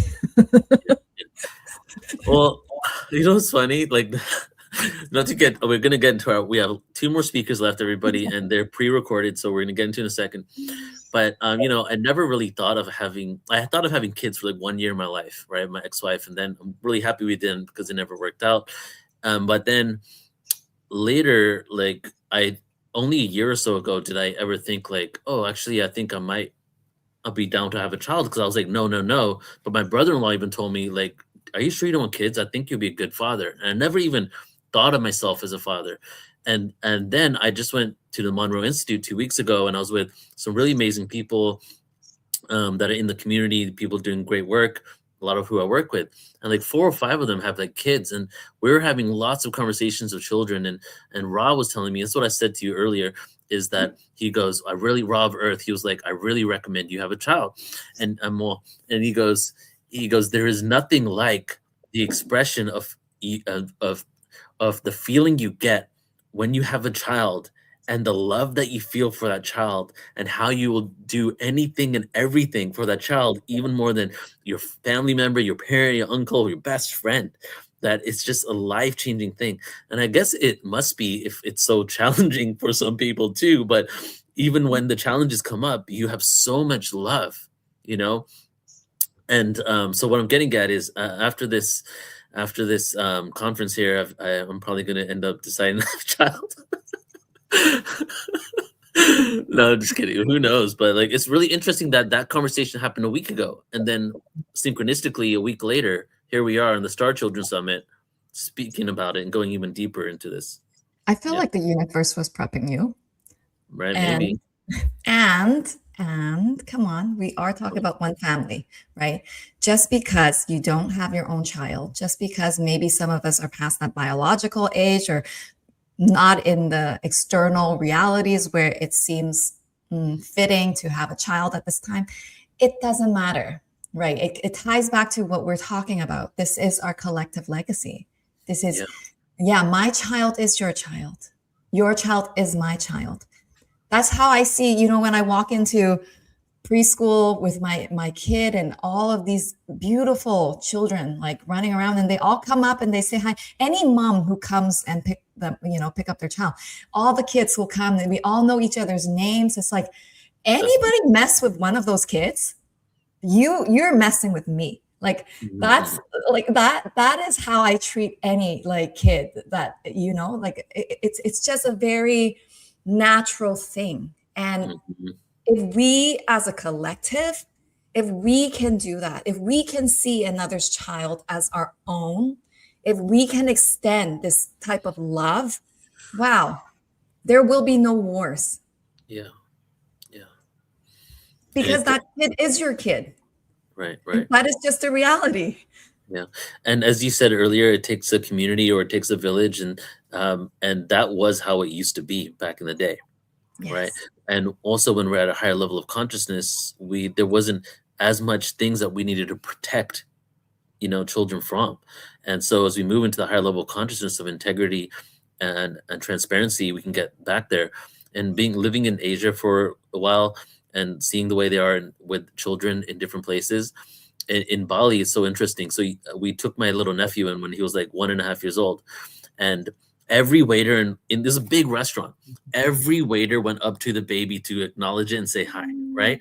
And then all these waiters and waitresses are literally just like for the first next hour and a half making faces behind of the baby, just like at random times. And then like 4 people came up to ask to hold the baby, right? 4 of the waiters. You will never get that in the West, right? But it's like it was so interesting that their culture was so much community based that a bunch of those like 15 waiters that all interacted with the baby in one restaurant at any given time, and they couldn't help themselves. They needed to acknowledge the beauty of this new life. Yeah. Right. And I was like, wow, this is kind of giving me a glimpse of like an ancient way that it could be. Yeah. And here we are. We're going to bring that back. We're bringing it back. Yes. Yes. All right. Ready for our next one? Yes, I am. Okay. I'll do this intro. Yeah. All right, everybody. Excited to introduce someone new on the platform. So the next, you have Mary's video, right, Julie, on your computer? We have her coming after Yes, Paulina because she thank you. recorded. Make sure you have it lined up for later. Okay, So thank we you. have Paulina Overlight Soul coming up next. She's pre-recorded, and then Mary Rodwell. Paulina's in Bali. Oh, speaking of Bali, what a segue. And then Mary Rodwell's in Australia, so it's very late for them. So we pre-recorded it. So Paulina Overlight Soul is a multidimensional oracle, mentor, and trans channel devoted to humanity's evolution through the embodiment of divine intelligence and the activation of the soul mission and the awakening of quantum technologies within the human system. As the founder of Soul Cold Ascension School, Paulina supports leaders, starseeds, and visionaries in anchoring higher dimensional consciousness through ancestral remembrance, DNA activation, and alignment with the divine plan. Her field transmits codes of multidimensional embodiment designed to awaken soul memory, ignite the divine genome, and restore the human system in its organic coherence with source. She trans-channels the unified fields in the 7D and 9D councils of light of Sirius B, Arcturus, and Andromeda. These frequencies carry crystalline intelligence guiding the whole system into full spectrum alignment with the oversoul consciousness. She mentors souls ready to step into multidimensional empowerment, those who came to co-create new earth through sovereign light embodiment, spiritual integrity, and soul-aligned leadership.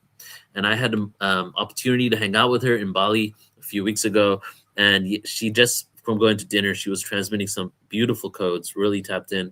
She has her own son that's now 15 years old and has had an experience of raising her son by herself, and has really tapped into what I would say is perfectly alignment for today's topic. So we're going to go in the background here, and we're going to go ahead and play Paulina's video. So see you guys in a sec.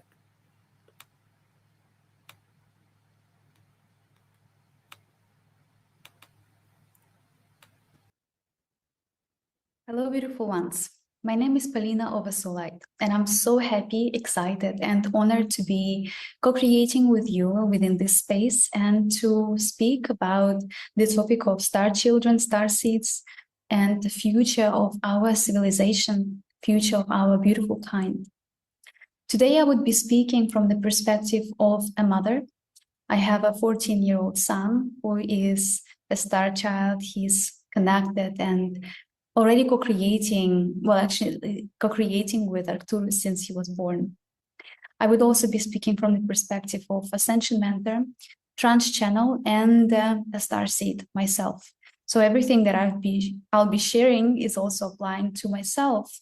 And I'm inviting you to open up your heart to receive this information, not just as words that I'm sharing with you, but also as frequency that re-educates, rewires, and perhaps liberates your system to the extent that it activates your innate natural understanding and memory, what it's like to co-create with intelligence of stars, what it's like to co-create with your cosmic multidimensional DNA, whether you are a parent, a child, whether you are a being who is walking the pathway of awakening, ascension, and embodiment of your own divinity.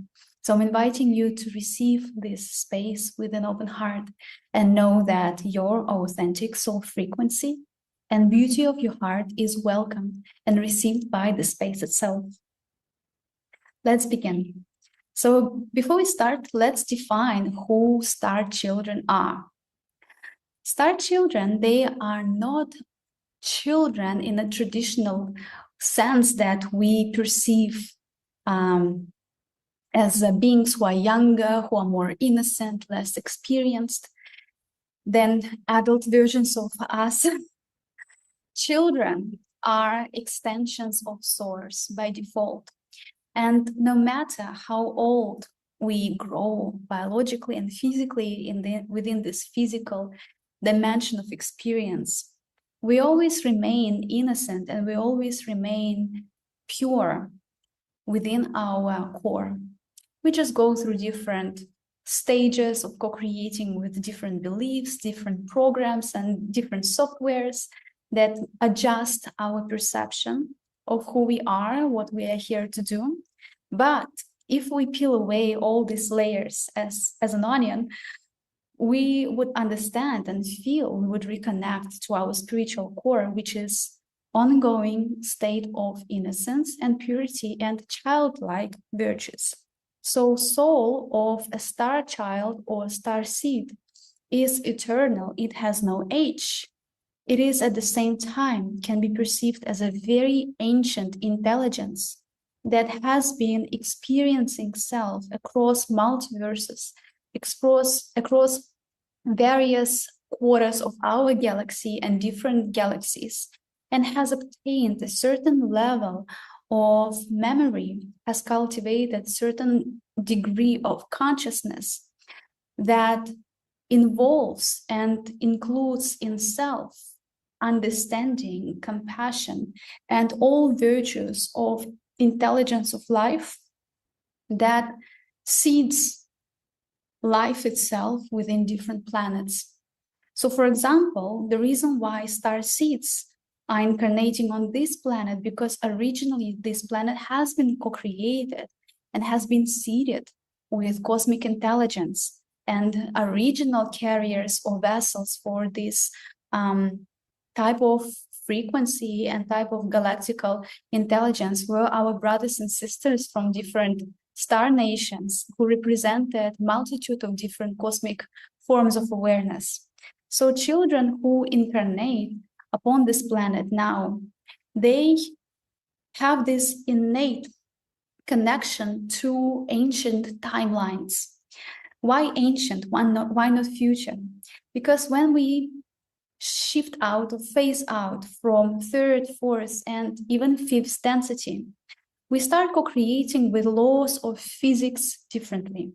And even though our human perception is coded to perceive this reality through linearity, we are born, we live, and then we fade away from this physicality, and we transition into a different level and quality of experience. So we perceive our journey here on this planet as a linear one. But imagine that time as a concept is experienced different within different aspects of our multidimensional consciousness. And when we shift from one level of awareness to another into more refined octave of our consciousness, the way we perceive everything, including time, changes. And often we get a memory activated that what we perceive as future, the most distant, the most incredible, phenomenal future is actually our past. It's a memory that we already lived, and it felt so good. It recoded us to the extent that we decided to, from the future, send out these impulses and communicate this information into previous versions of ourselves, like higher self connecting to human awareness and coding these dreams, this information, these beautiful programs and this beautiful, how do we even say it? Yes, information, these visions into human awareness. So the human awareness recognizes these dreams and feels, acknowledges that these are incredible, these feel so good, they feel so right, they feel so natural. So we start taking aligned actions towards creating these realities, towards changing and transforming within ourselves. So we lead ourselves into that future. But future can also be perceived as one of the most incredible past timelines that we have walked, and not only walked as individual beings, but as entire field of collective. So star seeds and star children, they're naturally born with this memory of future timelines, how amazing and how beautiful version of our civilization looked like when we were at peace with ourselves, when we were at peace with nature and with all sentient beings, because we knew how to communicate with one another without manipulating energy, without manipulating consciousness, without carrying shields around our hearts and trying to be something or someone that we are not. So timelines of authenticity or entire spectrums of realities that are based on unity consciousness and experience thoroughly are these beautiful realities that star children are incarnating from. They have these memories, regardless of how young or old the child is. Memory lives within. And these memories we are born with, and these memories, they guide us through life. So these beautiful beings, they carry a great degree of multidimensional awareness and perspectives that perhaps contradict with perspectives of past generations of humanity. So their perspectives and their understanding of reality is more rooted into unity consciousness rather than paradigms of conflict and scarcity and separation consciousness. So quite often beings of stars or beautiful star seeds, regardless of how we name them, how we name each other and ourselves, it's the same intelligence that we speak about. So these beings are often feeling like they do not belong on this planet, or that they do not understand this environment, this reality. They accept the rules of this physical dimension, but they do not actually want to consent to it because it does not feel natural. And often these beings feel that they live in isolation, or they need to protect themselves from humanity. And this is what happens when a star awareness starts to forget itself. An awareness of a star or of a being who is deeply connected to cosmic intelligence is to shine upon past, upon present, and upon future. Because through radiance of our soul, we actually bring and upload codes from the future timelines. So star seeds or star children, they always feel that there is a deeper, more profound meaning to this life than just physical reality, than any social construct. These beings feel that the purpose of their presence here carries a significance far more larger and bigger and more valuable than just participating in dynamics that are imposed upon our social.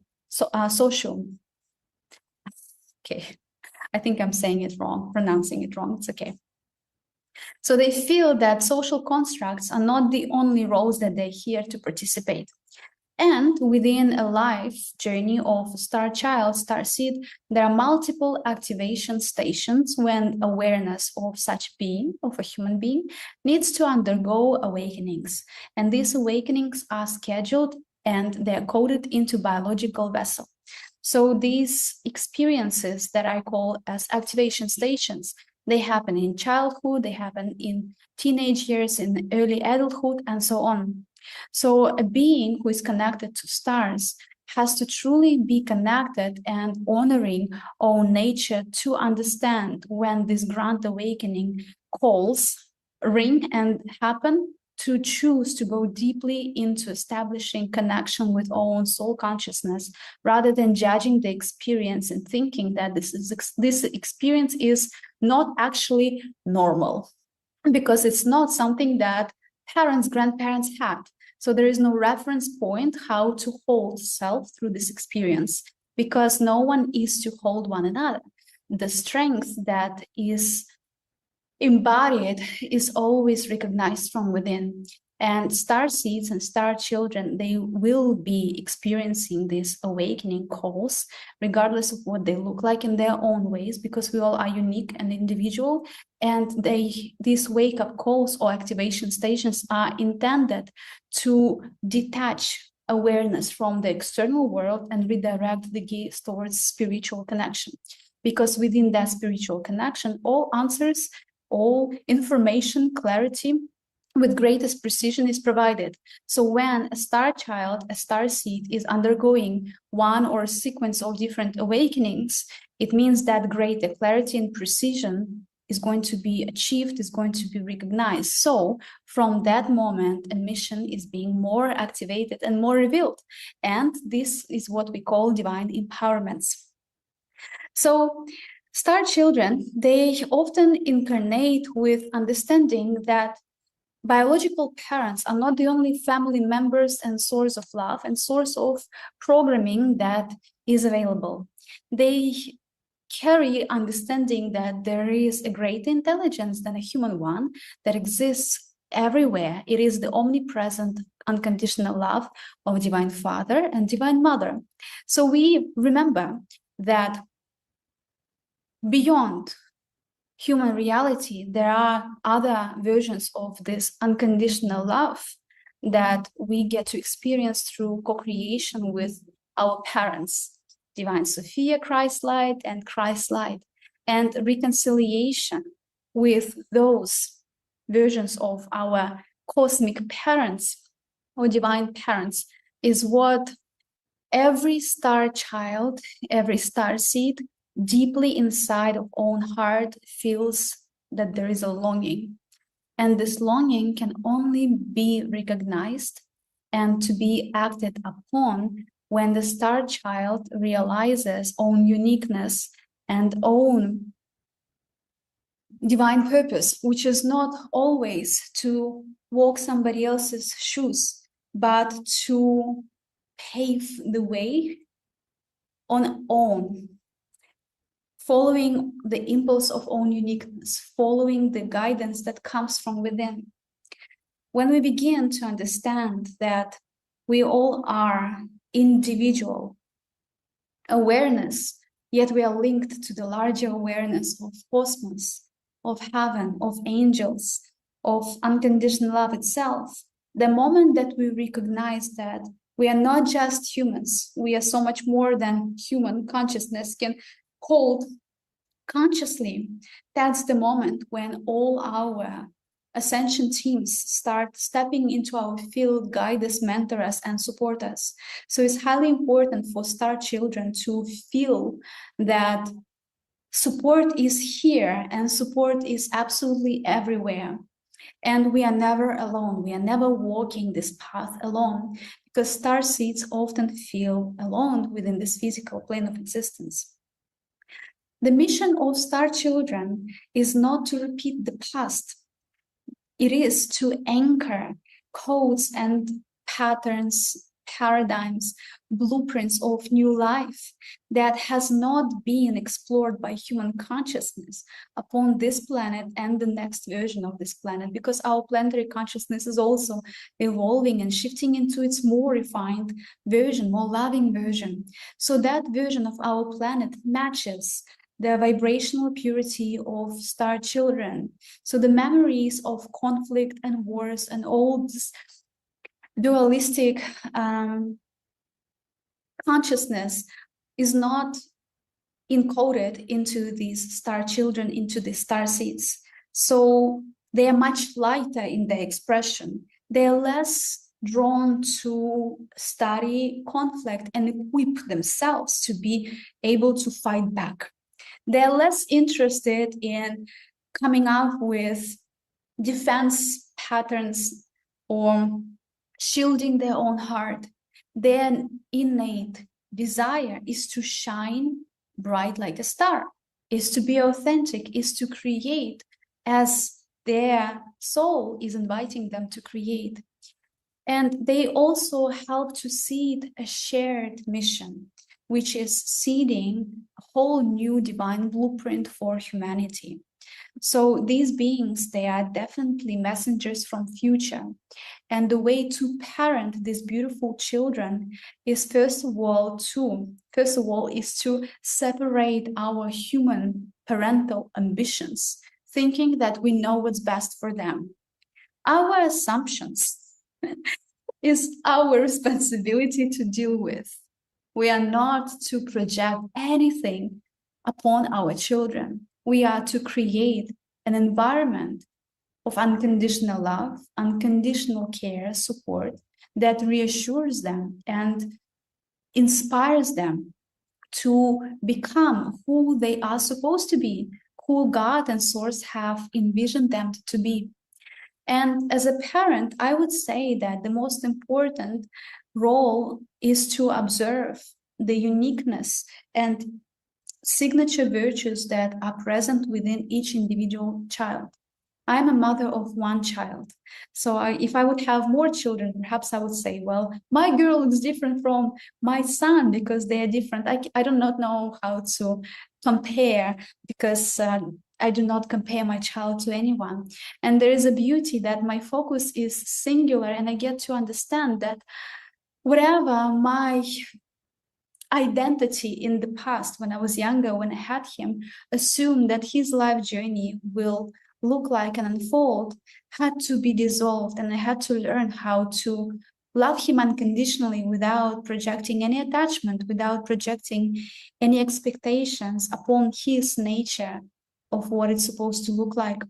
And when we have multiple children, we have to observe what is encoded as seeds of divine love into every single child and create an environment that does not interfere with their coding, but that environment provides all the nourishment, all tools and skills, and even behavioral patterns for these children to mimic or to replicate or to reconnect within themselves. So they explore and experience their life on this planet without feeling that they are coded and birthed or breeded to be a replica or to be somebody else's extension, because it's a very hard burden for an innocence to carry, that a weight of responsibility of somebody else's expectations.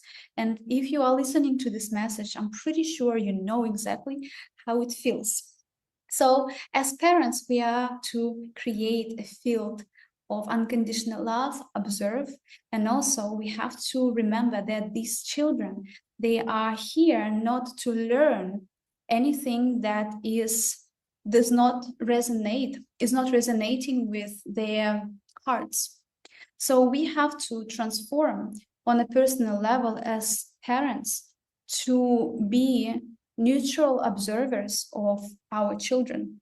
Meanwhile, understanding their future challenges, and since we have our experience, finding the most appropriate energies within ourselves that we can share with our children in the present moment, that in the times that may to come, when these children will experience challenges of their own, they know what it's like to co-create with compassion, kindness, humility that is being passed on to these children through mother's love and the love of the father.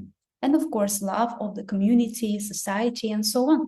So we also, as parents, have to transform and develop strong character based on virtues of our soul to be the most the most charging station, the most powerful charging station to these beautiful souls. So these children, they are our future. And sometimes we perceive future that's something that is mysterious and unknown. But if we are to go deeper into our heart, and if we engage our multidimensional awareness or consciousness of our soul, we actually can remember creation of soul agreements with these souls. And when we remember creating these soul agreements and how exactly it felt, we understand that it's not just them who are coming from future timelines. We are also the ones who have created those future timelines, and our role is to bridge past, present, and future. So from the perspective of a parent, we also feel a lot of empowerment, because the future is not something that is unknown, something that we have to prepare. It is space and quality of experience that we are born with. And throughout our human life, we somehow often forget these qualities of energies or these qualities of consciousness. So through connecting to our future children or to our already existing children, energetically and through the field of unconditional love, we also get to remember our purpose. So co-creation with star children is phenomenal in so many ways. And star children, they share a mission. They all remember themselves as intergalactical beings, meaning that they're not only belonging or they're part of one star nation or a couple of star nations. They remember themselves as cosmos itself. So their perception of identity may be quite fluid and liquid. I remember when I was a child, throughout the journey of my upbringing when I was a child, I remember standing in front of mirror and seeing as a reflection of myself different faces, different hairstyles, different hair colors. And I had no attachment to any of these identities. I remember sharing to my mother, saying that I see a woman with long black hair, and I was born as a blonde child. So I couldn't understand how so I would have long black hair, and then I would have a reflection of myself looking like this. And I felt nothing as well, because I was not attached to any of these identities. So I was connecting to my future self and the future expression of myself. And there was no attachment, because there was no trauma that has made me attached to any version of my identity. And the same way can be applied to cosmic origins. Sometimes these children may feel more of DNA strands activated that are corresponding with Pleiadian star nations, sometimes with Lyran, sometimes with Anuhasi, sometimes with Sirius B. And every star nation has cultivated throughout their journey of evolution incredible virtues and incredible, profound, multidimensional, eternal wisdom and quantum technologies. So by recognizing themselves as, for example, a being of one star nation or another, these children are able to bring through their own sovereign connection to source and through their own remembrance unbelievable quantum technologies that are going to completely transform not just what reality looks like, but completely transform human DNA, not just on multidimensional and etherical level, but also on a physical level. So these children, they are the answers to any questions that have been formed through separation consciousness in the past of our civilization, and we are helping to bridge those timelines. The way to educate or parent such children is to recognize who we are dealing with. When my son was born and when he reached the age when he needed to go to school, we lived in New Zealand at that time, he was born there. So at the age of 5, I started connecting to his higher self and to his councils of light to identify the most aligned pathway, how to support this baby of mine into becoming who he has to become, according to the vision of his higher self. So my prayer and my request was to be shown, what do I do here from the human perspective, and what does my husband at that time needed to do? What would be the most loving way to support him? I did not feel strong resonance with any schooling system, to be honest, that I was able to access, that I was consciously perceiving. And I had a little bit of hesitation to send him to normal school, because I knew that he would encounter all sorts of dynamics. And I had a fear that What if he's going to be bullied? Because he was naturally so attuned to consciousness of plants and birds and animals. He was speaking for hours, talking to hours to plants, to ducks. He was channeling consciousness of our planet, Earth, Tara, and Gaia. And sometimes he would say information that left me undeniably confident in my perception that this child is co-creating with Arcturus. So anyway, when I was talking to his higher self, sounds so funny, when my son was 5, and I was sharing to his higher self, so mature, so parent-like of me, my worries and my concerns about his human experience, which actually never happened. His higher self told me that this child is connected to Arcturian civilization, and there is nothing that I need to worry, first of all. And the other piece of information that was shared is that he remembers naturally educational system that he has been also helping to create within Arcturus throughout formation and different phases of development and evolution of that civilization. And the cosmic educational system looked as a child is learning as a soul, child is learning as a young one, not only biological functions of organs, but they are learning within different realities within Arcturus that every organ is a universe. Every organ is corresponding with another one. Every organ has an etheric replica. It's connected to emotional body. Every organ is connected to a stargate, to a chakra point, and therefore always cooperating and interacting with different versions of energies and different properties of energies.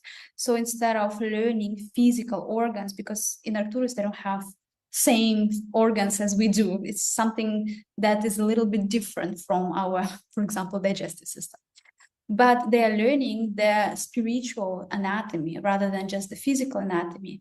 And star seeds who are connected to Arcturus, they are born with these memories. So that's why star children who are co-creating, for example, with Arcturian civilization, they're naturally drawn to plant medicine, to co-creating with different herbs, co-creating with intelligence of nature, because they know how to regulate well-being and how to increase vitality through engaging frequency homeostasis rather than focusing on physical symptoms and how to numb nervous system, so nervous system does not feel any discomfort while the body is suffering.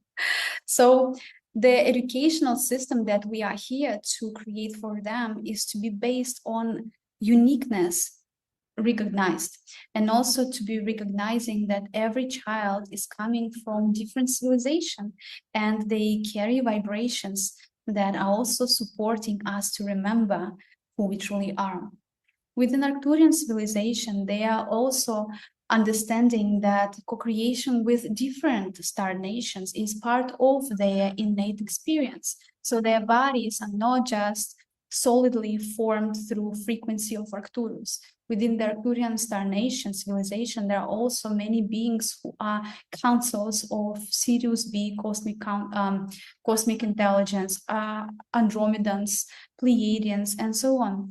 And that every organ within the physical body is also a replica or in direct connection with the planetary stargate, with planetary nodes, with the ley lines, with different frequency hubs. So to understand the interconnection of all beings, they have to recognize themselves as unity consciousness. And since they recognize themselves as unity consciousness, their decisions are made based on love.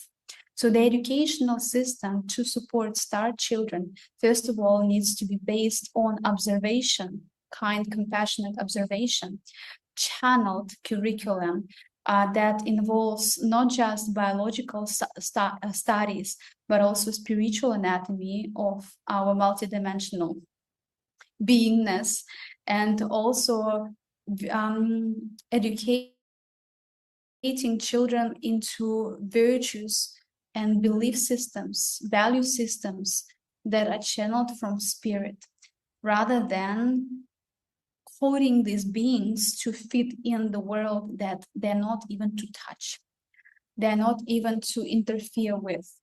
And when we speak about value system of spirit or belief systems of soul, these virtues are always fundamentally simple, and they will always invite us not to overcomplicate the nature of our experience, but go back to fundamentals, which is studies of love, how to be the most authentic, embodied, empowered embodiment of love that is serving the greater good of all beings and not just serving self. So it is important to understand that these children, they have different DNA strands activated. This means that their higher energetic centers, their chakras, are already open, are already active, and they carry information that sometimes may confront us. Sometimes it may challenge our own coding, our belief systems that we have created identities based on. So as parents and as loving field who welcomes these beautiful souls and children into physical expression, we need to be strong. We need to be as loving to ourselves, as loving that we are to them, and as loving as Source is to us. So the future of humanity is the future of love. And imagine if we, as parents, as guardians, teachers, mentors, and so on, as participants of this process, do our best to shape up, to evolve, to snap out of separation consciousness, to stop feeling sorry for ourselves, stop indulging in illusion and misery, and procreating what is not serving anyone, what is not being the most loving expression of Source. What if we evolve and become better versions of ourselves? What if we embody virtues of our soul and channel our thoughts, channel our feelings, channel our words and actions?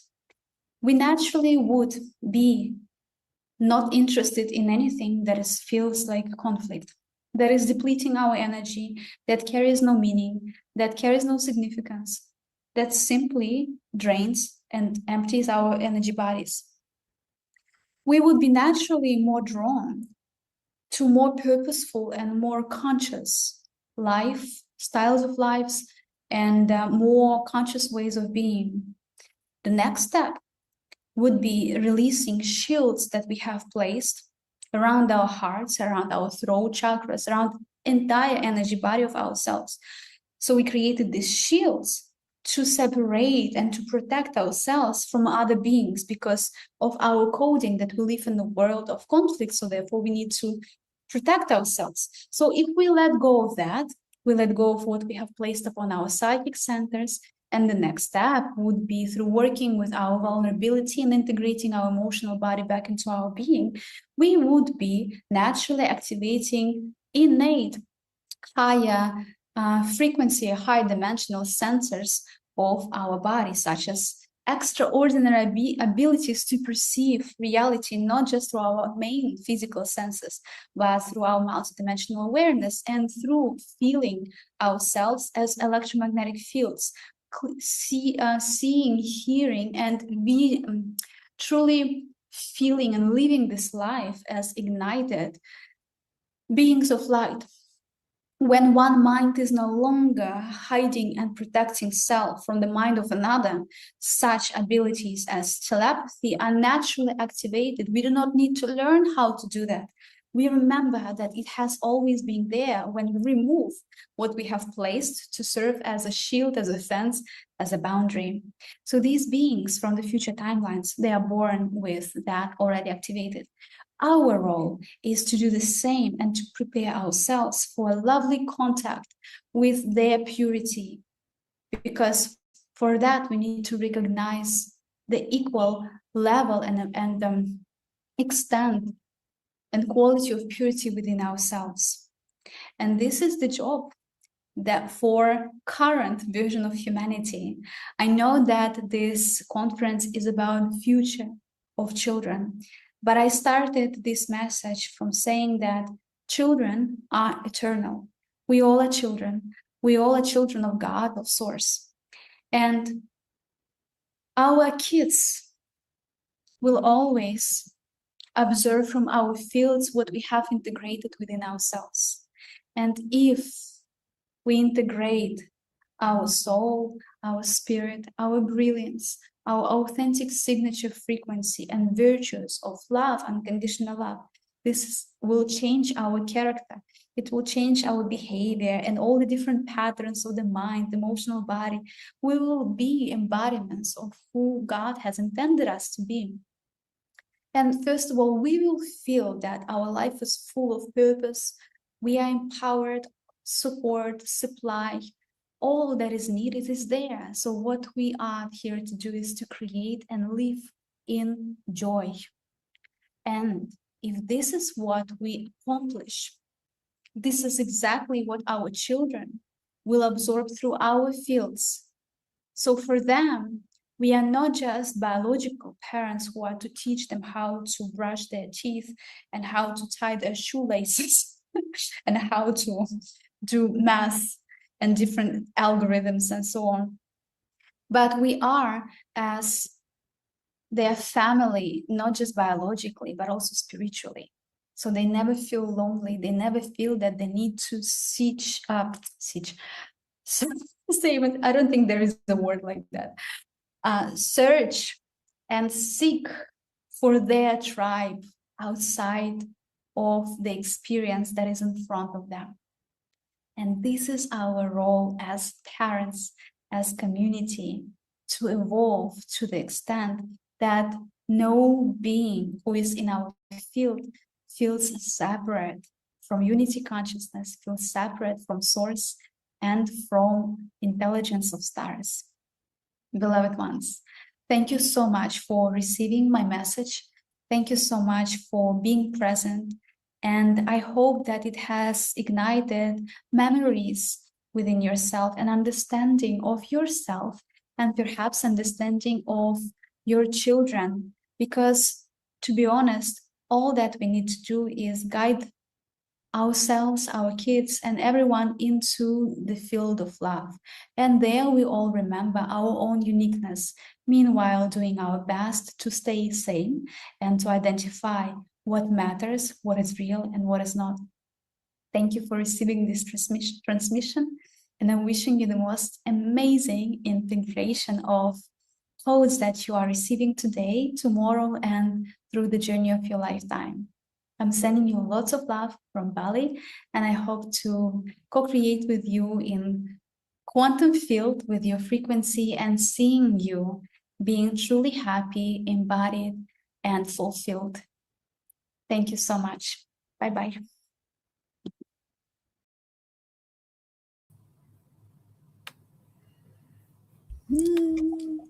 That was such a beautiful transmission. Yeah, loved it.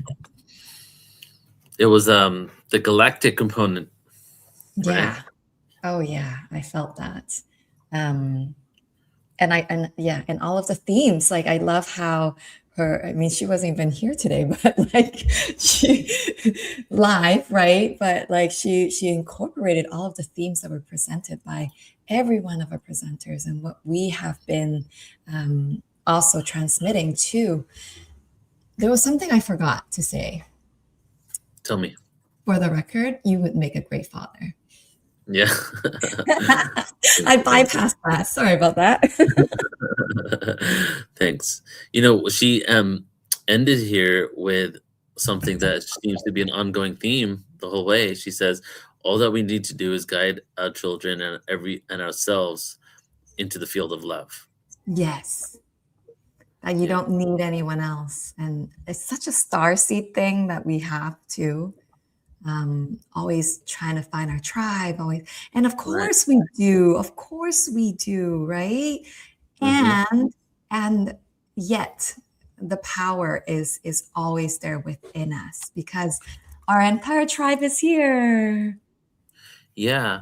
You know, I had a conversation with her when we were having dinner talking about trust, protection, and safety, and how, like, I consider like the masculine role based on protection and safety, right? And we were talking about male female dynamics, and she was speaking about, well, what happens in a world where you no longer need to protect because everything is safe? And I'm like, that's so interesting because we're moving into that world. So then maybe the dynamics of what it means to be a man or means to be have masculine energy and feminine, maybe we don't even completely understand that fully, because in an ascended world, like protection is like protecting from the bad guy, the other, something might happen. Safety is like walking down the street and you need to be safe, something like that. And then she said, guiding us into the field of love. So now I'm thinking, how do we guide people into the field of love? Well, maybe we heal the need for trust and protection and safety, so that that's just the default in the world. Yeah, I feel so strongly aligned with that, and that's actually why I call my organization New Earth Trust. Yeah, I love that name. Trust is it. It has been shown to me that one of the biggest programming that our bodies have been subjected to on this planet is we've lost the ability to trust ourselves and trust each other. Mm-hmm. And yeah, and like she said, like the field of love, like being in that means we no longer distrust. We can trust each other. We also trust ourselves to be powerful enough to be able to trust. Yeah.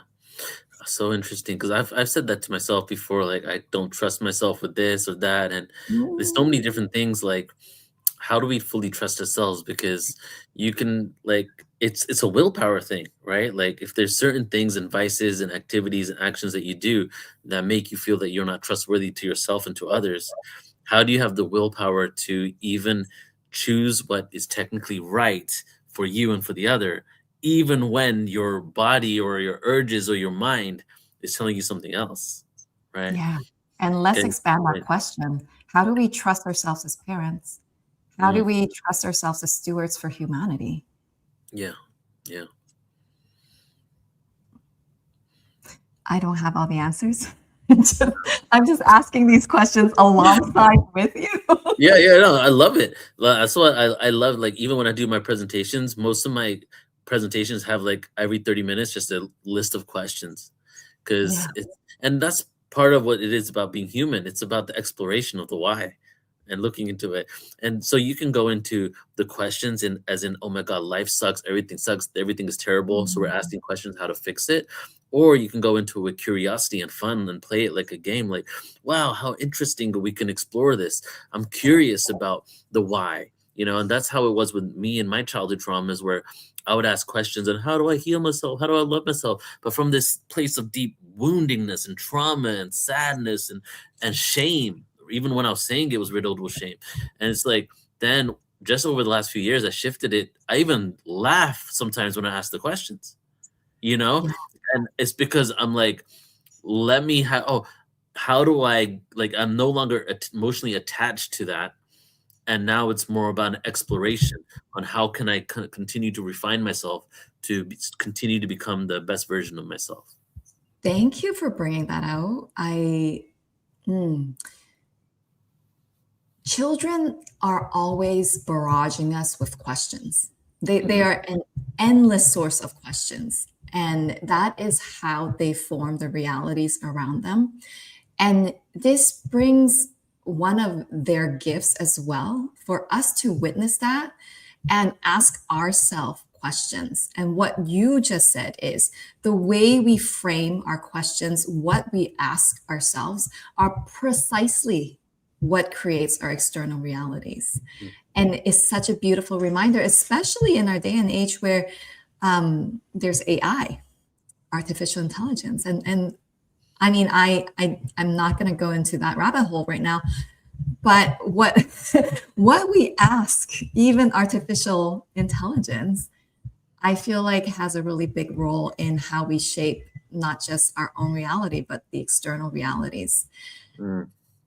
And star children, I love how Paulina brought up this conversation about who we are as star children, because there is that inner child within us that is the one that had to hold the wound, and you know, the times that we've been told to shut up, the times that we've been told no, you can't do this. Our inner children are precisely that part of our psyche that's been holding that for us so that we can function in this world, that so we can learn how to navigate our external reality. And that is the part that, okay, now we have to connect with and say, hey, okay, I'm ready to listen now. I'm ready to tell you, yes, you can do this. And then there's that cosmic star child that is also within. And that is the infinite. That is the cosmic. That is, you know, the galactic part of us that knows that while we do have all of this power, that we have infinite creative potentiality in this world. So through conversations like these, I feel the biggest objective is to reclaim both of these aspects, not just the inner child, which I know, you know, has been made something that we need to heal. We need to, you know, come back and say, oh, it's okay. Like, I'm listening now. Yes, that part is important, but also reclaiming that cosmic, powerful star child that I know is within each and every one of us. Because there's those two aspects of that. And it's not separate. It's just remembering that, you know, the inner child is not the wounded one alone. It is also the powerful one. It is also that field of infinite possibilities as well. Right. And that's the knowing. That's the cosmic truth, right? The knowingness, the intuition, tapping into it, going into yuga cycles and the new age energy here, moving from the age of the guru to the self guru, realizing we have that innate ability inside of us. And even like my last email I sent out that you read, Healing the Father Wound, I spoke about in there about becoming my own parent, right? Oh my And goodness. how somebody had told me that for so long, like you had, because I was on some level waiting for my dad to change or do something or say something to me, but even if he could, I wouldn't be able to receive it. And it was like I had to figure out how to become my own father and reparent myself, right? And so that's even a deeper level of us reparenting. And what is that reparent? That parent, we have that parents are our gods. They're like omnipresent, omni-knowing, right? And you become that to yourself, Thank right? you. Yes. Thank you for bringing that into this conversation. And yeah, that email, I mean, I bawled my eyes out because it resonated so much, and it also triggered like a lot of the things that, yeah, I that are still in my heart, and that is a beautiful part of the solution, that is knowing, you know, now is not the time for us to wait for our parents to change. Yeah. Nor are we here to change anybody, period. Yeah. It goes into that whole looking for a savior mentality that we project into government, we project into religion. Religion is God saving us. Religion is Jesus saving us. We even have it like, I'm saved by Jesus, right? And even if that is the case, not to say anything about organized religion, but even if all that Jesus is doing is reminding you who you are and what you're capable to do, and now because this person has given you some words that has triggered an awareness inside of yourself, that person saved me. But it was you that took the energy, the time, the patience to understand the messages to make that shift, right? And so it's like we need to take our power back and not wait for an external savior. And on some level, the whole world is still waiting for that to happen, right? And we become Yeah. our own fathers, our own mothers. Yeah. And there's nothing more powerful than that, precisely that, to be modeled to our children. Yeah, exactly. All right, so we're going to get into Mary Waddle in a second, but I want to take a pause here. And first of all, everybody's tuning in. You're on Portal to Ascension, so welcome. I know we're on a bunch of different platforms, Twitter, Instagram, 2 YouTube channels, as well as the chat room. Everybody that's watching on the website, thank you so much for tuning in on our new platform, our new website. And I'm saying this now because I know how people start to drop off towards the end. on the website, you'll see this says watch day 1 right at the top, and you see watch day 2 right next to it. So you're going to come back to the same page tomorrow. You're just going to click watch day 2 live, and that's where you're going to see it. And if you are on a different platform and do not know who we are, go to portaltoascension.org, sign up there, join the movement. We do a lot of events like this. And this is a collaboration with Julie from New Earth Trust. And we are collaborating on her mission, which is part of our overall mission, which is uplift and empower humanity on every level. And Julie, I'd love for you just to speak really quick about how people can find out more about your movement. And then also, let's talk about Hawaii now, and then we'll have Mary Rodwell jump on. Yes, so everything you can find on my website, trustnewearth.com. And as I've said, if there's one thing that you can do right now, go to the website and sign up for the emails, because this is an unfolding project. This is a co-creation. I know everybody in here are tuned into the field. There's always new energies arriving. And with that, we are upgrading, expanding. So same with this vision and this movement. So there's always something new. Even this event that I'm now anchoring in Hawaii, this came, a few weeks ago. And so stay updated, stay connected, and be a part of us. And starting from next month, I'm going to be hosting these free circles every month for families. Like, even if you don't have any children, it doesn't matter, because we are One Star Family. And it'll just be a short circle, 30, 45 minutes. You can bring your kids if you have them, bring the whole family. And we just tune in together. We support one another. We share with one another. There will be like a shared ceremony. We can share on what's happening in our field and to anchor our intentions together for the collective. So be a part of that. And then I have another membership program that is launching in October. That would be the Star Family Village. This is where we find each other. This is where we reclaim that village that we've been looking for, where we can be truly ourselves. We're not here to fit in. And that is the model. It's like, this is a village where you don't fit in, is you be your most weird self.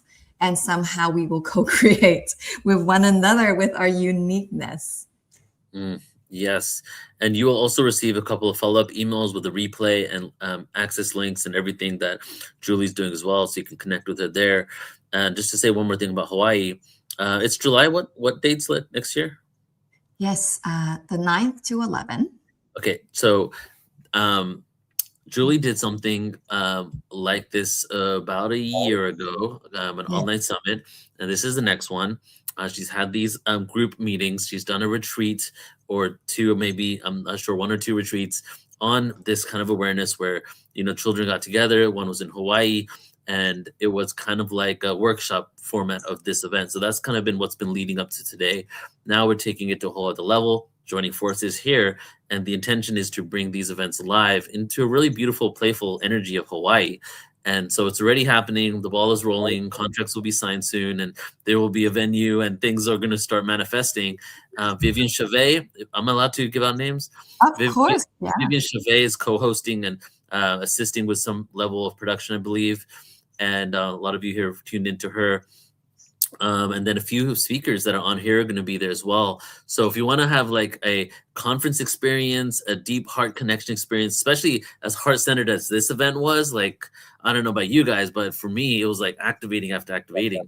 You get that in person in the beautiful surrounding of Hawaii, where we get to drop in deep with each other as well. So mark your calendars, July next year.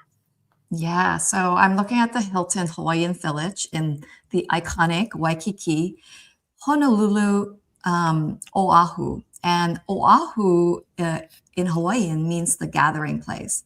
And that is just so aligned with the intention of this gathering. It's a convergence of family, of not just our biological family, because this is an event where you can bring the whole family, including your children, because we have a special space for them that will be cultivated and curated just for them. And it is a convergence of our cosmic family, our soul family, our indigenous family. I would love to bring back indigenous wisdom. Of course, we're in Hawaii. We can bring back that indigenous wisdom. And I'm planning to bring other indigenous wisdom in, other lineages. And then with Neil, when we were chatting about it, I thought you'd be perfect for this, is to host a panel on rite of passages. Mm-hmm. Like, what happened to that? Yeah, I'm What excited happened to our initiation? Yeah. So it's going to be an amazing experience, everybody. So hope to see you there. If you have more questions, let us know. But you'll get emails soon as well about all this as it all unfolds. All right, so we do it with Mary. Mary, yeah. So Mary also has something special to share with us, and you will also receive this in the follow-up emails from Neil. She has a questionnaire for starseeds, and we're going to dive into that in this upcoming interview that we've recorded together. And please stay through it. It's wonderful. She has such a wealth of experience working with star children.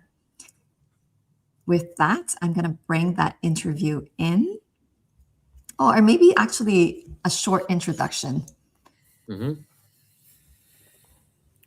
She's recognized, Mary Rodwell, internationally as one of Australia's leading researchers in UFO and contact phenomenon, author of Awakening: How Terrestrial Contact Can Transform Your Life, and producer of EBE award-winning documentaries, Expression of ET Contact, a Visual Blueprint, Expressions of ET Contact, a Communication and Healing Blueprint. She's researched over 3,000 cases, which suggests this is a global phenomenon, contact, right? And ET communication.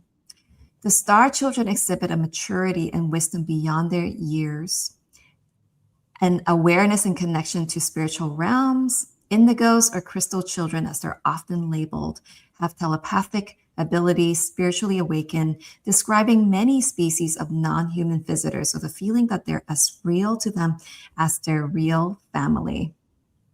And she's collected so much research, case studies, data, evidence from scientific, biological, psychological, anthropological, spiritual, historical perspective to support what Mary believes is a genetic engineer program for upgrading Homo sapiens, leading to the paradigm shift in human consciousness. Without further ado, I am going to start this interview with Mary Rodwell.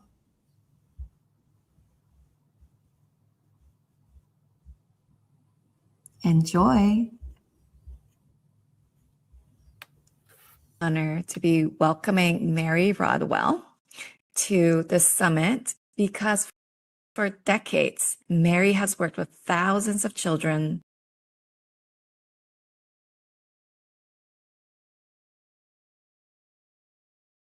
families, and individuals around the world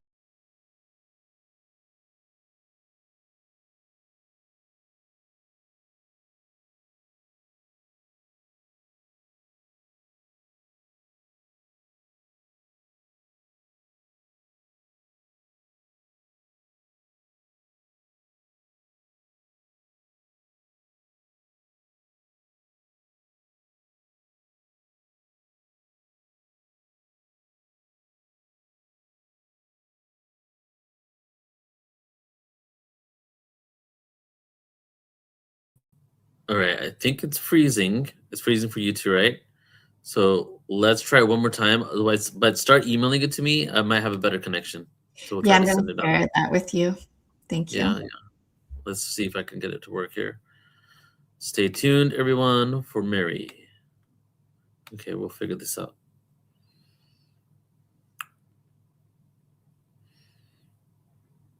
Oh, you didn't happen to get your song done with Chris, did you, Julie? No? Okay. We're gonna try and wrap that up by tomorrow so we can at least share it. Oh, play So tomorrow, yeah. yeah, check your messages. Okay. Give me a moment, Um, everyone. All right. Let me download this and we'll start. Thank you, appreciate it. And while we're waiting, we still have quite a few of you tuning in. Maybe you could share a takeaway from today. What's a good takeaway? I know some of you have been sharing it. Maybe you want to take a look at the chat, Julie, and see what's there. What was a highlight for you? What was something that was inspiring for you?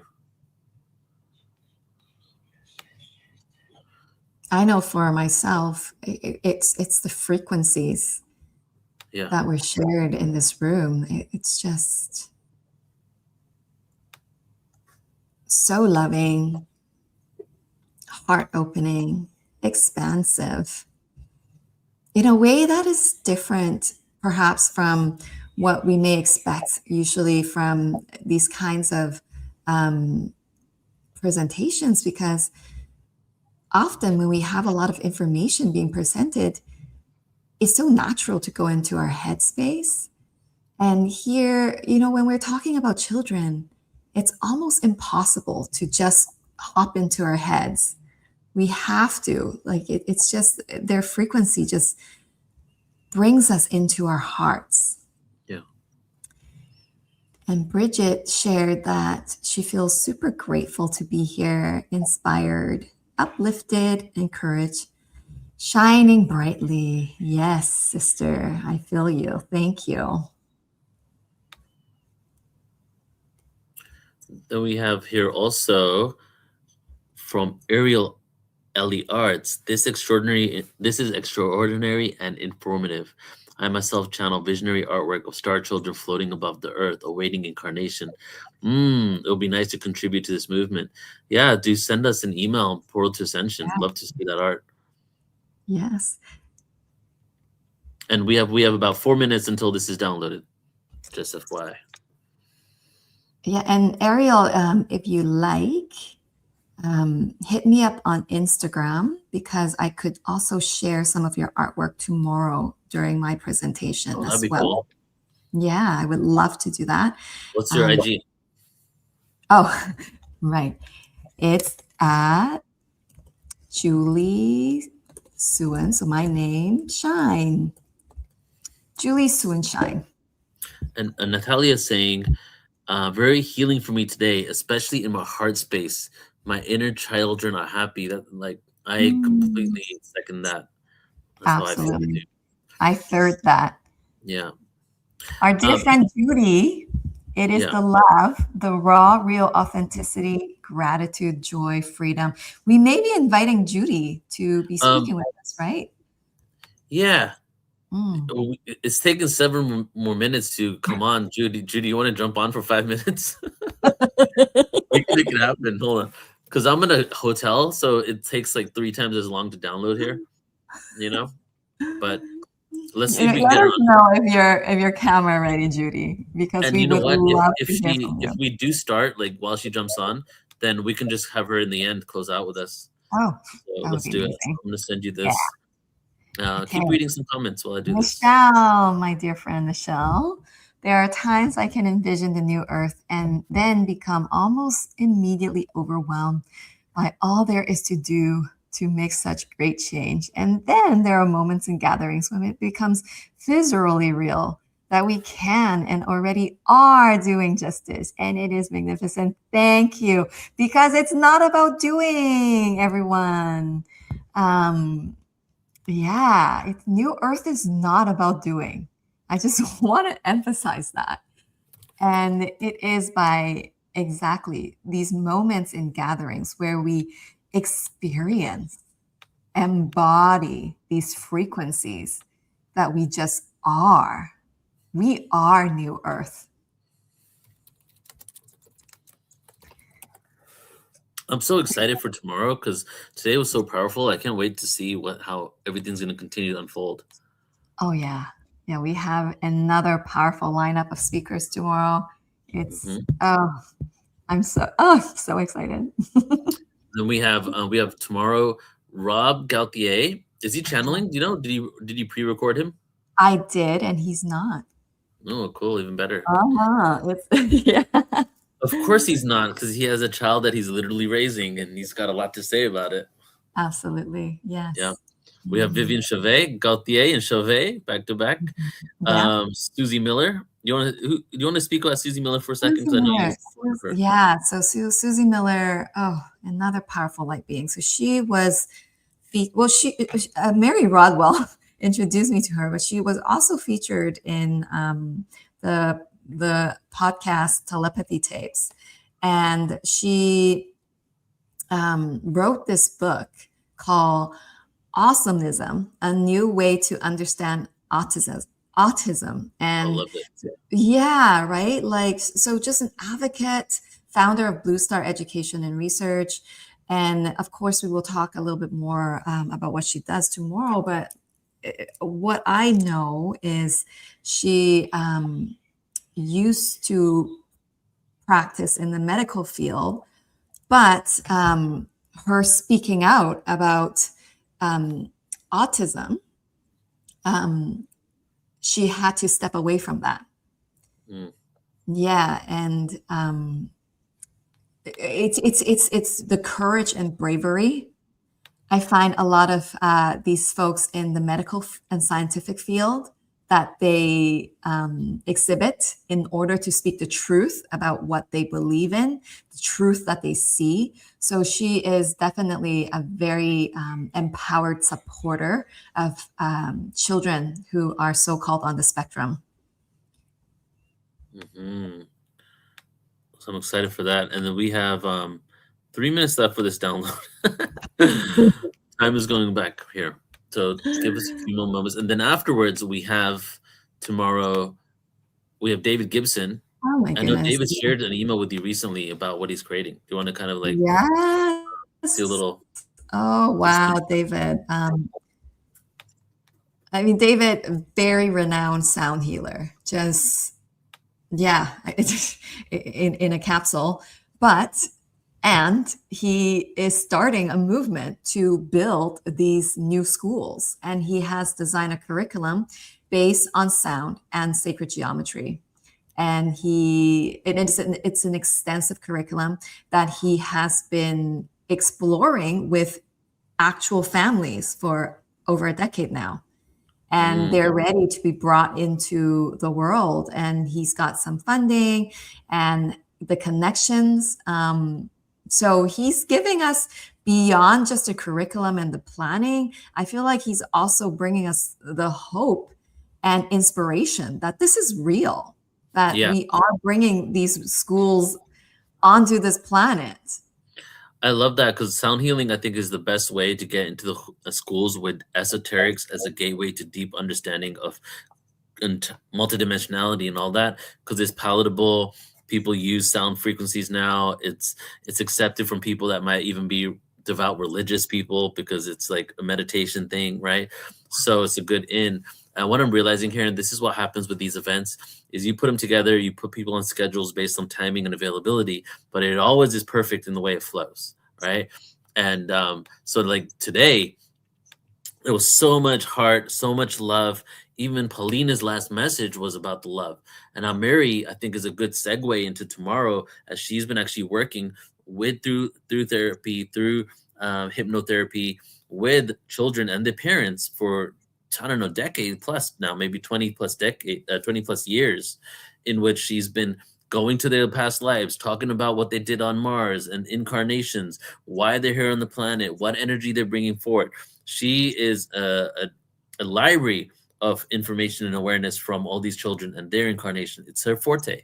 And then tomorrow we go with Rob Gauthier, who really is, he has, I'm not sure what, exactly his son has, but he goes into that. Yeah. Yeah, so he definitely is a special needs child, and as it's been a challenge his whole life to really raise him. And Rob's actually been confronted with many situations in which he thought his son was going to lose his life, like nonstop, back to back to back. And to be doing the work that he is, channeling on the level he is, and then also being there full of love.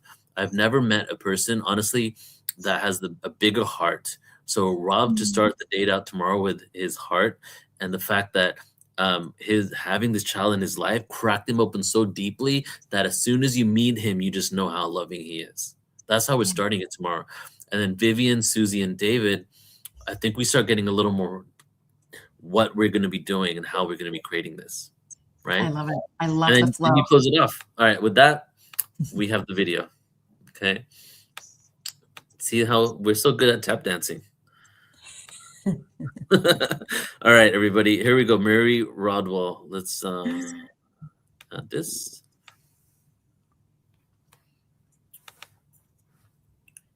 Honor to be welcoming Mary Rodwell to the summit because for decades, Mary has worked with thousands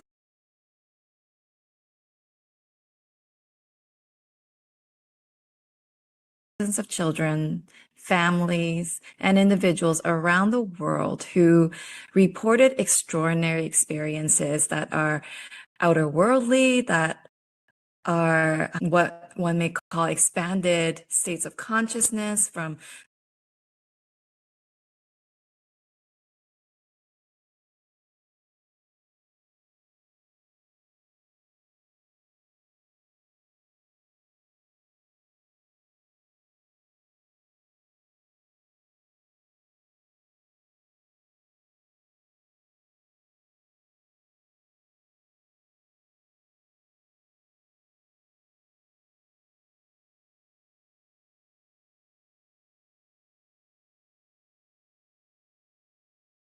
Are we having the same issue? Yeah, okay. I'm gonna try one more thing. Screen share. It's very interesting how this is happening for both of us. Let's try this. Okay. WhatsApp me, Julie, if this works, because I won't be able to see my screen. So here we go. And individuals around the world who reported extraordinary experiences that are outerworldly, that are what one may call expanded states of consciousness, from telepathy to UFO contact to children remembering realities or experiencing realities that are beyond this one. Mary, your work invites us to ask profound questions about our consciousness, about human evolution, the role that our children play in our evolution, the role in how they teach us about understanding more of our abilities and ourselves. Mary, thank you for being with us today, and thank you for your work. Julie, it's an absolute pleasure, and it's always wonderful to be part of this amazing summit that is going to help so many people across the planet, which is wonderful for me after 30 years, finally seeing things materialize in the way that it is. And so many are beginning to understand the true role of star seeds on this planet. After 30 years of doing the work that you do, tell me, what gives you the most hope about humanity? The new generations of human that are coming in and being so brave and so courageous and so confident of their abilities and their awareness. And also the fact that we've got the older generations finally understanding that we have this wonderful kind of posse, I'm using an American term, of wonderful generations of star seeds that are coming in to help with the change and the activation of an awakening that's going on right now with the incredible abilities that they have, that they've only begun to start to show what they're capable of. Wow, only begun. All right. So, I mean, with the children and adults you've interviewed throughout these years, 30 years, what new patterns have you observed to be emerging? I think the patterns are that the children are a lot more confident now. I mean, when I first started, I remember talking to star seeds, older generations of star seeds, and if they had experiences, they were often told by their families or their parents not to talk about strange experiences going up on board spacecraft or having abilities or seeing spirits or communicating with animals or whatever, because they would be perceived as crazy. and they would be having difficulties not only at school, but, as adults as well. So keeping all these abilities under wraps because of the general consensus or mainstream awareness that this was not okay. Whereas now there are so many adults that are waking up to their own experiences and realizing that it's actually an amazing thing that's happening on the planet, that we're finally realizing we've got multidimensional abilities and that we're not just 3D in terms of the way that we see the world. And finally, I think because what's also being obvious is so many of them are relating to be neurodivergence, the famous word now, isn't it? And that's actually okay to be neurodivergent, whatever label you're given, whether it's ADHD or whether it's autism or whether it's dyslexia or whether it's actually bipolar. That's another one I've isolated as well as a possibility of being activated as well. All these conditions that were given dysfunctional labels are actually showing that we are different, we are changing into a far more multidimensional aware species. Wow, I hear you. And I love how you brought up that both children and parents are more confident in that these experiences are happening and they're real. They're real to them. I have a membership of a group of families, and I call this the Star Children Academy, where we meet once a week and we talk about things that things that we can't talk about on the playground or at the school. And that's why we meet, so that we can talk about all of these things. And what I've noticed is that some parents, while they notice that their children have these special phenomenon happening to them, they don't really have the tools or the language to fully communicate it with their children. And to be honest, sometimes I don't even know how to fully help that situation. What do you suggest for us? Well, it's a good question, because all of this has been kept under wraps throughout history, that you don't talk about this, and it was considered there was something wrong with you. You had to be very, very careful. What I found was that parents would write to me about their children and their experiences, and it might be very obvious that they're having contact, whether they're talking about going on board spacecraft. And I always remember this 8-year-old telling me that he goes on the craft with 2 of his school friends and talked about being shown things and how he was given complex information and what have you. And I said to him, do you ever talk to your school friends about the experience so that, to find out what they remember? And he got very upset and quite angry with his mum, who was sitting next to him, and saying, Mum wouldn't let me. And she explained apologetically that she was afraid that they would think there was something wrong with him. And so she was trying to protect him. And so this is the problem. The problem is that these things are still not okay in general society to talk about.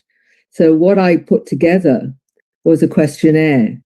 And the questionnaire is for the children, but for the parents to ask the children other questions that they may not even realize their child was experiencing, in terms of the child not having no words to articulate it or thinking it was normal. And that mum also saw energy fields around everyone like they did, and the colors and what have you. And things like this, which the parent wouldn't even think to ask because it wasn't in their awareness that the child was seeing things, or talking to animals, for example, or talking to plants, or talking to meteorites. As I remember a 6-year-old explaining to his mum that with the meteorite in his hand was actually telling him where it landed and it had feelings. And she said to him, well, how do you know this? Well, it's talking to me in my mind. And she hadn't realized that he was already communicating. So this is what I mean. So there are things that parents don't always realize the child is aware of. And this is why I put the questionnaire together. It's very similar to the adult one, but it's phased so that the parent can understand more of the multidimensional intuitive awareness that their child is having, which means that they can help them even more, whether they are feeling presences, for example. and not being able to explain that they feel watched and observed, for example. Do you ever feel watched? And it's something adults will say, yes, I do, because I'm aware that spirits around or whatever, but they don't think to ask the child. Or they feel that they're front loading the child.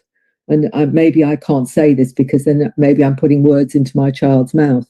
But actually, the child means, what it means for the child is you're actually understanding more of their reality.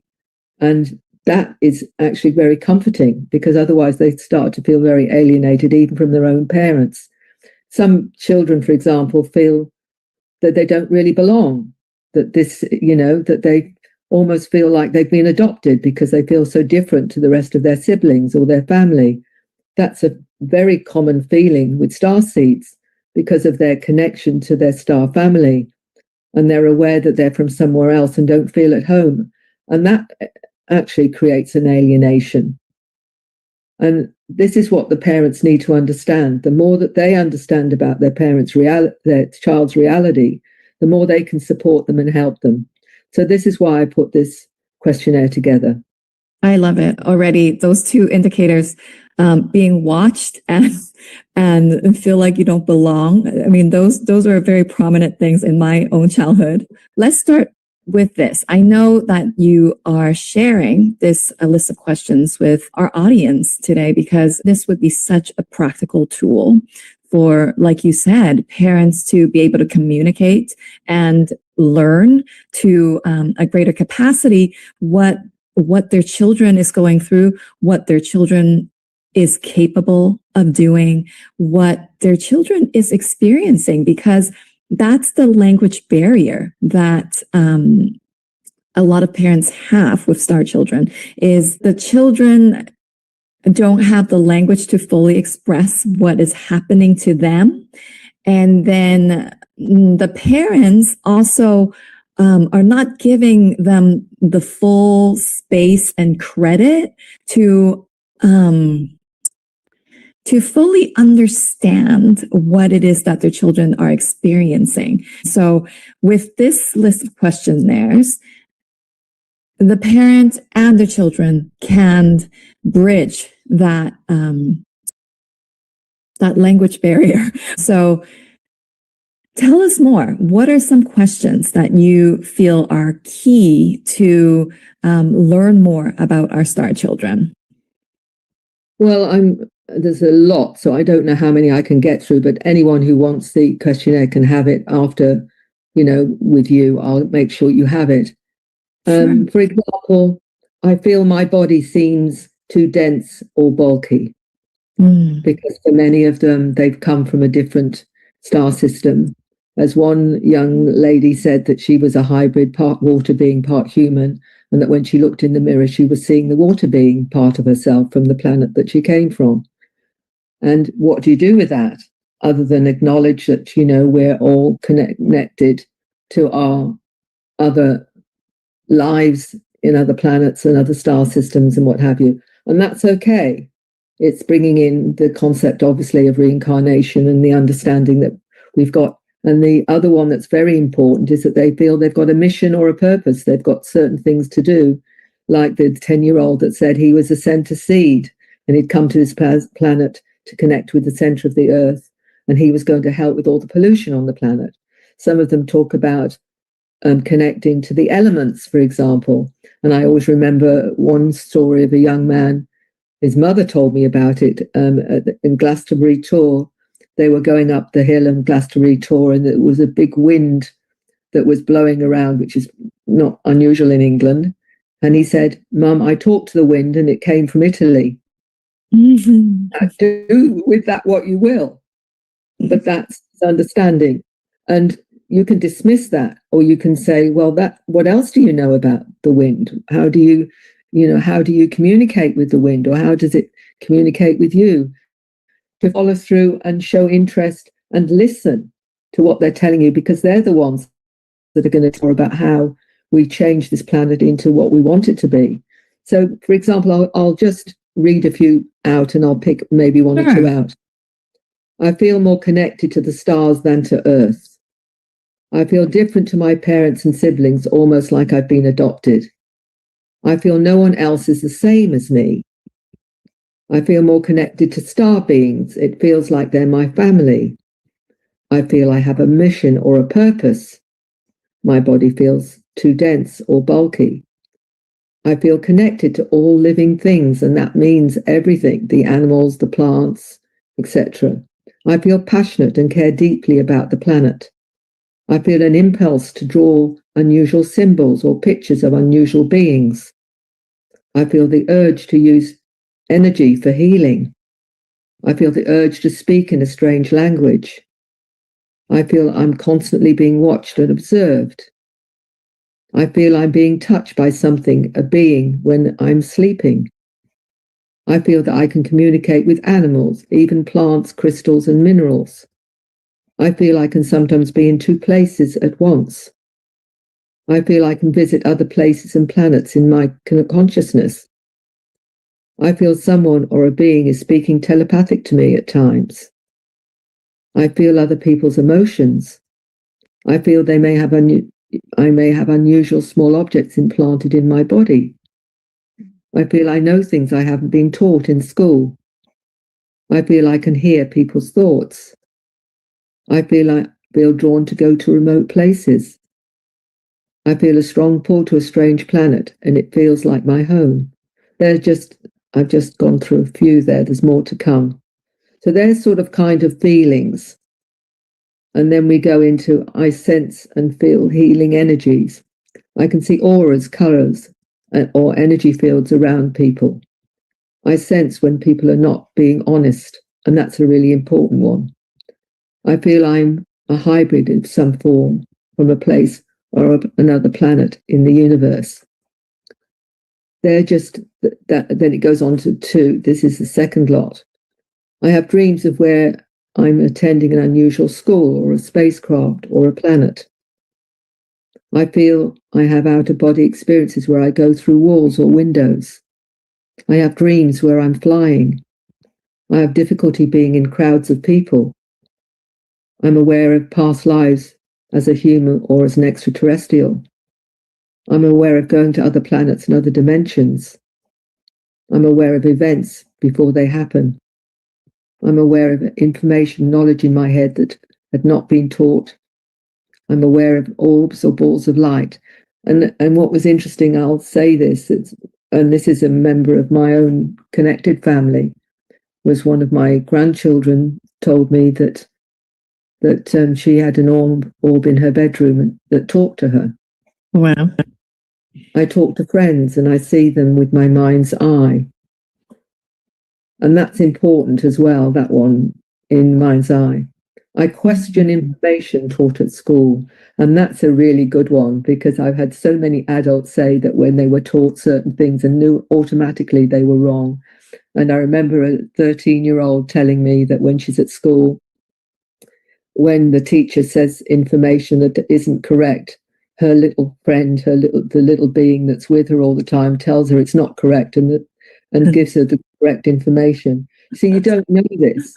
They would never talk about it, as well. And there's some other ones. I dream my mind and my body has been changed. I feel energy surges in my body at times. I have marks or scars on my body I cannot explain. I sometimes wake up with nosebleeds. I've learned to read, speak, or walk earlier than average.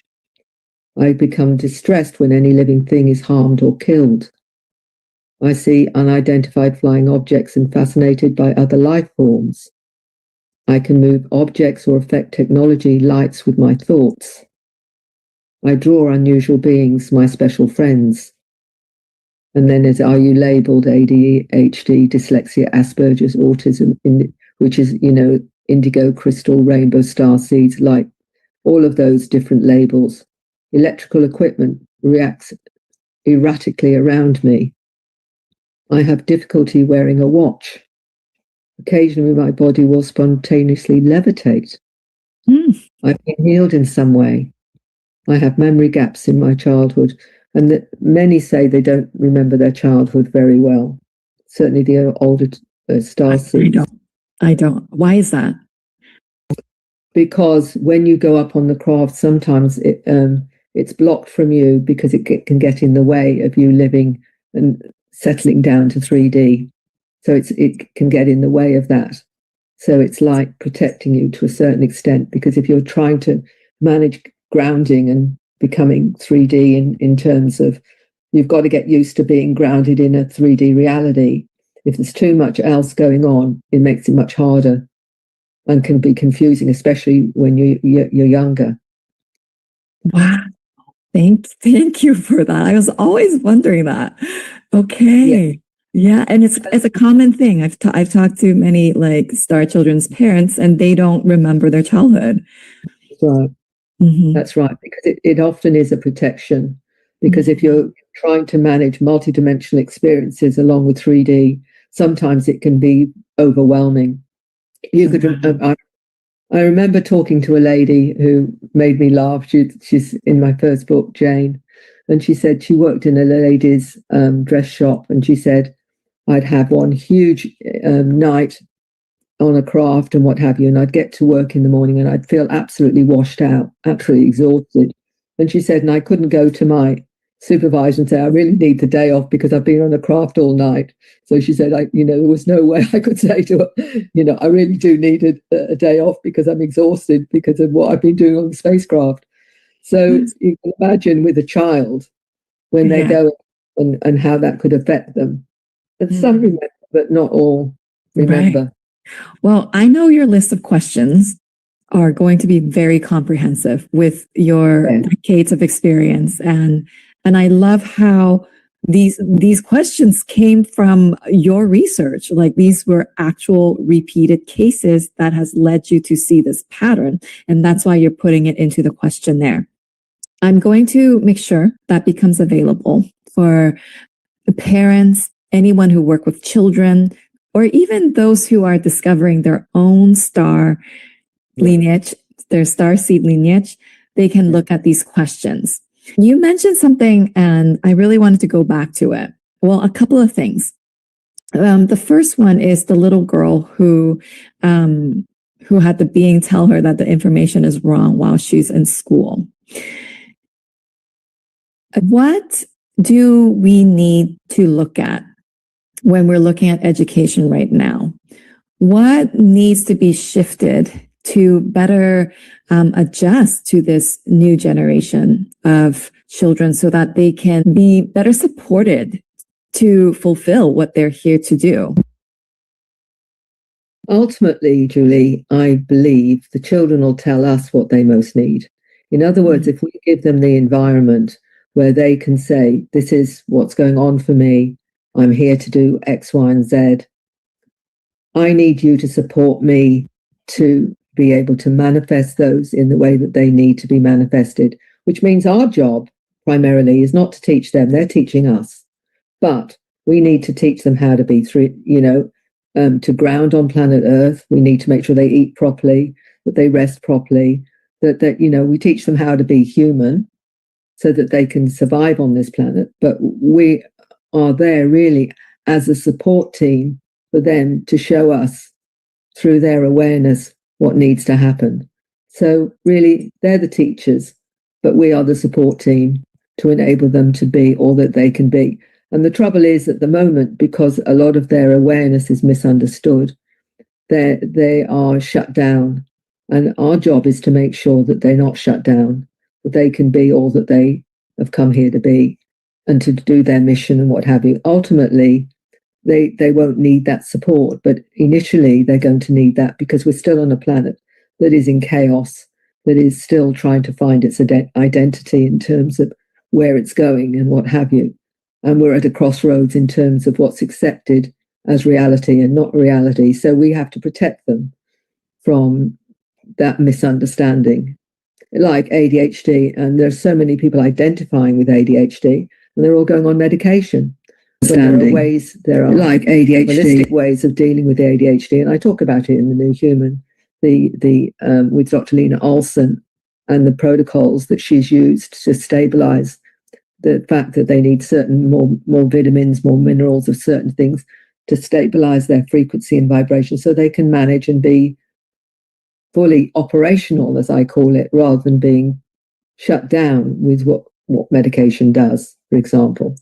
So it's finding holistic ways of supporting them. And we know with the telepathy tapes, we know that many of them are telepathic.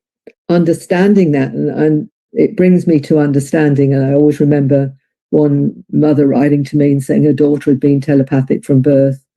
And she said that she could read everyone in the room.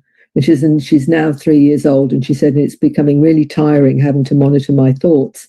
And I thought to myself, well, that's going to teach us to monitor our own thoughts, because we're going to have to be aware that these children can pick it up. Because I remember, again, I think it was a 13-year-old telling me that she could read her teacher's thoughts, and sometimes her teacher's thoughts weren't very nice. So we've got to realize that we're going to have to pick up our game as well. And it's really important that we understand that we are really having to clean up our act, which is why they've come. They've come to get us to clean up our act and to walk our talk. Wow. Yeah. So that was another thing that I wanted to ask you, is what are they here to show us and teach us? So one is to clean up our game. Is there anything else? To show us just how amazing we are, that we haven't even begun to find out what our potential is. And with all this stuff going on with AI and what have you, and what this technology is showing, they won't be able to send their consciousness to other planets. Just as I remember, I think he was all of 7 or 8 telling me that he could go to any other constellation and any other planet at will. He just had to know the mathematical number, and he could use it as a portal to going to other planets. We have all got that potential, and that's going to be activated. And then we've got to really look at our integrity and the way that we think and behave, which is really what this ascension is all about. Is when we activate that, we're going to be like super beings, and we've got to go with the responsibility of that. So they'll be teaching us that as well. Like you mentioned, with AI now being so in our faces, yeah. How do you feel like that will affect the development of our children? Anything you want parents nowadays to be aware of? What are your thoughts on AI? Well, I think it's all part of the human experience, that it's come in for a reason, and it's giving us a choice. It's saying, are you going to give away your power to just having robots give you everything that you want, or becoming like them, or realizing that you don't need any of that, that you can actually you can achieve all of it without even using that kind of technology. But I think it's a learning tool, just like everything that we experience. I don't think there's any mistakes in that. And also, in a way, it's learning about a different kind of consciousness, just like a crystal has a different kind of consciousness, just like an animal has, or a tree has a different kind of consciousness. We're learning about consciousness. We're learning about the fact we're all connected anyway.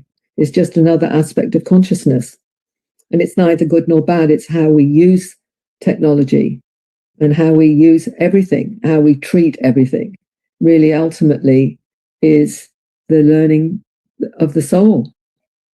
Absolutely. And do you feel that the roles of so-called neurodivergent children to be more unique than that of someone who's not labeled neurodivergent?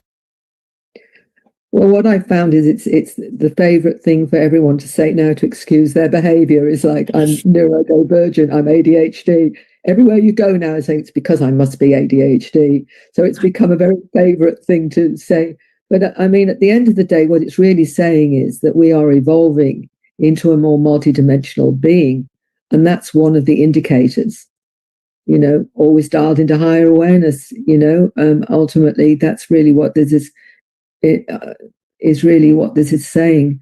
And the less programming that we have, and the more chance we have to explore that and explore the diversity of what that's telling us, we're realizing that we're all unique in our own way. We're all got unique talents.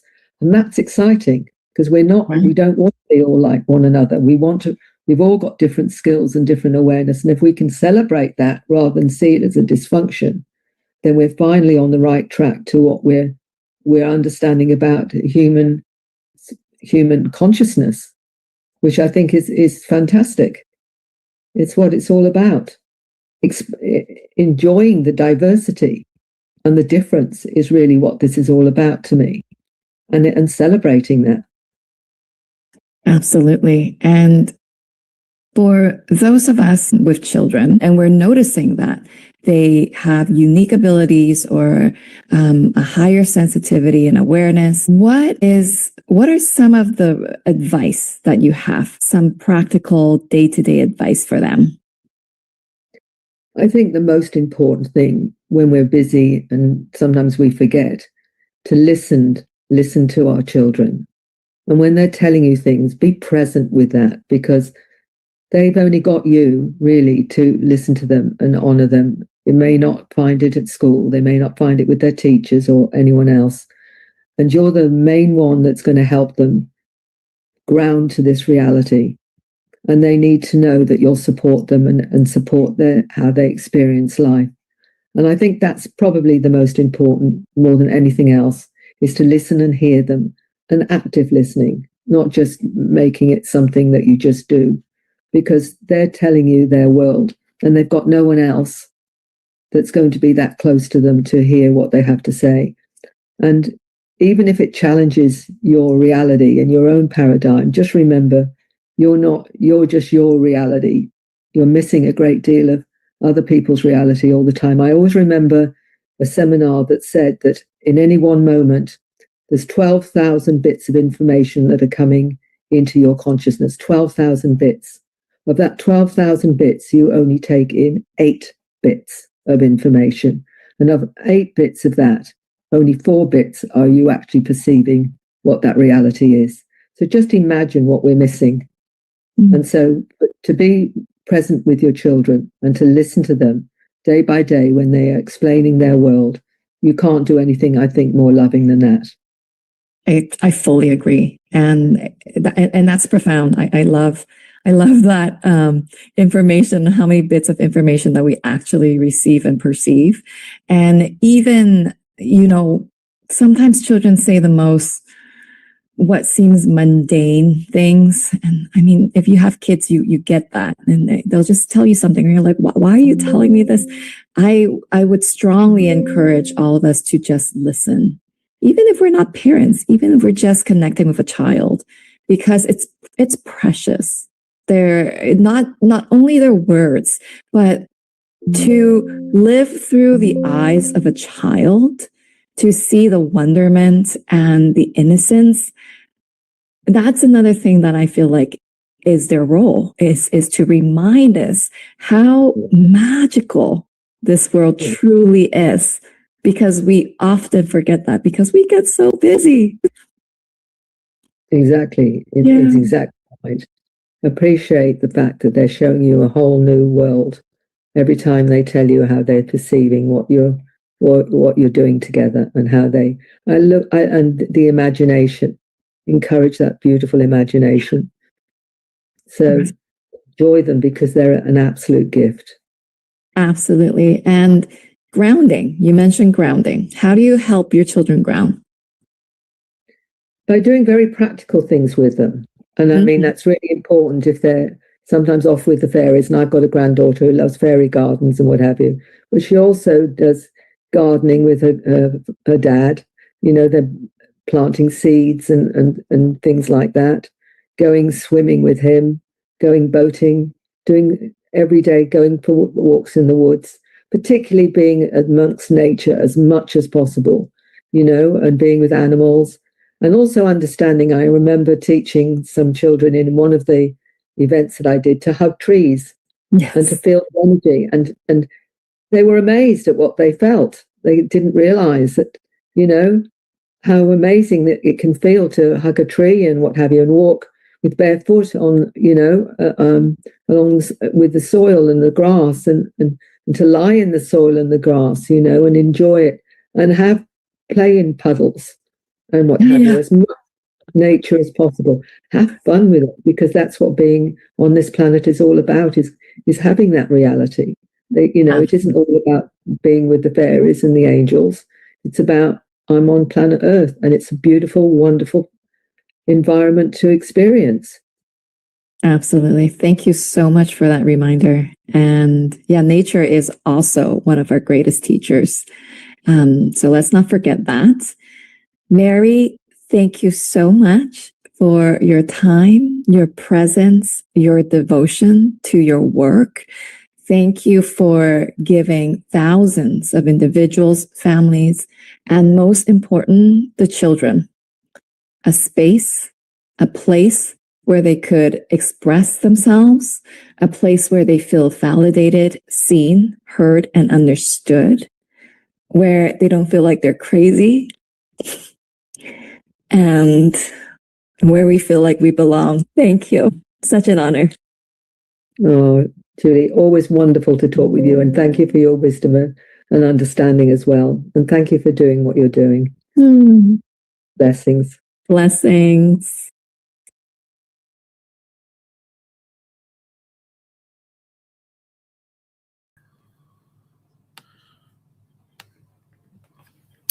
That was beautiful. Yeah. I love Mary. Yeah, me too.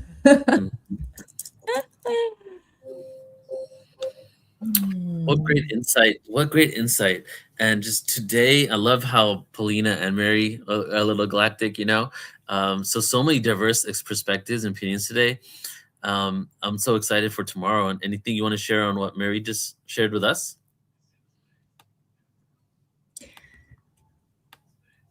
How that was really an embodiment of living wisdom. I truly honor the generations of star seeds that preceded us. And because, yeah, all of these speakers, they came with their experience, their real life. And this is how we're bridging New Earth. This is how we're preparing the future for our children. This is it, guys. Just being a part of this conversation is also, playing that role. And yeah, for somebody like Mary, who comes from like a research science background, and other speakers who have presented, I know JJ came from education, and I come from a law background. And yeah, like all of this, sometimes as spiritual people, we kind of are like, well, this is 3D, and then what we're doing now, this is new and 5D and above, right? There is none of that now. We're bridging all of that. We're bringing all of the experience that we had and all the roles that we play into co-creating the new. Let's not forget, like all of our past life experiences, being a parent, being whatever, none of it was wasted. Exactly. Yeah, it's really about both heaven and earth, you know, this and that. And it and as we're coming up with all this awareness, multidimensional connections and everything, it's like, okay, what do we do now? And even the whole multidimensional energy of leading with love, fight them with love, all that stuff. How does that look into your daily life? How do we implement that? You know, and they say you got to give yourself that love first, right, to give it to others. So even going even deeper, like, how do I give myself the love? And if you go even deeper, you're probably giving your love to that inner child that felt abandoned, felt wounded, felt hurt, felt something, you know, unsafe. And as we heal that, I feel the people that I have noticed that really truly love themselves the most are the people that have done that work, or maybe never had those initial traumas, right? So it's like giving love to our inner child as we then emanate into the world. And it's almost like every event leads to the same thing. I keep ending with, if there's anything we could do, it's like find ways that we can stop othering people and find ways of what unites us. Is we have so much more in common with us than what divides us. And what divides us is what we're told is divides us for the most part. If you look at it, most of it is what authorities, organizations, institutions, religious organizations have all informed their flock of why the other is the other. You know, Yeah. So it's time for a whole And, new world. and children don't carry that. They don't come into this world saying, "Oh, look at that person's skin color. Look look at what that person believe in," right? That is something we also learn from our kids. Yeah. It's Yeah. initially we were never like that. We were taught to be like that, and now it's Yeah. time for us to drop being like that. Exactly. Yeah. Mhm. All right, everybody. Any final thoughts before we close out for today? Thank you. Yeah. Yeah. Thank you, everyone. Thank you, Neil. Thank you, Yeah. Thank everybody you. still here with us. I mean, you're amazing. Thank you. This Yeah. is, yeah, this is making a difference. This is how we anchor a new living template onto this planet. Wherever we Yes. are located, we're anchoring this into the grids. This new way of listening, this new way of seeing our children, seeing the new generation, seeing and creating our future together, unified. Yeah. And as you said to everybody, that you are part of it because you're part of the conversation. How many people are having these Absolutely. conversations, right? And Exactly. thank you for the opportunity to dive into a whole other aspect of what is potential with what we're creating here at Portal to Ascension. And it's just been a very fulfilling day for sure for me. And I'm just, we're going to continue tomorrow, everybody. So stay tuned. Join us back here again. Thank you for everybody who stayed because we kept it pretty strong. There wasn't that much people that left. A lot of you stayed for the whole thing. And again, you're going to come back to the same page. You're going to click watch day 2 live. And if I could ask you for some feedback on Portal to Ascension, just got a call from someone who had some issues with their emails and being confused about this event. I really, really would appreciate it if you ever have any issues with our system, our platform, our emails, correspondence, as in it's not done correctly, let us know because we're working out the kinks for our new platform. So don't not let us know. Please let us know because we worked a lot of on this and we want to make sure it's perfect for everyone. So I'll put my email there. If anything happened with confusion with the emails going out, let me know. Okay. All right. And now let's close out, I think, with 3 big deep breaths in a second here together into our heart. And heart meditation I like to do is we encompass the whole entire planet in our hearts. Okay. So we're going to breathe in, we're going to breathe out. And every time we breathe out, first we're going to breathe out to, let's say, your city or your town. Second time, we're going to breathe out to the whole entire country that you live in. And then after that, we're going to breathe out and the whole planet will exist within your heart. So close your eyes, everybody.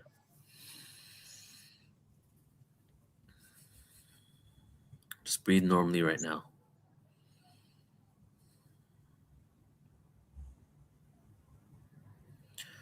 On the next exhale, begin with a deep inhale in, deep inhale into your heart. Now breathe out and encompass your heart around your whole entire town, village, community. And just sit there for a second. Every single creature, rock, tree, waterbed, person, human, being, structure within your community exists within your heart.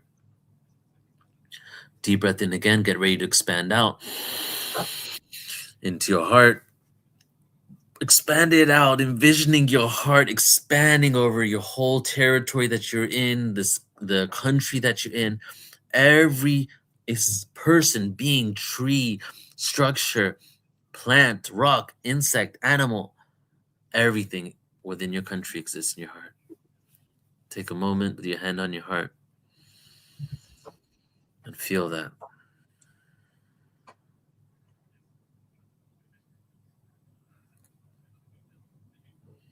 Deep inhale again. And now at light speed, your heart coherence field around the whole planet Earth. Breathe normally and sit there, envisioning in your mind's eye your heart expanded and the earth existing within it. Looking inside your own body with your mind's eye, seeing your heart and envisioning the earth within it.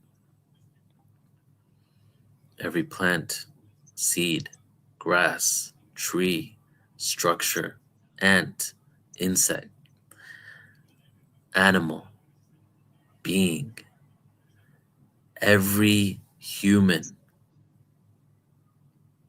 on planet Earth exists within your heart.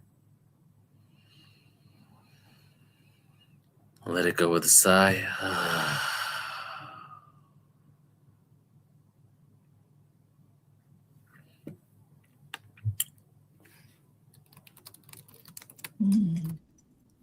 All right.